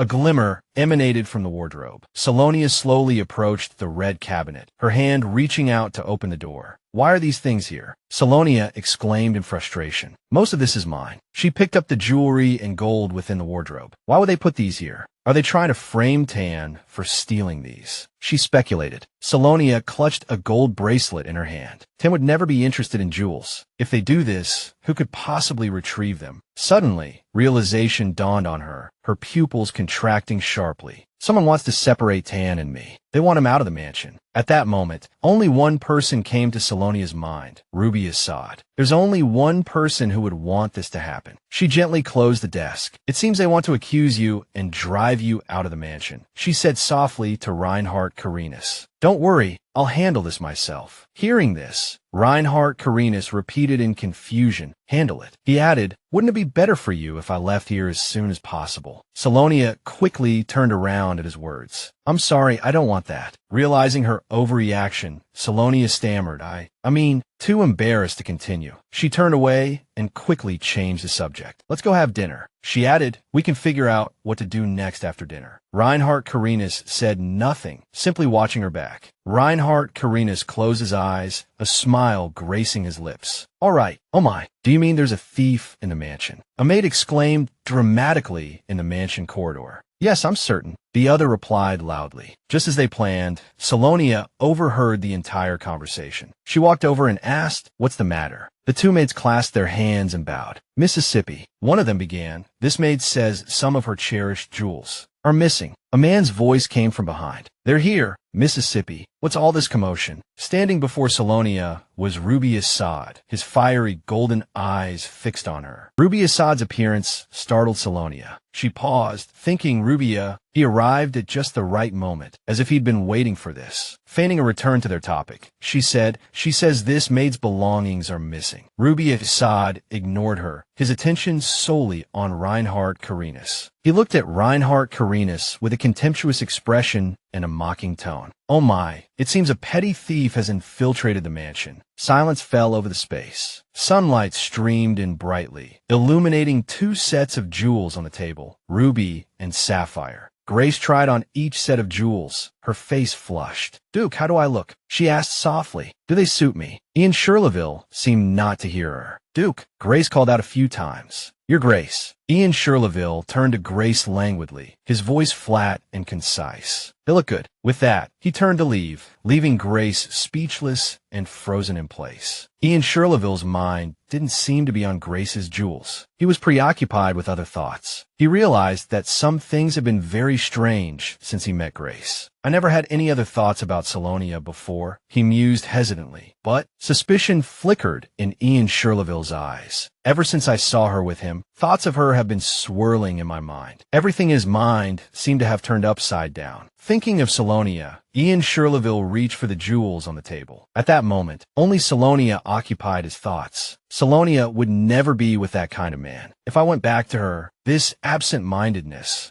didn't escape Grace's notice. Her face darkened, her thoughts churning. Ian has been acting strange lately. Before, all I had to do was frown or get angry, and he would be worried. Why is he acting like this now? Ian Shirleville was gradually becoming colder towards Grace than before. He was indifferent to everything. Is it because I kept avoiding marriage? Grace wondered, complaining inwardly. This is so annoying. Thinking this, Grace put on a bright smile and looked at Ian Shirleville. Ian, can I go to the Duke's mansion tomorrow? Ian Shirleville replied. Why do you suddenly want to go to the Duke's mansion? Grace made an excuse. I just want to go with the Duke and his friend, since we'll be seeing each other often from now on. Hearing these words, Ian Shirleville simply replied softly, all right, if you wish. Ian Shirleville's reaction was the opposite of what Grace had expected. She was stunned, her forced smile fading. That's it. Grace's hands clenched tightly around her dress, crumpling the fabric. Is this the end? Is he trying to disappoint me? She cursed inwardly. In Grace's eyes, she was the one in control of this game. Only she could control men. This man just treated her like a trophy. Elsewhere, Selonia's father walked over sternly and asked, What's wrong, Selonia? Seeing him approach, Selonia was startled. She turned around. Father, Then, in front of everyone, Selonia said with a worried expression, I think there's a thief in the mansion. Hearing this, Selonia's father asked incredulously, a thief? Do you have any basis for this suspicion? Excuse me. A firm footstep approached, and a voice spoke, Master, miss. It was a blond, red-eyed man. He raised his hand as he approached. The servants here are all familiar with your care and well-being. Then he glanced to the side and added, there is one who isn't. Then, the blond man cut to the chase. It's too late to check each room now. At this point, the man immediately pointed at Reinhardt Carinus and accused him. How about checking the guest's room first? The most suspicious person. As soon as he was mentioned, Reinhardt Carinus immediately turned his head, a slight sneer playing on his lips. The blond man, still glancing at Reinhardt, added, I will also participate in the investigation. As he said this, he thought to himself, you arrogant bastard, let's see how long you can be smug. With that, the maids obeyed and ran off to check. Just then, the blond man glanced slightly from behind Selonia, revealing a strange smile. But just then, a maid came out and shouted,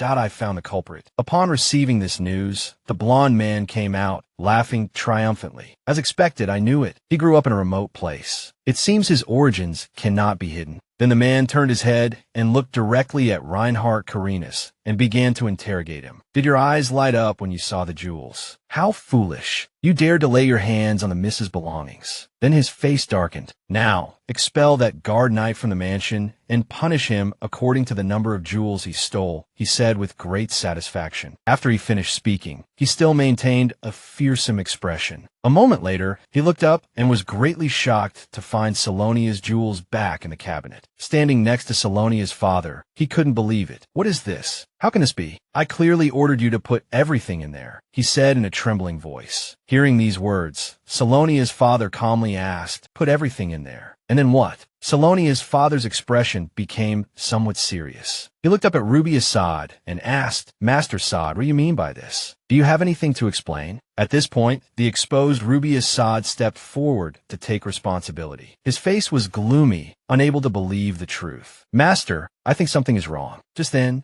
Selonia also appeared and spoke, making him afraid. By the way, Selonia then picked up the jewelry. She continued, her expression still unchanged. I gave this to our guest, our guard knight. After that, she glanced at Ruby Assad, her voice even colder. Knight Commander. With that, she stood beside Reinhardt Carinus, raising her hands together. I am curious. How did you know about the jewels I never lost, having been exposed? Ruby Assad still roared in argument. It's obvious this guy has a grudge against me. Admit it. Did you think you could get away with what you did at the Duke's mansion? Hearing his accusations, Reinhardt Carinus approached in confusion. I don't know what you're talking about. Unable to refute, Ruby Assad also lowered his head, the muscles in his face tense. You dare use me to win the Miss's favor. Driven to desperation, Ruby Assad raised his fist, seemingly ready to attack. Did you think I didn't know your intentions? He asked loudly. But before Ruby Assad could take further action, Reinhardt Carinus quickly subdued him. At this moment, Selonia's father walked over calmly with his hands behind his back and looked at Ruby Assad. No need to hear any more. From now on, Ruby Assad is dismissed from his position as Knight Commander. Then, Selonia turned to leave, her eyes still glancing back as a warning. Find out which servants were involved in this matter. I will deal with them personally. Seeing Selonia about to deal with the servants, Ruby Assad, feeling remorseful, knelt behind her and pleaded, This is too much, Mississippi. How can you be lenient only to this guard knight? Hearing Saad's words, Selonia became somewhat angry. Watch your words. After that, she also turned around, looking at Saad with displeasure, and continued, I've never been lenient to anyone. I'm giving you this chance because of your loyalty. Having said this, she paused for a moment, then continued, Remember, you are responsible for this matter yourself. Hearing Selonia's words, a look of fear appeared on Saad's face. Mississippi. At this moment, Reinhardt Carinus, following behind Selonia in the corridor, said, Everything went as you predicted. Hearing him say so, she replied, Yes, I'm glad we could resolve it easily. After that, he asked, What should I do now? Hearing this, Selonia stopped, her cheeks flushed, and turned around shyly, saying, It's almost midnight. Shall we meet later? Hearing this, a flicker of excitement crossed Reinhardt Carinus's face, and he agreed. Just like that, at midnight, Selonia's voice rang out again, reminding him, remember to avoid the eyes and ears of others. Subsequently, he obeyed.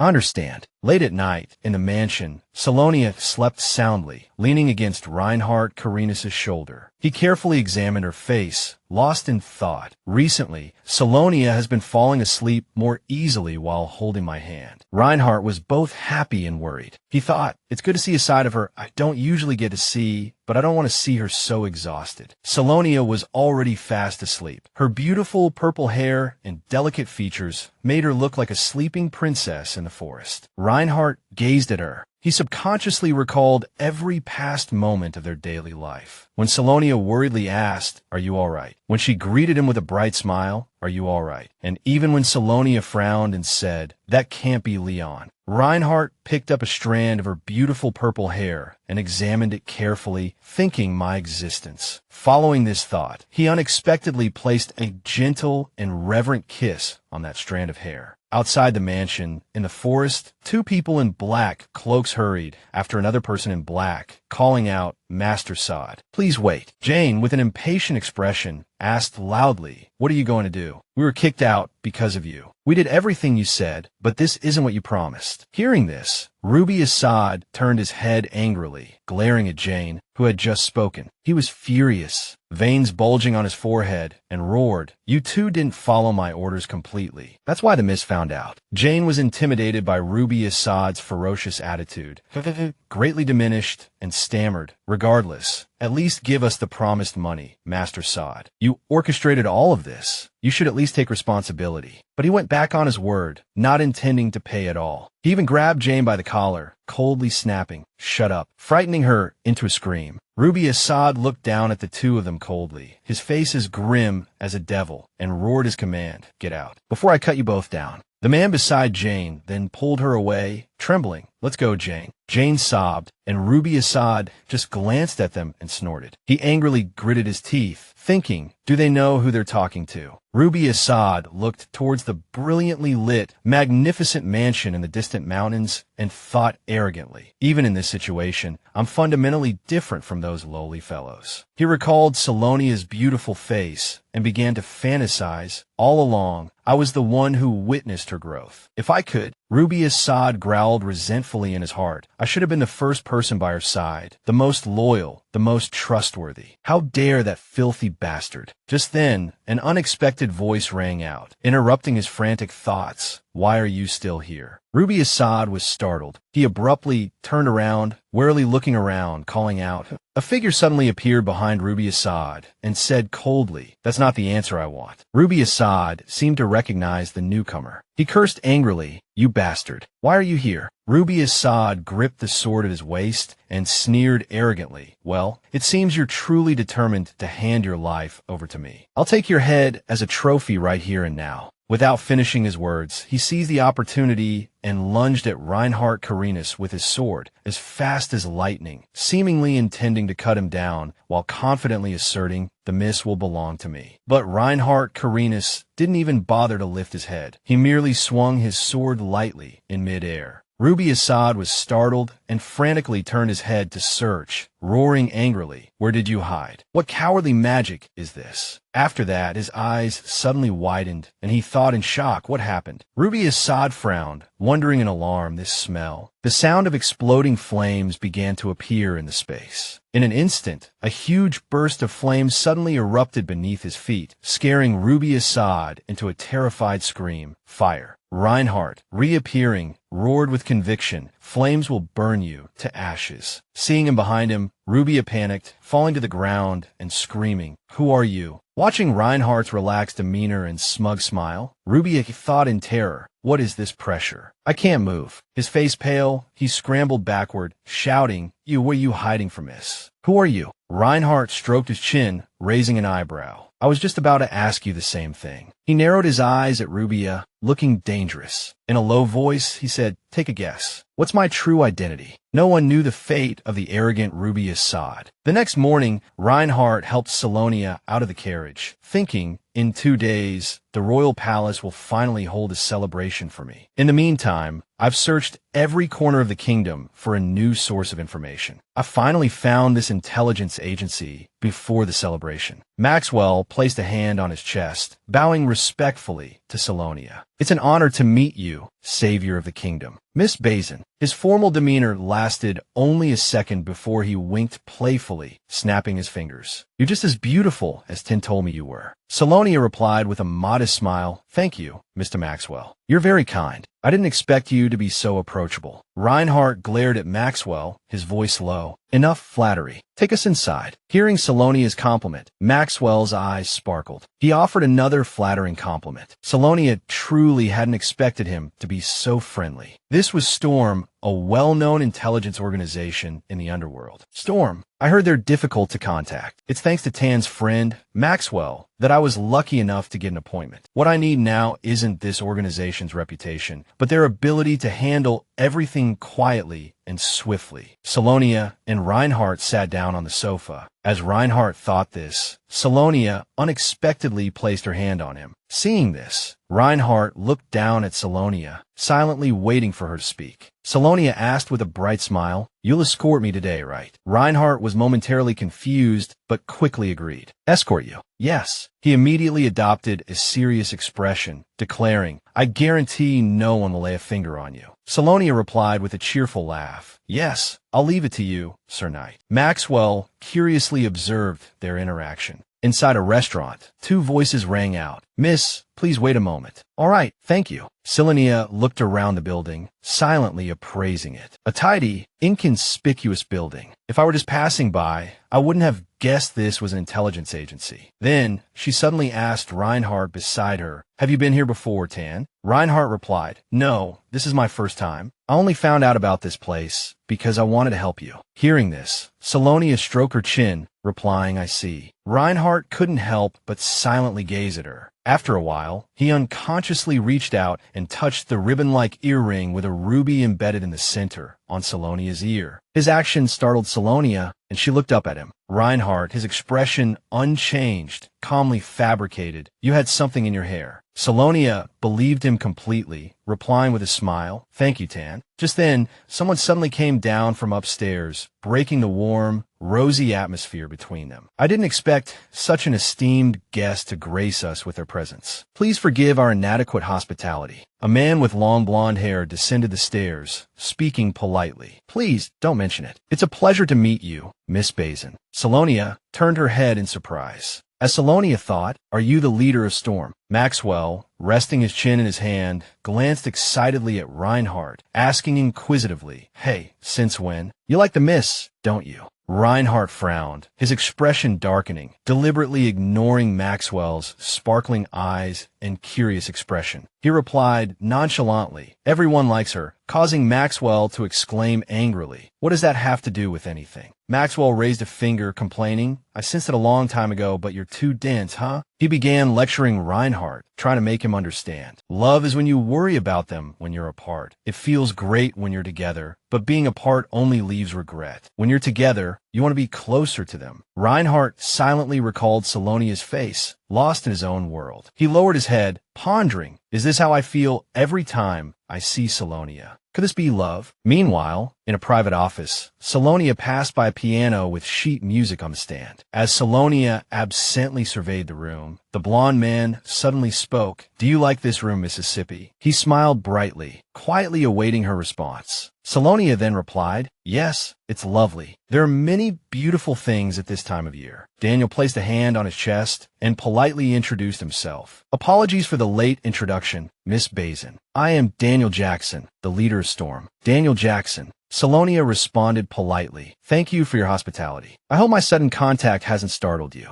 Daniel continued courteously, "Not at all. Mississippi, don't worry. Everyone knows that the Elegant Wind Association belongs to the Bessin family." He continued, "If Miss Selonia has chosen Storm, I presume there's something you don't want your family to know." Daniel said, clasping his hands together, "I'm curious." Seeing his attitude, Selonia decided to get straight to the point. "Since you think so, I'll be frank. Currently, I need help for someone outside the family. She lifted her teacup and continued earnestly. I'm looking for someone intelligent and competent, capable of acting independently when necessary. Selonia looked directly at Daniel, her gaze deep and sharp. What do you think? Is my request too difficult? She asked calmly. Daniel raised an eyebrow, not answering immediately. The great bell chimed resonantly, and a voice rang out, "Oh, I see, it's today." An old man, leaning on a cane, looked up at the clock. "What day is it?" "The Holy Night's ceremony. They ring the bell like that at the end. I heard they fasted for 2 weeks." Contrary to his excitement, his old friend beside him didn't seem too interested. "Stop talking about that. Let's go," he said. The long, sacred ceremony finally ended. Another chime of the bell rang out. Leaf stood outside the temple, smiling pleasantly. He recalled Grace's image, thinking happily, perhaps because I saw Miss Grace before the ceremony, it felt longer than usual. Carrying his toolbox, Leaf continued to think about Grace's reaction. If I tell her I didn't have a chance to try the sweets she prepared, she'll probably be disappointed. Just then, a sudden scream startled him, causing him to turn around. "Help!" The blonde-bearded old man from earlier was trembling, pointing ahead in terror. "The carriage wheel. It's dangerous. Get out of the way." A huge carriage was rolling uncontrollably down the road. The wheel hurtled straight towards 2 young nuns ahead. Fortunately, Leaf appeared in time, skillfully slicing the wheel into pieces with his sword. The startled nuns collapsed to the ground. The blonde-bearded old man ran over, hanging his head dejectedly, stammering apologies. I'm so sorry, Sir Knight." The carriage wheel suddenly came off. Leaf didn't scold him, instead offering a gentle reminder. "It's all right. Please be careful next time." As soon as he finished speaking, an excited, childish voice rang out, "It smells so good," followed by a hurried warning, "Emily, you can't eat that." This made Leaf turn his head. Emily was drooling, looking at Leaf's box. The smaller girl frowned, saying cautiously, "Master Leaf, I'm sorry, the box is broken." Leaf smiled. He bent down and replied gently, "Thankfully, the cookies are still intact. They were a gift from a friend. Can you help me eat them?" Hearing this, the nuns cried out joyfully, "Wow." "Really?" Leaf reaffirmed, "Of course, I've already had enough lunch." The short-haired nun lowered her head, replying devoutly, "Thank you," while the childish Emily raised her hands, cheering happily. "Master Leaf is the best." Watching the 2 girls' joyful expressions, Leaf couldn't help but smile, thinking, those young nuns must be hungry. I think she'll understand. He turned and walked away, continuing to think to himself, speaking of which, I was going to see her again. At this thought, Leaf stopped. He frowned, pondering, why did I do that? My vows to her were genuine, but the truth is, my vows to Selonia have changed. This has been bothering me. During the sacred ceremony, I felt deep remorse. I also understand clearly that doing so won't ease Selonia's pain. Leaf clenched his fist, placing it on his chest, softly calling out in his heart, "Selonia." Just then, Leaf suddenly frowned, his head throbbing as if struck by a hammer. He gripped his forehead. A familiar voice echoed in his mind, "Leaf, it's Poppy." Selonia's image appeared again, smiling at him, handing Leaf a medicinal stick, comforting him gently. "You won't feel any more pain." Leaf frowned, thinking in confusion,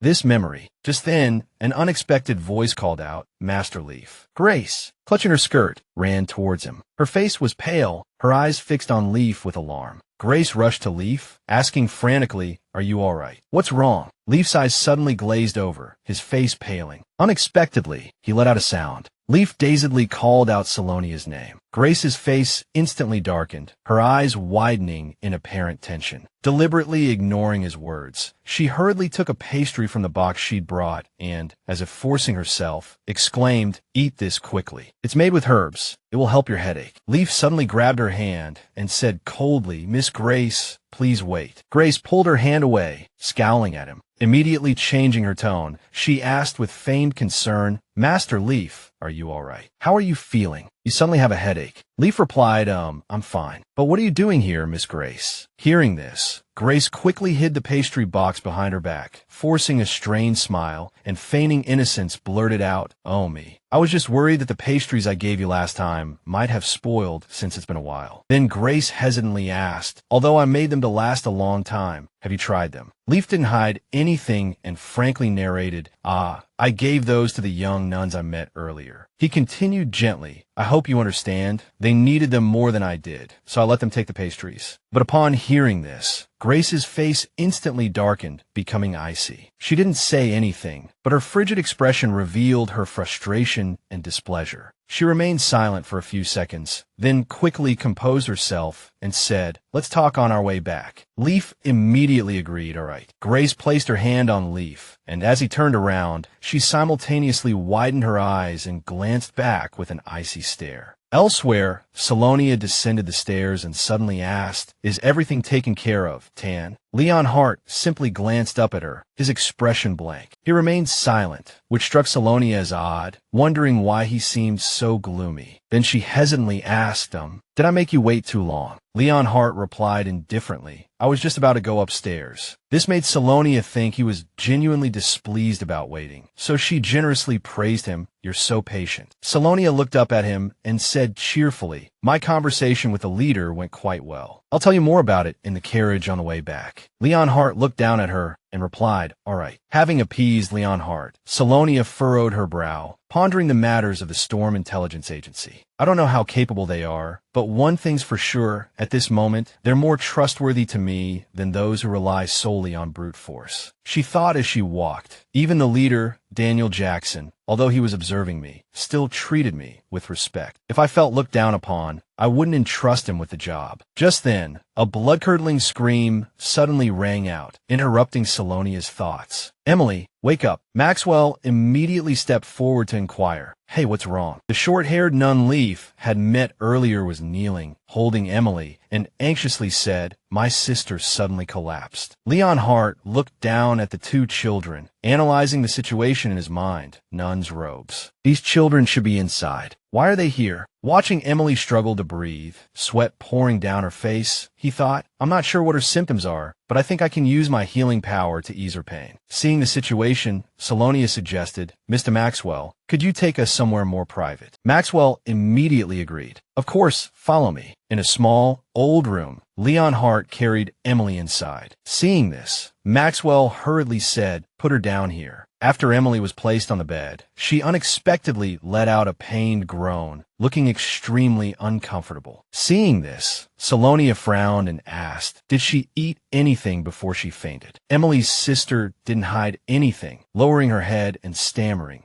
She ate a little bread. She collapsed right after taking a bite. I don't know anything else." Selonia muttered to herself in confusion, "Bread." Emily's sister immediately offered a half-eaten piece of bread, cautiously saying, "Yes, I have it here." As soon as the cloth wrapping the bread was opened, aside from the familiar shape, identical to the pastries Grace had made for Leaf, a strange, foul odor immediately wafted out, making Selonia nauseous. Ugh. She immediately raised her hand to cover her nose. Leon Hart glanced at Selonia and said, "This smells terrible." Selonia immediately agreed, "It does." But Maxwell leaned in and curiously asked, "What are you two talking about? Isn't this the aroma of delicious bread?" Selonia looked at him in surprise, reiterating, "But this smells awful." Maxwell said, confused, "I smell sugar and butter." Immediately after, Emily's sister also looked up at her curiously and said, "Like Mr. Maxwell said, I only smell a pleasant aroma." This startled Selonia, her face darkening. She thought suspiciously, how could that foul smell? She looked at the strange piece of bread in front of her, pondering. Only Tan and I could detect it. Just then, the unconscious Emily's hand suddenly twitched. Emily unexpectedly sat up, much to her sister's delight, who immediately asked with concern, "Emily, are you all right?" But Emily's expression was very strange. Her vacant eyes were wide, her face cold, and she remained silent. Selonia immediately knelt beside Emily, asking with concern, "Emily, can you hear me? If you're in pain, please tell me." Just then, Emily unexpectedly blurted out a non sequitur, "I have to go." This startled her sister, who called out Emily's name. Leon Hart, silent from the beginning, observed Emily carefully. Emily's cheeks suddenly flushed, and she cried out excitedly, "Miss Grace. I have to go see Miss Grace." Upon hearing the words Miss Grace, Selonia froze, her face darkening as if she were too shocked to speak. Emily's sister, hearing this, asked blankly, "Sister Emily, what are you saying? Who is she?" Even her sister didn't know who Grace was, but Emily affirmed enthusiastically, "She's my favorite person." Selonia unexpectedly grabbed Emily's hand, calling Emily. She gently urged, "Focus on my voice." Remember, this left Emily somewhat bewildered. Looking at the bread, Selonia, as if she already knew what had happened, asked in a low voice, "Who gave you this bread?" Emily blankly followed Selonia's words, recalling hazily, "A holy knight gave it to me right before I left the temple." Hearing this, Selonia narrowed her eyes, thinking pensively, "I can't be certain this holy knight is the person I suspect." But to confirm her suspicion, Selonia continued to ask, "Then, did that holy knight have blue hair?" She recalled the man with sea blue hair. Just as Selonia expected, Emily exclaimed in surprise, "Ah, yes, that's right. How did you?" Even though she anticipated this, Selonia was still shocked, trying to compose herself and analyze the situation. Leaf definitely didn't eat anything because of the sacred rituals. A child, after eating the bread she received from Leaf, immediately wants to go to Grace. If Grace is involved again.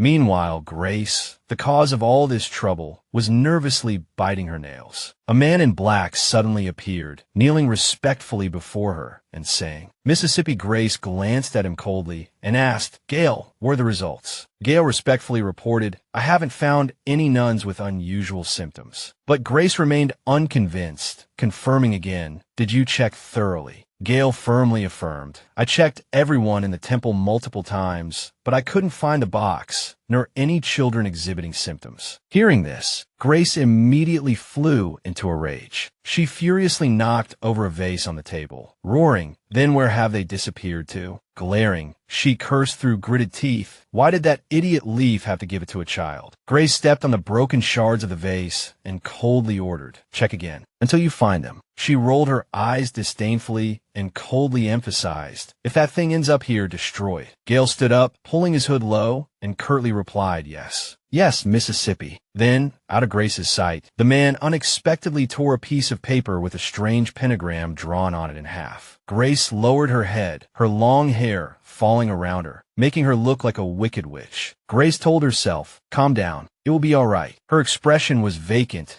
as she frantically repeated in her mind, "It will be all right." Meanwhile, those familiar words suddenly flooded back into Selonia's mind. "I will offer my eternal loyalty to Miss Grace Benet. Regarding the heart I previously offered her, I want it back." This plunged her into an unresolved struggle, as one cannot force anyone to stay with them forever. "I just thought, I hope you will annul our engagement as soon as possible." They changed their minds, but what if they were manipulated? Selonia stroked her chin, a terrifying thought suddenly occurring to her. What if none of this was their own will? Selonia suddenly asked, "Emily, have you met Miss Grace before?" Although Emily seemed to be in a daze, she honestly answered Selonia's question, "No, I have to go see Grace." Having said that, Emily unexpectedly stood up, shouting, "I'm going. I want to see Grace quickly." This startled Selonia. Selonia gently grasped Emily's hand, softly soothing her agitated emotions. "Wait, Emily, please listen to me." She looked at Emily with worry and unease in her eyes. However, Emily, who had just been clamoring to go find Grace, now stood motionless like a stone, her expression blank, causing Selonia to call out in confusion, "Emily." Emily's appearance and reaction made Selonia realize, now that I think about it, when I touched her just now, Emily looked strange. She immediately recalled the scene of her contact with Emily and vaguely understood the reason, perhaps. Selonia realized with both surprise and delight, my healing power is affecting her. Just then, Emily lowered her eyelids again, murmuring in a daze, "Oh." Selonia immediately grasped Emily's hand tightly, gently guiding her. "Emily, please take a deep breath." Emily obediently followed Selonia's instructions and wearily cried out, "I'm so dizzy." A dazzling light emanated from Selonia. She furrowed her brow, exerting her power. Even as sweat continuously dripped from her forehead, Selonia gritted her teeth, silently chanting in her heart, "Please hold on." She thought, "It's been a while since I've used this much power. During the expedition, I could heal 3 people without a problem. But this..." Suddenly, Emily's eyes widened. She looked at her hands blankly and blurted out, "Ah, is it over?" Selonia immediately replied, "Yes, you seem fine. How do you feel?" She hesitated for a moment, then asked directly, "Do you still want to go see Miss Grace?" Emily, who had been so eager to see Grace just moments ago, now tilted her head in confusion and asked, "Who's that?" Hearing this, Selonia clasped her hands together and, instead of answering in detail, covered up by saying, "Ah, it's nothing." She looked ahead blankly. Selonia then lowered her head, her expression serious as she pondered. What did she do afterwards? She bid farewell to the two girls and Mr. Maxwell, instructing them to keep what had happened between them secret. She also didn't forget to replace the bread she had taken with other delicious pastries. In the carriage on the way back, Selonia gazed thoughtfully out the window, thinking it's hard to believe something like this would happen to a young nun. Perhaps I should also investigate this temple. With that thought, she looked up at the sky, her hair disheveled, and complained inwardly with exasperation. Why am I so busy? Despite Selonia currently being, in actuality, unemployed. Chapter 9. Watching her expression, Leon Hart asked with concern, "Why do you look so exhausted?" Selonia didn't explain the reason, not telling him about Grace, only admitting wearily, "Is that so? I feel more tired than usual." Leon Hart didn't reply, looking deeply at her as if pondering something or wanting to probe Selonia for a cert question. However, unexpectedly, Leon Hart suddenly reached out and pulled Selonia into his arms. She looked up in surprise, gazing at him blankly and calling out, "Leon Hart." Leon Hart looked down at Selonia and softly said, "You can lean on me if you wish." Hearing this, Selonia blushed, secretly smiling with happiness. They soon returned to the mansion. Unexpectedly, Leon Hart once again picked up Selonia, who had fallen asleep inside. The maid hurried out to greet them, and seeing this scene, she exclaimed worriedly, "Oh, my lady." "Master Leon Hart, what happened?" Leon Hart slowly replied, "It's nothing. I think she just fainted from exhaustion." Just then, someone suddenly stepped forward and politely suggested to him, "Please leave the lady to me." Gallo Raymond's aide extended a hand to Leon Hart, continuing, "I will escort Miss Selonia from here." Leon Hart narrowed his eyes at him, then coldly snapped, "Get lost." But Gallo's aide remained where he was, stubbornly saying, "These are the Duke's direct orders." The maid's face paled in fright. The atmosphere between the two men solidified as cold as a winter blizzard. Seeing this, the maid hurriedly persuaded and assured Leon Hart, "Master Leon Hart, I will stay by Miss Selonia's side the entire time, so please rest assured." After a moment of silence, Leon Hart also agreed to hand Selonia over to the aide. A strand of her purple hair brushed against his hand. As that strand of hair fell and Selonia was taken away, Leon Hart continued to silently watch her retreating figure. The hand that had just touched that strand of purple hair still lingered in midair. That is gradually fading. Leon Hart narrowed his eyes, his gaze becoming incredibly dangerous. He suddenly felt a surge of irritation, thinking, what is this emotion? Selonia.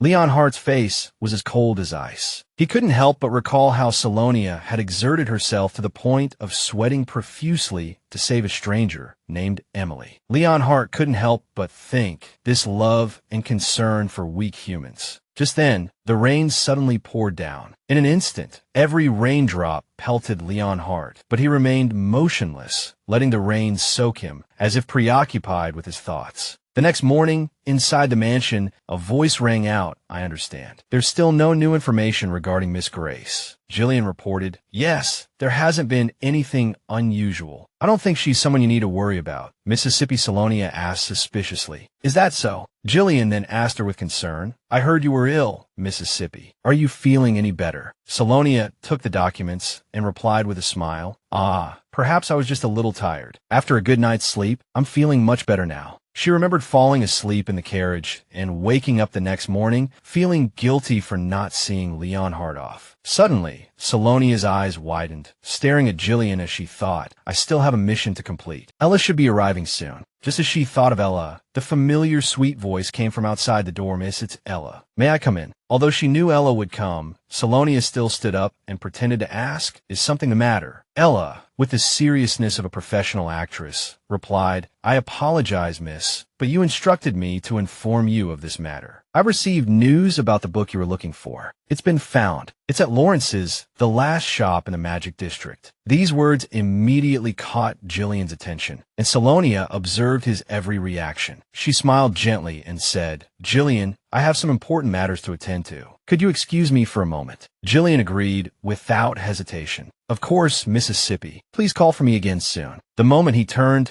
Jillian's expression changed, his face darkening as he glanced back at Selonia. After Jillian left and the door closed, Selonia immediately turned to Ella and praised her happily. "Well done, Ella." Ella lifted her chin proudly and replied with a smile. I find this quite amusing. Selonia held up the paper filled with writing and thought excitedly. This is just the beginning, Jillian. She thought confidently. I've set the trap. Recalling Jillian's face, Selonia affirmed confidently in her heart. Now, all that's left is to wait for the prey to fall into the trap. Meanwhile, in another place, a voice rang out. We're almost at the Demon King's castle. Looking towards the castle on the high mountain, Yev cautioned, the closer we get, the more rugged the terrain will surely become. Ian then decided, let's stop here. Just then, someone unexpectedly grabbed Selonia's hand. The blue-haired man greeted her gently. Celia, how are you feeling? Selonia smiled brightly and affirmed with renewed energy. The dragon heart has helped me recover much faster. I don't feel as tired as before. I must thank you again, Mike. Thank you so much. The blue-haired man looked at her tenderly and expressed his feelings sincerely. I've been so worried about you, Mississippi. He continued happily, but now, nothing can harm you, Mississippi. Ah, except for black magic. This made Selonia exclaim in surprise. Black magic. The blue-haired man then explained, Holy, dragonkind has always been diametrically opposed to black magic. The blue-haired man emphasized seriously, even with the dragon heart. Miss, you are not immune to its harm. Having said that, he comforted her gently, but don't be afraid. I haven't seen anyone else use such ancient magic in this era. After that, the man declared loudly, and I will protect you, miss, with my life. The book slammed shut. Selonia sat motionless in the library, speechless. She thought pensively black magic that was created long ago by a small group of demon worshippers. It said that it was deemed heresy by the emperor hundreds of years ago and destroyed. I thought the Central Library, the largest library in the empire, all materials related to ancient magic are prohibited by law. Someone once told her there would be more information on black magic there. Selonia looked despairingly at the pile of books on the table and thought, but I didn't expect reading those books to be forbidden. If all related materials and academic books are prohibited, then ancient magic would be extinct, just as Mike Ryan said. Selonia pondered painfully. Then how could Grace use black magic? She recalled the magically infused bread and tried to calm down and analyze. The magic could control the minds of the male leads and the young nuns, and even affect Mike Ryan, a dragon. But it had no effect on Leon Hart, the Demon King, and my healing ability can negate its influence. Selonia thought, all clues point to black magic, but I still lack evidence. I wish I could irrefutably prove all of this. Seemingly lost in a tangled mess of thoughts, without any answers, would it be better if human emotions had clear boundaries? If they are truly cunning enough to betray me, should I consider their actions as false? If they didn't mean it, wouldn't that shatter my already broken heart even more? If everyone in this world is just a character in a story, how can I be sure that my emotions are my own and not just settings for the role I play? Finally, she slumped onto the table in despair and groaned, Ah, my head hurts. Just then, an unexpected voice startled Selonia, and she looked up. Where does it hurt? Looking at Leon Hart's handsome face beside her, Selonia grinned and thought, Oh, I was so engrossed in my thoughts that I forgot Leon Hart was next to me. She hurriedly addressed him, Leon Hart, why didn't you say anything? You must have been bored. But Leon Hart replied that time had never flown by so fast, shamelessly confessing, I've been watching you the whole time. This made Selonia blush crimson, embarrassed. She stood up, stammering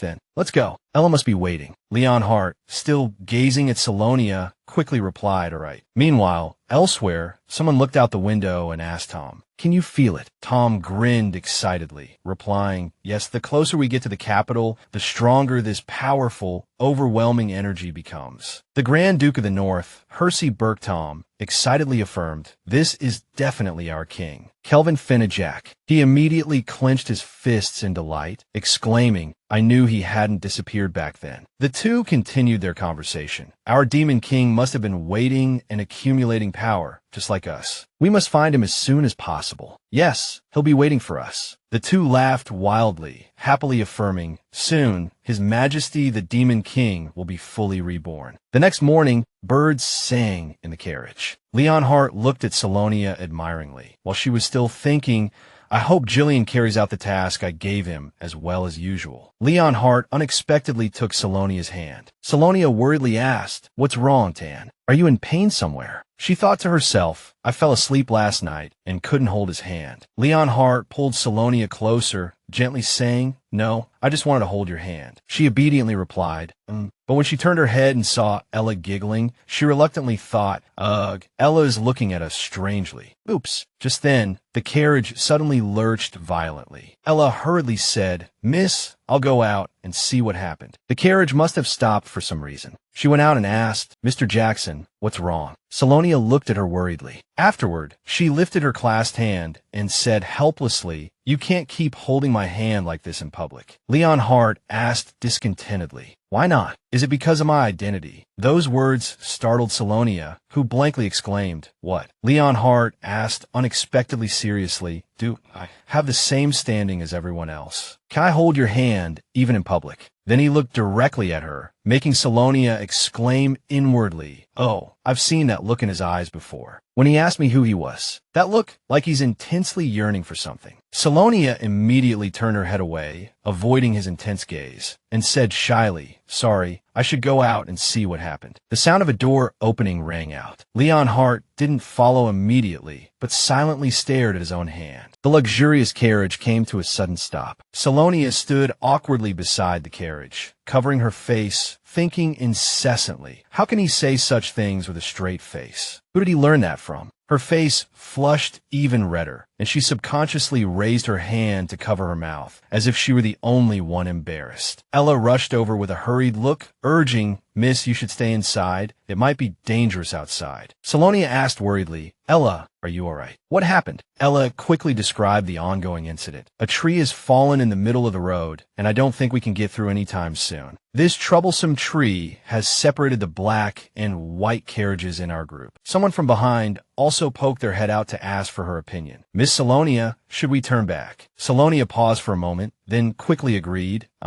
maybe we should, and we should inform the Capitol Guard. At this moment, Ten also got out of the carriage, and from a moment he came over to inquire about the situation. What happened? She turned to look at him and explained, Oh, Ten, the road is blocked, so I think we should turn back. Meanwhile, Ella, as if transformed, exerted all her strength to move the tree trunk. Selonia hurriedly shouted, Ella, stop. You'll hurt yourself. Tan was somewhat speechless, turning his head to confirm, this is the problem. She looked confused.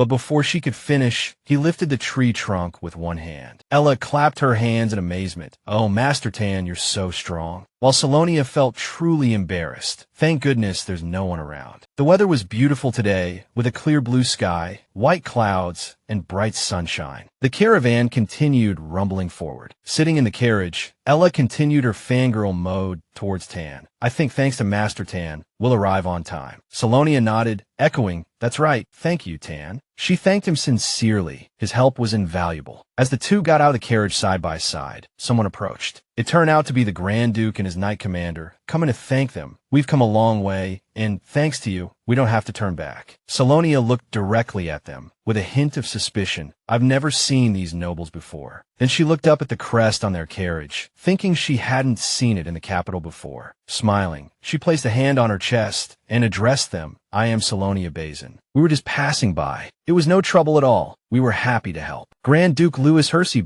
smiled back. It is an honor to meet a savior so soon after arriving in the capital. She nodded slightly and replied modestly, The honor is mine, your grace. A calculating glint flashed in her eyes as she thought to herself, the Grand Duke of the North, Selonia recalled the image of the White Castle and the blizzard and the rumor she had heard, that after the Demon King's revival, monsters ran rampant everywhere, and it was practically he who personally led the extermination squads to suppress them. In the forest, the four stood facing each other in silence, the atmosphere momentarily stagnant. Selonia nudged the man beside her with her finger. She signaled to Tan, and he understood. He lifted his head haughtily and nodded in greeting. Grand Duke Louis and Knight Commander Kelvin's jaws dropped simultaneously, as if struck by lightning, frozen in place. To break the awkward silence, Kelvin cleared his throat and began, "Your Grace, ahem." But his words faltered, and he turned to the Grand Duke as if seeking guidance. After a meaningful glance from the Grand Duke, Kelvin asked perfunctorily, "So, your name is?" Selonia stamped hard on the foot of the man beside her, and he reluctantly replied, "My name is Tan." The two men opposite them seemed to snap out of their stupor, as if suddenly enlightened by the awkwardness. The Grand Duke repeated his name thoughtfully, "Tan."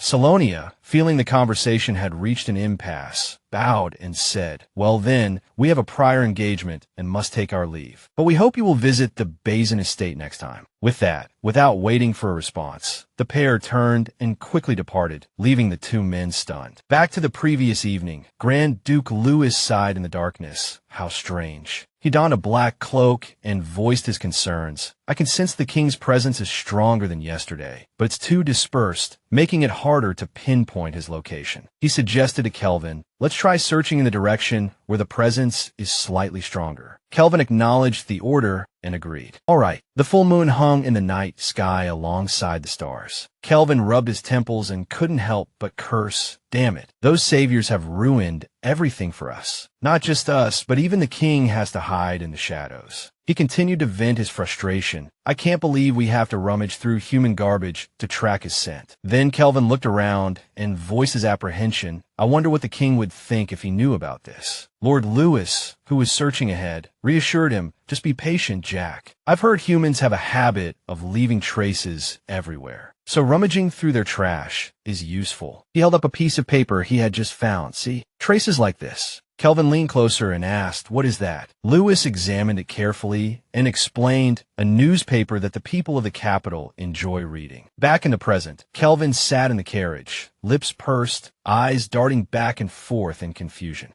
This person," Lord Louis declared. "I'm certain that was the king." Kelvin raised his hand in protest. "But why didn't he recognize us? And he even bowed to us, His Majesty's loyal subjects." Faced with such a sharp question, the Grand Duke was momentarily speechless, his arms crossed, silently absorbing the blow. The Grand Duke recalled reading in the newspaper about Tan, the beast of the night who had saved so many people. He had only felt that Tan possessed a kingly air. Tan's appearance was identical to the monarch in his memory, but a demon couldn't possibly fail to recognize their own king. He thought of the shackles that had once bound them, the king's powerful energy that had enveloped their entire beings. Finally, Grand Duke Louis concluded, "It said the beast of the night lost his memory. Perhaps he's not only forgotten us, but also himself." Kelvin stammered, unwilling to accept this speculation. Impossible. He narrowed his aged yet dangerous eyes and asked, "Did you hear the name of the woman beside him?" Selonia's face surfaced in his mind, one of the saviors who had slain their king. Kelvin was horrified by the words, cold sweat beading on his face. The Grand Duke continued, "Not only that, he looked directly at Kelvin, his tone way. I can sense the king's presence emanating from her." Night deepened, the moon still high, but the stars had hidden themselves. In a small tavern, the waiter's voice rang out, "Thank you for your patronage. Please come again." The door was suddenly pushed open from the outside. A pair of long legs stepped inside, heels clicking against the floor with a tap sound. Selonia removed her hat and cloak, a brilliant smile gracing her face as she countered, "Oh, is that so?" She placed a finger to her lips and winked playfully. "Then I've arrived at just the right moment." Candles crackled in the tavern, brightly illuminating a corner on the edge of the magic district. There, nestled amongst the other establishments, was a shop specializing in magical items and ancient texts. This tavern was that shop. Leading the way was Selonia. Before they had leaked information about this place to Jillian, they had actually been operating it as a legitimate shop. The seemingly foolish waiter was, in fact, Maxwell, playing the role of shopkeeper. Selonia looked around the tavern, secretly pleased. "And it looks even more authentic than I planned. This will definitely..." She recalled the man's icy face, her thoughts trailing off. "Infuriate Jillian." Fury burned within Selonia. "I don't care what Grace wants anymore. I'm going to catch them red-handed." Maxwell looked at her, his face etched with confusion. He sought confirmation. "But are you sure the two of you will be all right? There's still time to summon the most elite knights and family members." Selonia's eyes narrowed as a smile played on her lips. "It's all right. Maxwell, you know how capable Tan is." In her heart, she was even more certain. He's stronger than the knights, and he also knows how to keep a secret. She reached out and pushed a book on the shelf. The space transformed into a desolate ruin ravaged by fire. The person who set fire to the Wickland shop will definitely appear here tonight. With each step she took, her conviction grew.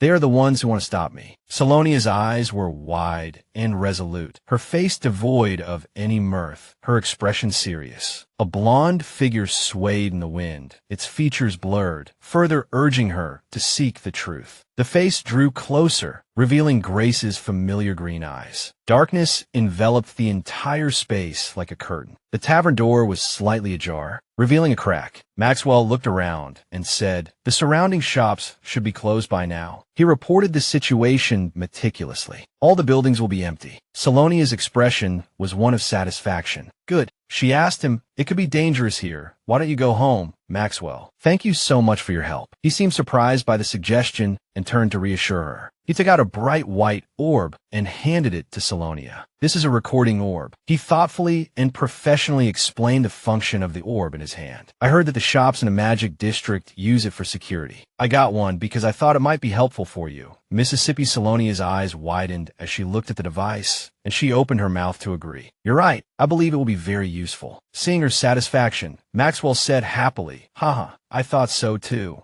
As soon as Maxwell left, silence fell over the Magic District. Ella walked, preparing for the next step. She clenched her fists, cheering her mistress on in her heart. She pulled Tan towards the bar, while Tan and herself decided to hide in the shop and wait. Selonia hid behind the bar, her head lowered in worry. "I've done my best to lure them out, but I'm also scared." Her mind raced with thoughts about her daring plan. Will they really come? If I catch them, what then? Tan reached out and gently took Selonia's hand. As surprise and confusion washed over her, he spoke. "I sent someone here." As soon as Tan finished speaking, a sound echoed from not far away. The two quickly crouched down, hiding themselves silently. Outside the door, the moonlight cast the shadow of a cloaked figure. Tan watched thoughtfully. Selonia also glanced over with a calculating gaze. The dark figure quickly moved into the tavern. The person angrily threw all the books on the shelves to the ground, cursing, "Damn it, where did they put it?" Suddenly, the candles on the bookshelf ignited, brightly illuminating the area. Selonia stood behind him, asking darkly, looking for something. She slowly approached. "Today is like a gamble. I'm not sure if the risk of acting alone is worth it." As she drew closer, she spoke, distracting him. "This thing must be very important to you, right?" Finally, she stopped a short distance away. "Or rather, it's important to your master, since it requires you to come personally." The person turned around, revealing his face, Jillian. He said slowly, "There must be some misunderstanding, Miss Selonia." She immediately retorted, "Misunderstanding." Before he could say more, she asserted, "You set fire to the Wickland shop and hurt innocent people, didn't you? Who do you think you're working for?" She shouted in his face. Jillian lowered his head, as if in complete surrender. "It seems I can't talk my way out of this." "Are you alone, miss? Your healing abilities aren't enough to protect yourself," he warned in a low voice. "What?" Selonia asked suspiciously. Jillian shifted his footing, blocking her path. "I don't know what you're trying to get from me with this trap." He exuded a dark and ominous black aura and warned Selonia, "But things won't go the way you want, Mississippi." She unexpectedly pulled out a short dagger, pointing it straight at him. "Don't move." Then he suddenly grabbed her wrist, squeezing it tightly. The knife flew from Selonia's hand, spinning through the air. Should a noble lady really be speaking like that? Jillian warned in a low voice. "I think it's time you reconsider your position, Mississippi." He brought his face close to Selonia's, taunting her. "What do you think happens to a young lady wandering around alone late at night?" Then he grabbed her hand, pulling her closer to his suggestively close body. "I'd be happy to show you."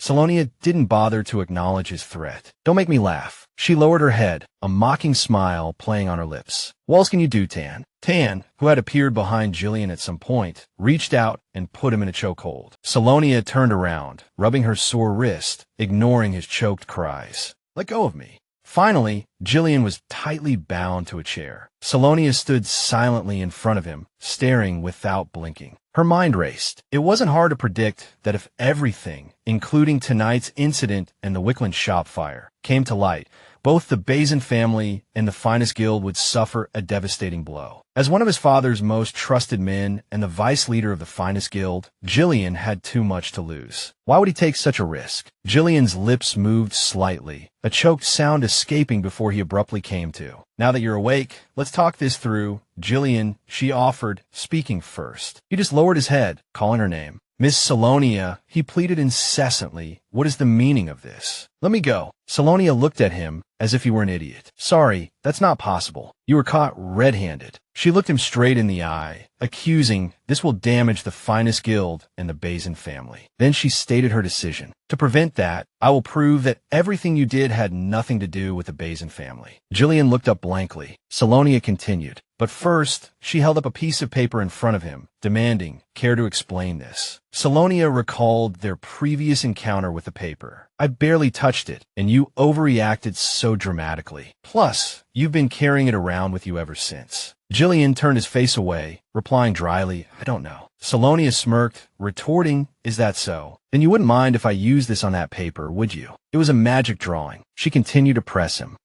Perhaps a teleportation spell, a communication spell, or a contact spell. Jillian's mind reeled. How does she know? As if echoing his thoughts, Selonia revealed her plan. I'm guessing you used parchment so it wouldn't leave any magical traces. Unfortunately for you, that didn't work. Quite the opposite, it helped me track your movements. She gave him one more chance. You better start talking, she growled, before I actually use it. Jillian hadn't expected her to go this far. His face paled, and he lowered his head. Finally, he answered in a low voice. It's a communication spell. Selonia lowered her hand and asked coldly, since when have you been working for Grace? Jillian lowered his head and uttered the shocking words, I've always been working for Miss Grace. Selonia heard what she wanted to hear. She turned to leave, leaving behind words that felt like an epitaph. Is that so? Strangely, that's a relief. She walked past Jillian without a flicker of emotion. While he seemed on the verge of collapse, his head slightly tilted. Selonia walked slowly, her face grim. Yes, I really am relieved. More importantly, this confirms, she recalled Jillian's reluctant face. He wasn't manipulated by Grace's magic like the others. He wasn't confused, and his attitude didn't suddenly change. That's the proof. This means there's nothing more to consider regarding his judgment. She stopped, because there was something she didn't understand. But I'd really like to know why he would put Grace above the Bessin family, to whom he's dedicated his entire life. On the table in front of her were two items, an oil lamp and a box of matches. Selonia reached out and picked up the recording crystal ball that had been placed beside her. You haven't changed your methods, she murmured, gazing into the glowing orb. You find something, hide it, then set a fire to escape. She recalled the devastation of the Wickland shop, identical to the way you burned down Wickland's store. Anger flared within her. Why did you do that? She turned sharply to him. Do you know how many innocent people died because of that? Jillian's expression remained indifferent. Oddly enough, I thought Miss agreed that small sacrifices are necessary for the greater good. She stepped closer, her words pressing him. Isn't that also why you agreed to become one of those laughable saviors? Stop beating around the bush, Jillian. I'm asking why you killed Mr. Wickland. She was perplexed. You could have just taken the book and left. Why did you do something so cruel? Jillian's reply was surprisingly simple. Because the old man saw my face. Witnesses must be eliminated. Isn't that common sense? Selonia's eyes widened in shock. What? You killed an innocent man just for that? Jillian chuckled smugly. I truly don't know if Miss is too naive or just pretending to be stupid. Do I need to spell out for you? She felt this interrogation wouldn't yield anything more. Forget it. I don't think I can get anything else out of him. His confession is recorded in the crystal ball. My objective has been achieved. Selonia decided to leave him and the crystal ball in the room. The guards should be here soon. Ella has already notified them. Now all that's left is to leave him here with the evidence. Selonia smoothed her collar. One last thing. Did my father know you were working for Grace? Jillian closed his eyes, answering bluntly. If he knew, I'd be dead already. She looked at him intently, as if trying to confirm the truth of his words. Then she pulled Tan aside, lowering her voice. Tan, is there a way to keep him here, unable to do anything before his guard arrive? He nodded in understanding, then stepped forward and delivered a swift punch. Watching Jillian collapse silently onto the floor, Tan asked with concern, is he all right? I held back. The next day, In the Bessin castle, bathed in brilliant golden sunlight, Duke Bessin read the newspaper in his hands, exclaiming in surprise, "The arson and murder suspect has been apprehended." He looked directly at his daughter and asked again, "Did you really do this?" The Duke called out his beautiful daughter's name. Selonia quickly pushed a teacup towards her father. The Duke sat cross-legged, his voice low and laced with reproach. "After your recovery, I resolved to support you in any way I could, but this was too dangerous." He looked at his daughter, who remained silent with her head bowed, and asked gently, "Why didn't you tell me beforehand?" Selonia quickly apologized. "I'm sorry, father, but after I discovered Jillian had been watching me, I couldn't act rashly." The Duke raised the teacup to his lips and took a sip, promising her, "I'll take care of that matter." Selonia's eyes widened in surprise. She asked suspiciously, "What are you implying?" She didn't hesitate to ask him directly. "Are you referring to Jillian watching my every move and committing crimes, or his betrayal of the family?" The Duke slammed his teacup on the table. "Regardless, we cannot let him escape punishment. From now on, I'll also find another reliable messenger to assist you."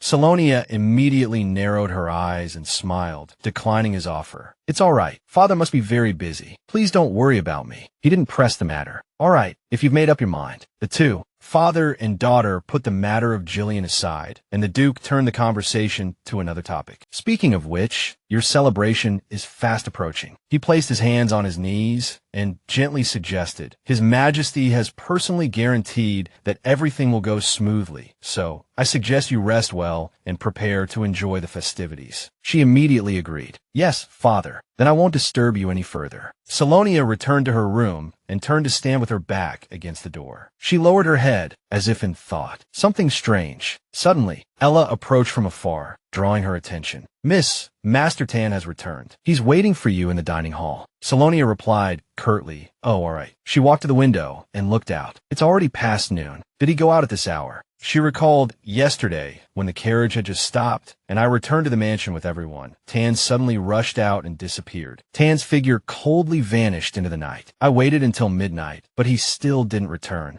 Selonia wondered what urgent matter it could have been. The sun had dipped behind the clouds, painting the corner of the sky with the afterglow. Tan, with his golden hair, walked calmly into the mansion, his hands in his pockets. Selonia stood at the window, watching his back, and softly said, "Tan." Smoothing her hair with a hand, she tilted her head playfully. "Did you just get back?" Selonia asked, walking alongside Tan. "You left the carriage so suddenly, I was startled. Did something happen?" Tan didn't answer. Instead, he abruptly called her name, Selonia. Then his demeanor shifted, and he asked pointedly, "What do you know about the Demon King?" Back to last night. Tan sat in the carriage, warily watching the scenery outside. "Someone is following us." He jumped out, leaving behind the words, "Selonia, you go back first." She called after him in a panic. "What?" "Tan, wait." Concealed in the secluded forest, Tan silently assessed the situation. "Two people.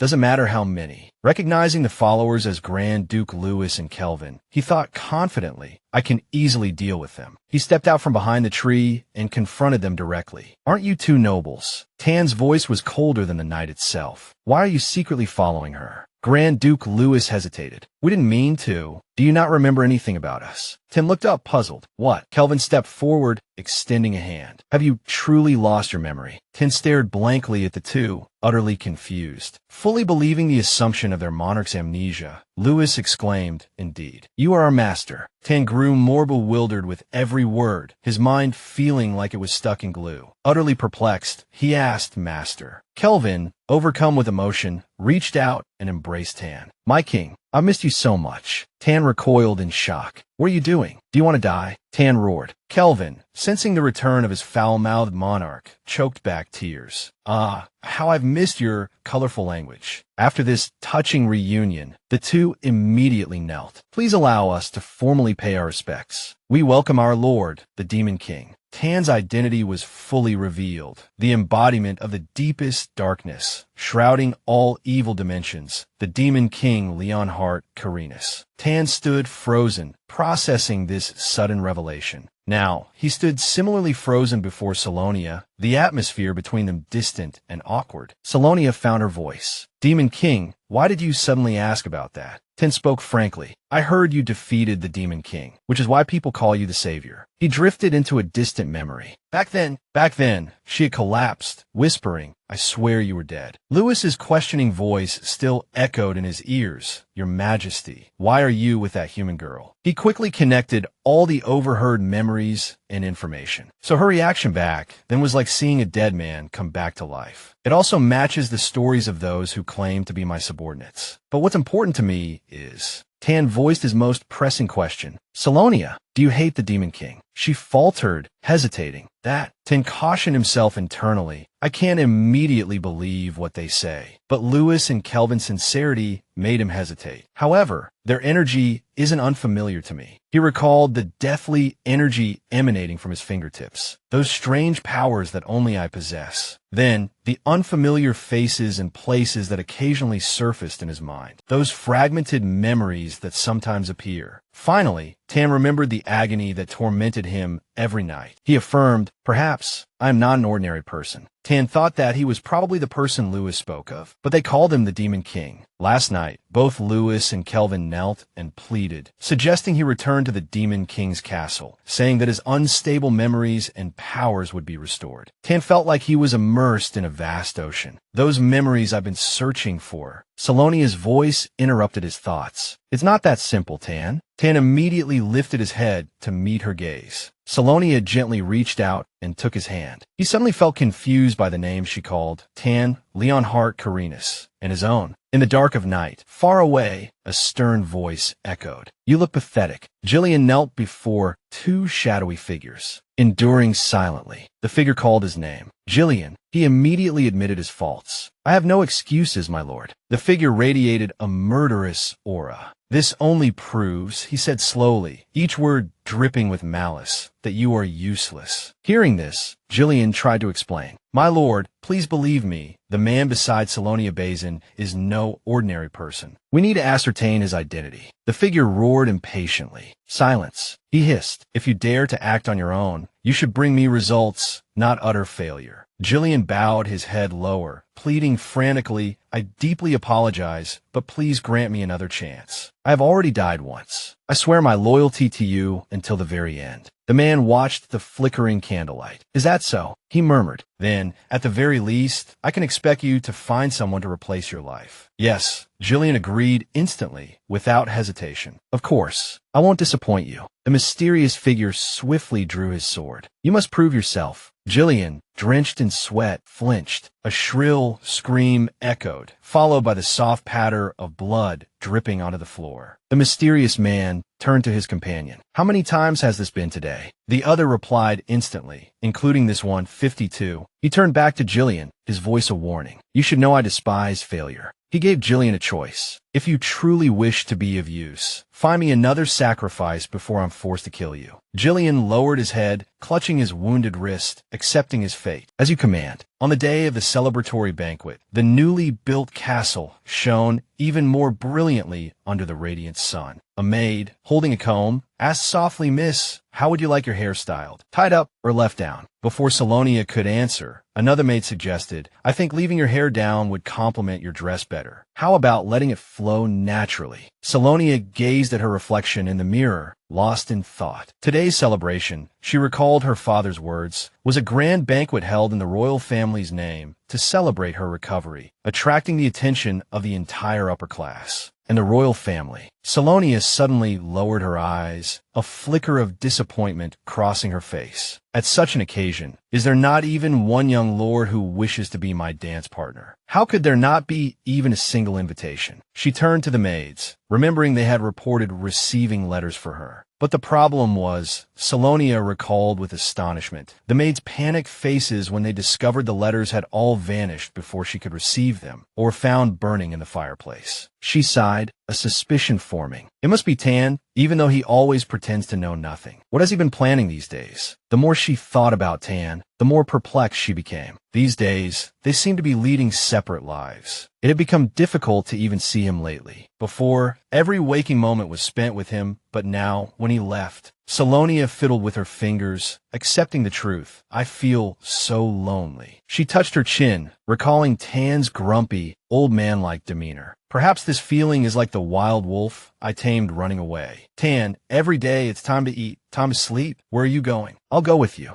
Then Selonia sadly recalled their unpleasant conversation a few days prior. Could it be because of what happened that day? Perhaps Tan's memories are gradually returning. Selonia abruptly stood, causing the maid holding the comb to stumble back, exclaiming in alarm, "Oh my miss." She suddenly remembered Tan's promise. In 1 month, I will leave this house of my own volition. She thought to herself, could he be looking for a place to stay because of that promise? Selonia lowered her head again, sadness washing over her. Of course, I know he can't stay here forever, even if he hadn't made that promise. She felt like she was standing in a vast, endless land. I'm just worried because I still know nothing about anything, and I'm incredibly confused, and Tan was the person she chased across that land. I can't take my eyes off the Demon King, such a crucial figure. The ancient texts haven't offered any new clues. She looked out the window at the brilliant scenery. The Storm Association hasn't contacted me with new information either. Yes, that's the only reason. 2 maids, their cheeks flushed, gathered around her, showering her with compliments. Miss, you're so beautiful. Yes, you're more radiant than the sun. After finishing her preparations, Selonia looked more elegant than usual. She slowly rose and walked out of the room. A maid behind her suggested, Miss, shall we put on your dress now? This way, Mississippi. She replied softly, all right. Standing at the door, she silently calculated, I'll be returning very late when the banquet ends. Then her eyes drooped with regret. Does that mean I won't see him tonight? In the hall, the maids were still busy decorating and cleaning. The emperor stood on a raised platform, observing the scene. It seems the final preparations for the banquet are proceeding smoothly, he commended. He called to the man standing beside him, Crown Prince. The man immediately placed his hand on his chest and bowed. Yes, your majesty. He asked his son, do you know why we are holding a celebratory banquet for Selonia Bessin in the Night Hall? The Crown Prince lowered his head, as if in thought. The Night Hall is the second largest hall in the royal palace. It's difficult to hold an event here without your majesty's permission. Therefore, for the celebration to be held here, the Crown Prince confidently replied that this was a perfect opportunity for a public announcement, calmly revealing the startling news that the royal family was considering Selonia as his future bride. The emperor was very pleased with this answer. Yes, precisely, he said, frankly explaining his calculations. If we incorporate the Bessin family into the royal family through marriage, it will undoubtedly help us consolidate royal power. The Crown Prince understood and continued, as you wish, your majesty. The emperor turned to the Crown Prince and instructed, good. Fortunately, Selonia's companion today is her father, Duke Bessin. This is a good opportunity for you to personally escort her. The Crown Prince immediately replied, yes, your majesty. He smiled brilliantly, but the smile didn't reach his eyes. I will treat her with the utmost care. The Crown Prince quickly adjusted his appearance, and the attendants beside him meticulously straightened his clothes. The Crown Prince slightly lifted his eyelids, slowly savoring a name, Selonia Bessin. He knew she was the woman who had slapped another young lady, a woman who, relying on her family's influence, dared to cause a scene at a royal banquet. The Crown Prince closed his eyes, inwardly assessing, she's nothing special, just arrogant. It might be interesting to see her lose her composure tonight. He recalled previous occasions they had attended together. Even then, during the pre-expedition ceremony,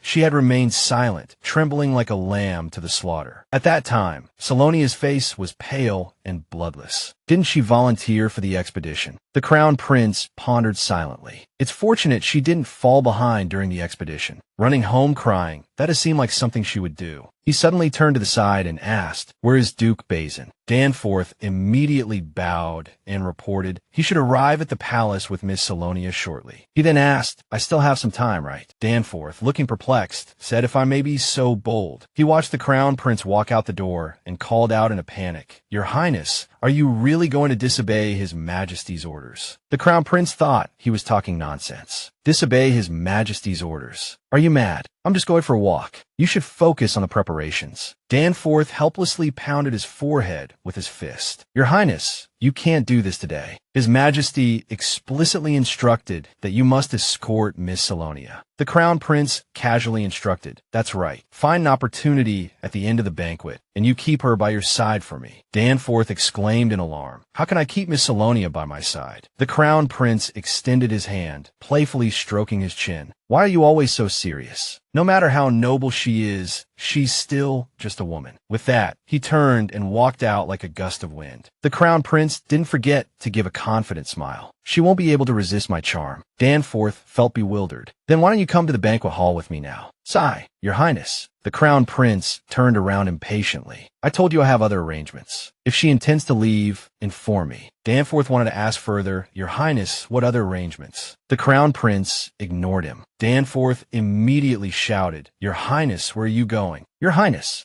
In the hall, someone said cheerfully, Congratulations on your recovery, Miss Selonia. Selonia gently replied, Thank you. She placed her hand on her chest and politely tilted her head. Thank you very much for coming. The person handed Selonia a bouquet of bright red roses. Miss, thank you for the invitation. He spared no words of praise. You are as radiant as ever tonight. Selonia felt a little overwhelmed and mechanically replied, Thank you. The surrounding people echoed, Congratulations, Mississippi Miss Selonia. I'm truly delighted to see you so healthy. Handsome gentleman continuously approached Selonia. Miss, seeing you safe and sound puts my mind at ease. She stared blankly, thinking, they are more attentive around me tonight than usual. Her eyes lit up as she looked in one direction. My savior has arrived. Father. But he wasn't standing alone. He was surrounded by even more people than she was, seemingly busy with the business her father intended to conduct. She watched the men gathered closely together, thinking to herself, I should be careful and keep an eye on father's location. Suddenly, a pleasant voice called out, Miss Selonia. She quickly replied, Miss Abel. Miss Abel spoke first. Miss Selonia, how have you been? It's been a while. Miss Bullen, with lowered eyes, added, Your dress is truly exquisite. Abel, holding her arm, exclaimed, You look like a character straight out of a novel. Selonia felt they were a bit too enthusiastic and tried to change the subject. Thank you. Please, both of you this way. I'll take you to my seats. Selonia looked at the empty chairs by the window and hesitated.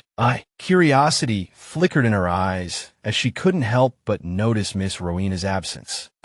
Miss Bullen, sitting next to her, quickly explained, She's been busy with dates lately, so we haven't seen her for a while. Miss Abel added, But she was really looking forward to your celebration party. She'll be here soon. Looking at Selonia's dress, she curiously asked, Is that dress from the Burundi boutique? She continued on her own for a moment. I saw that beautiful design in the shop, and I was wondering who would wear it. You know how picky Madame Burundi is. The young ladies around them also perked up their ears. Miss Bullen covered her mouth with her hand and whispered, especially because of that rumor. Selonia asked in confusion, Rumor. Miss Bullen quickly explained, the one about Madame Burundi refusing Miss Grace. Selonia tightened her grip on her glass, thinking, so the rumor about what happened when we were at the shop that day has already spread like this. Miss Bullen continued to ask, Isn't he coming to your party tonight? Selonia looked bewildered. What are you talking about? Miss Bullen excitedly revealed the night beast. I read in the newspaper that he's staying at the Bessin estate. Suddenly, someone interrupted their conversation. Excuse me, Miss Selonia.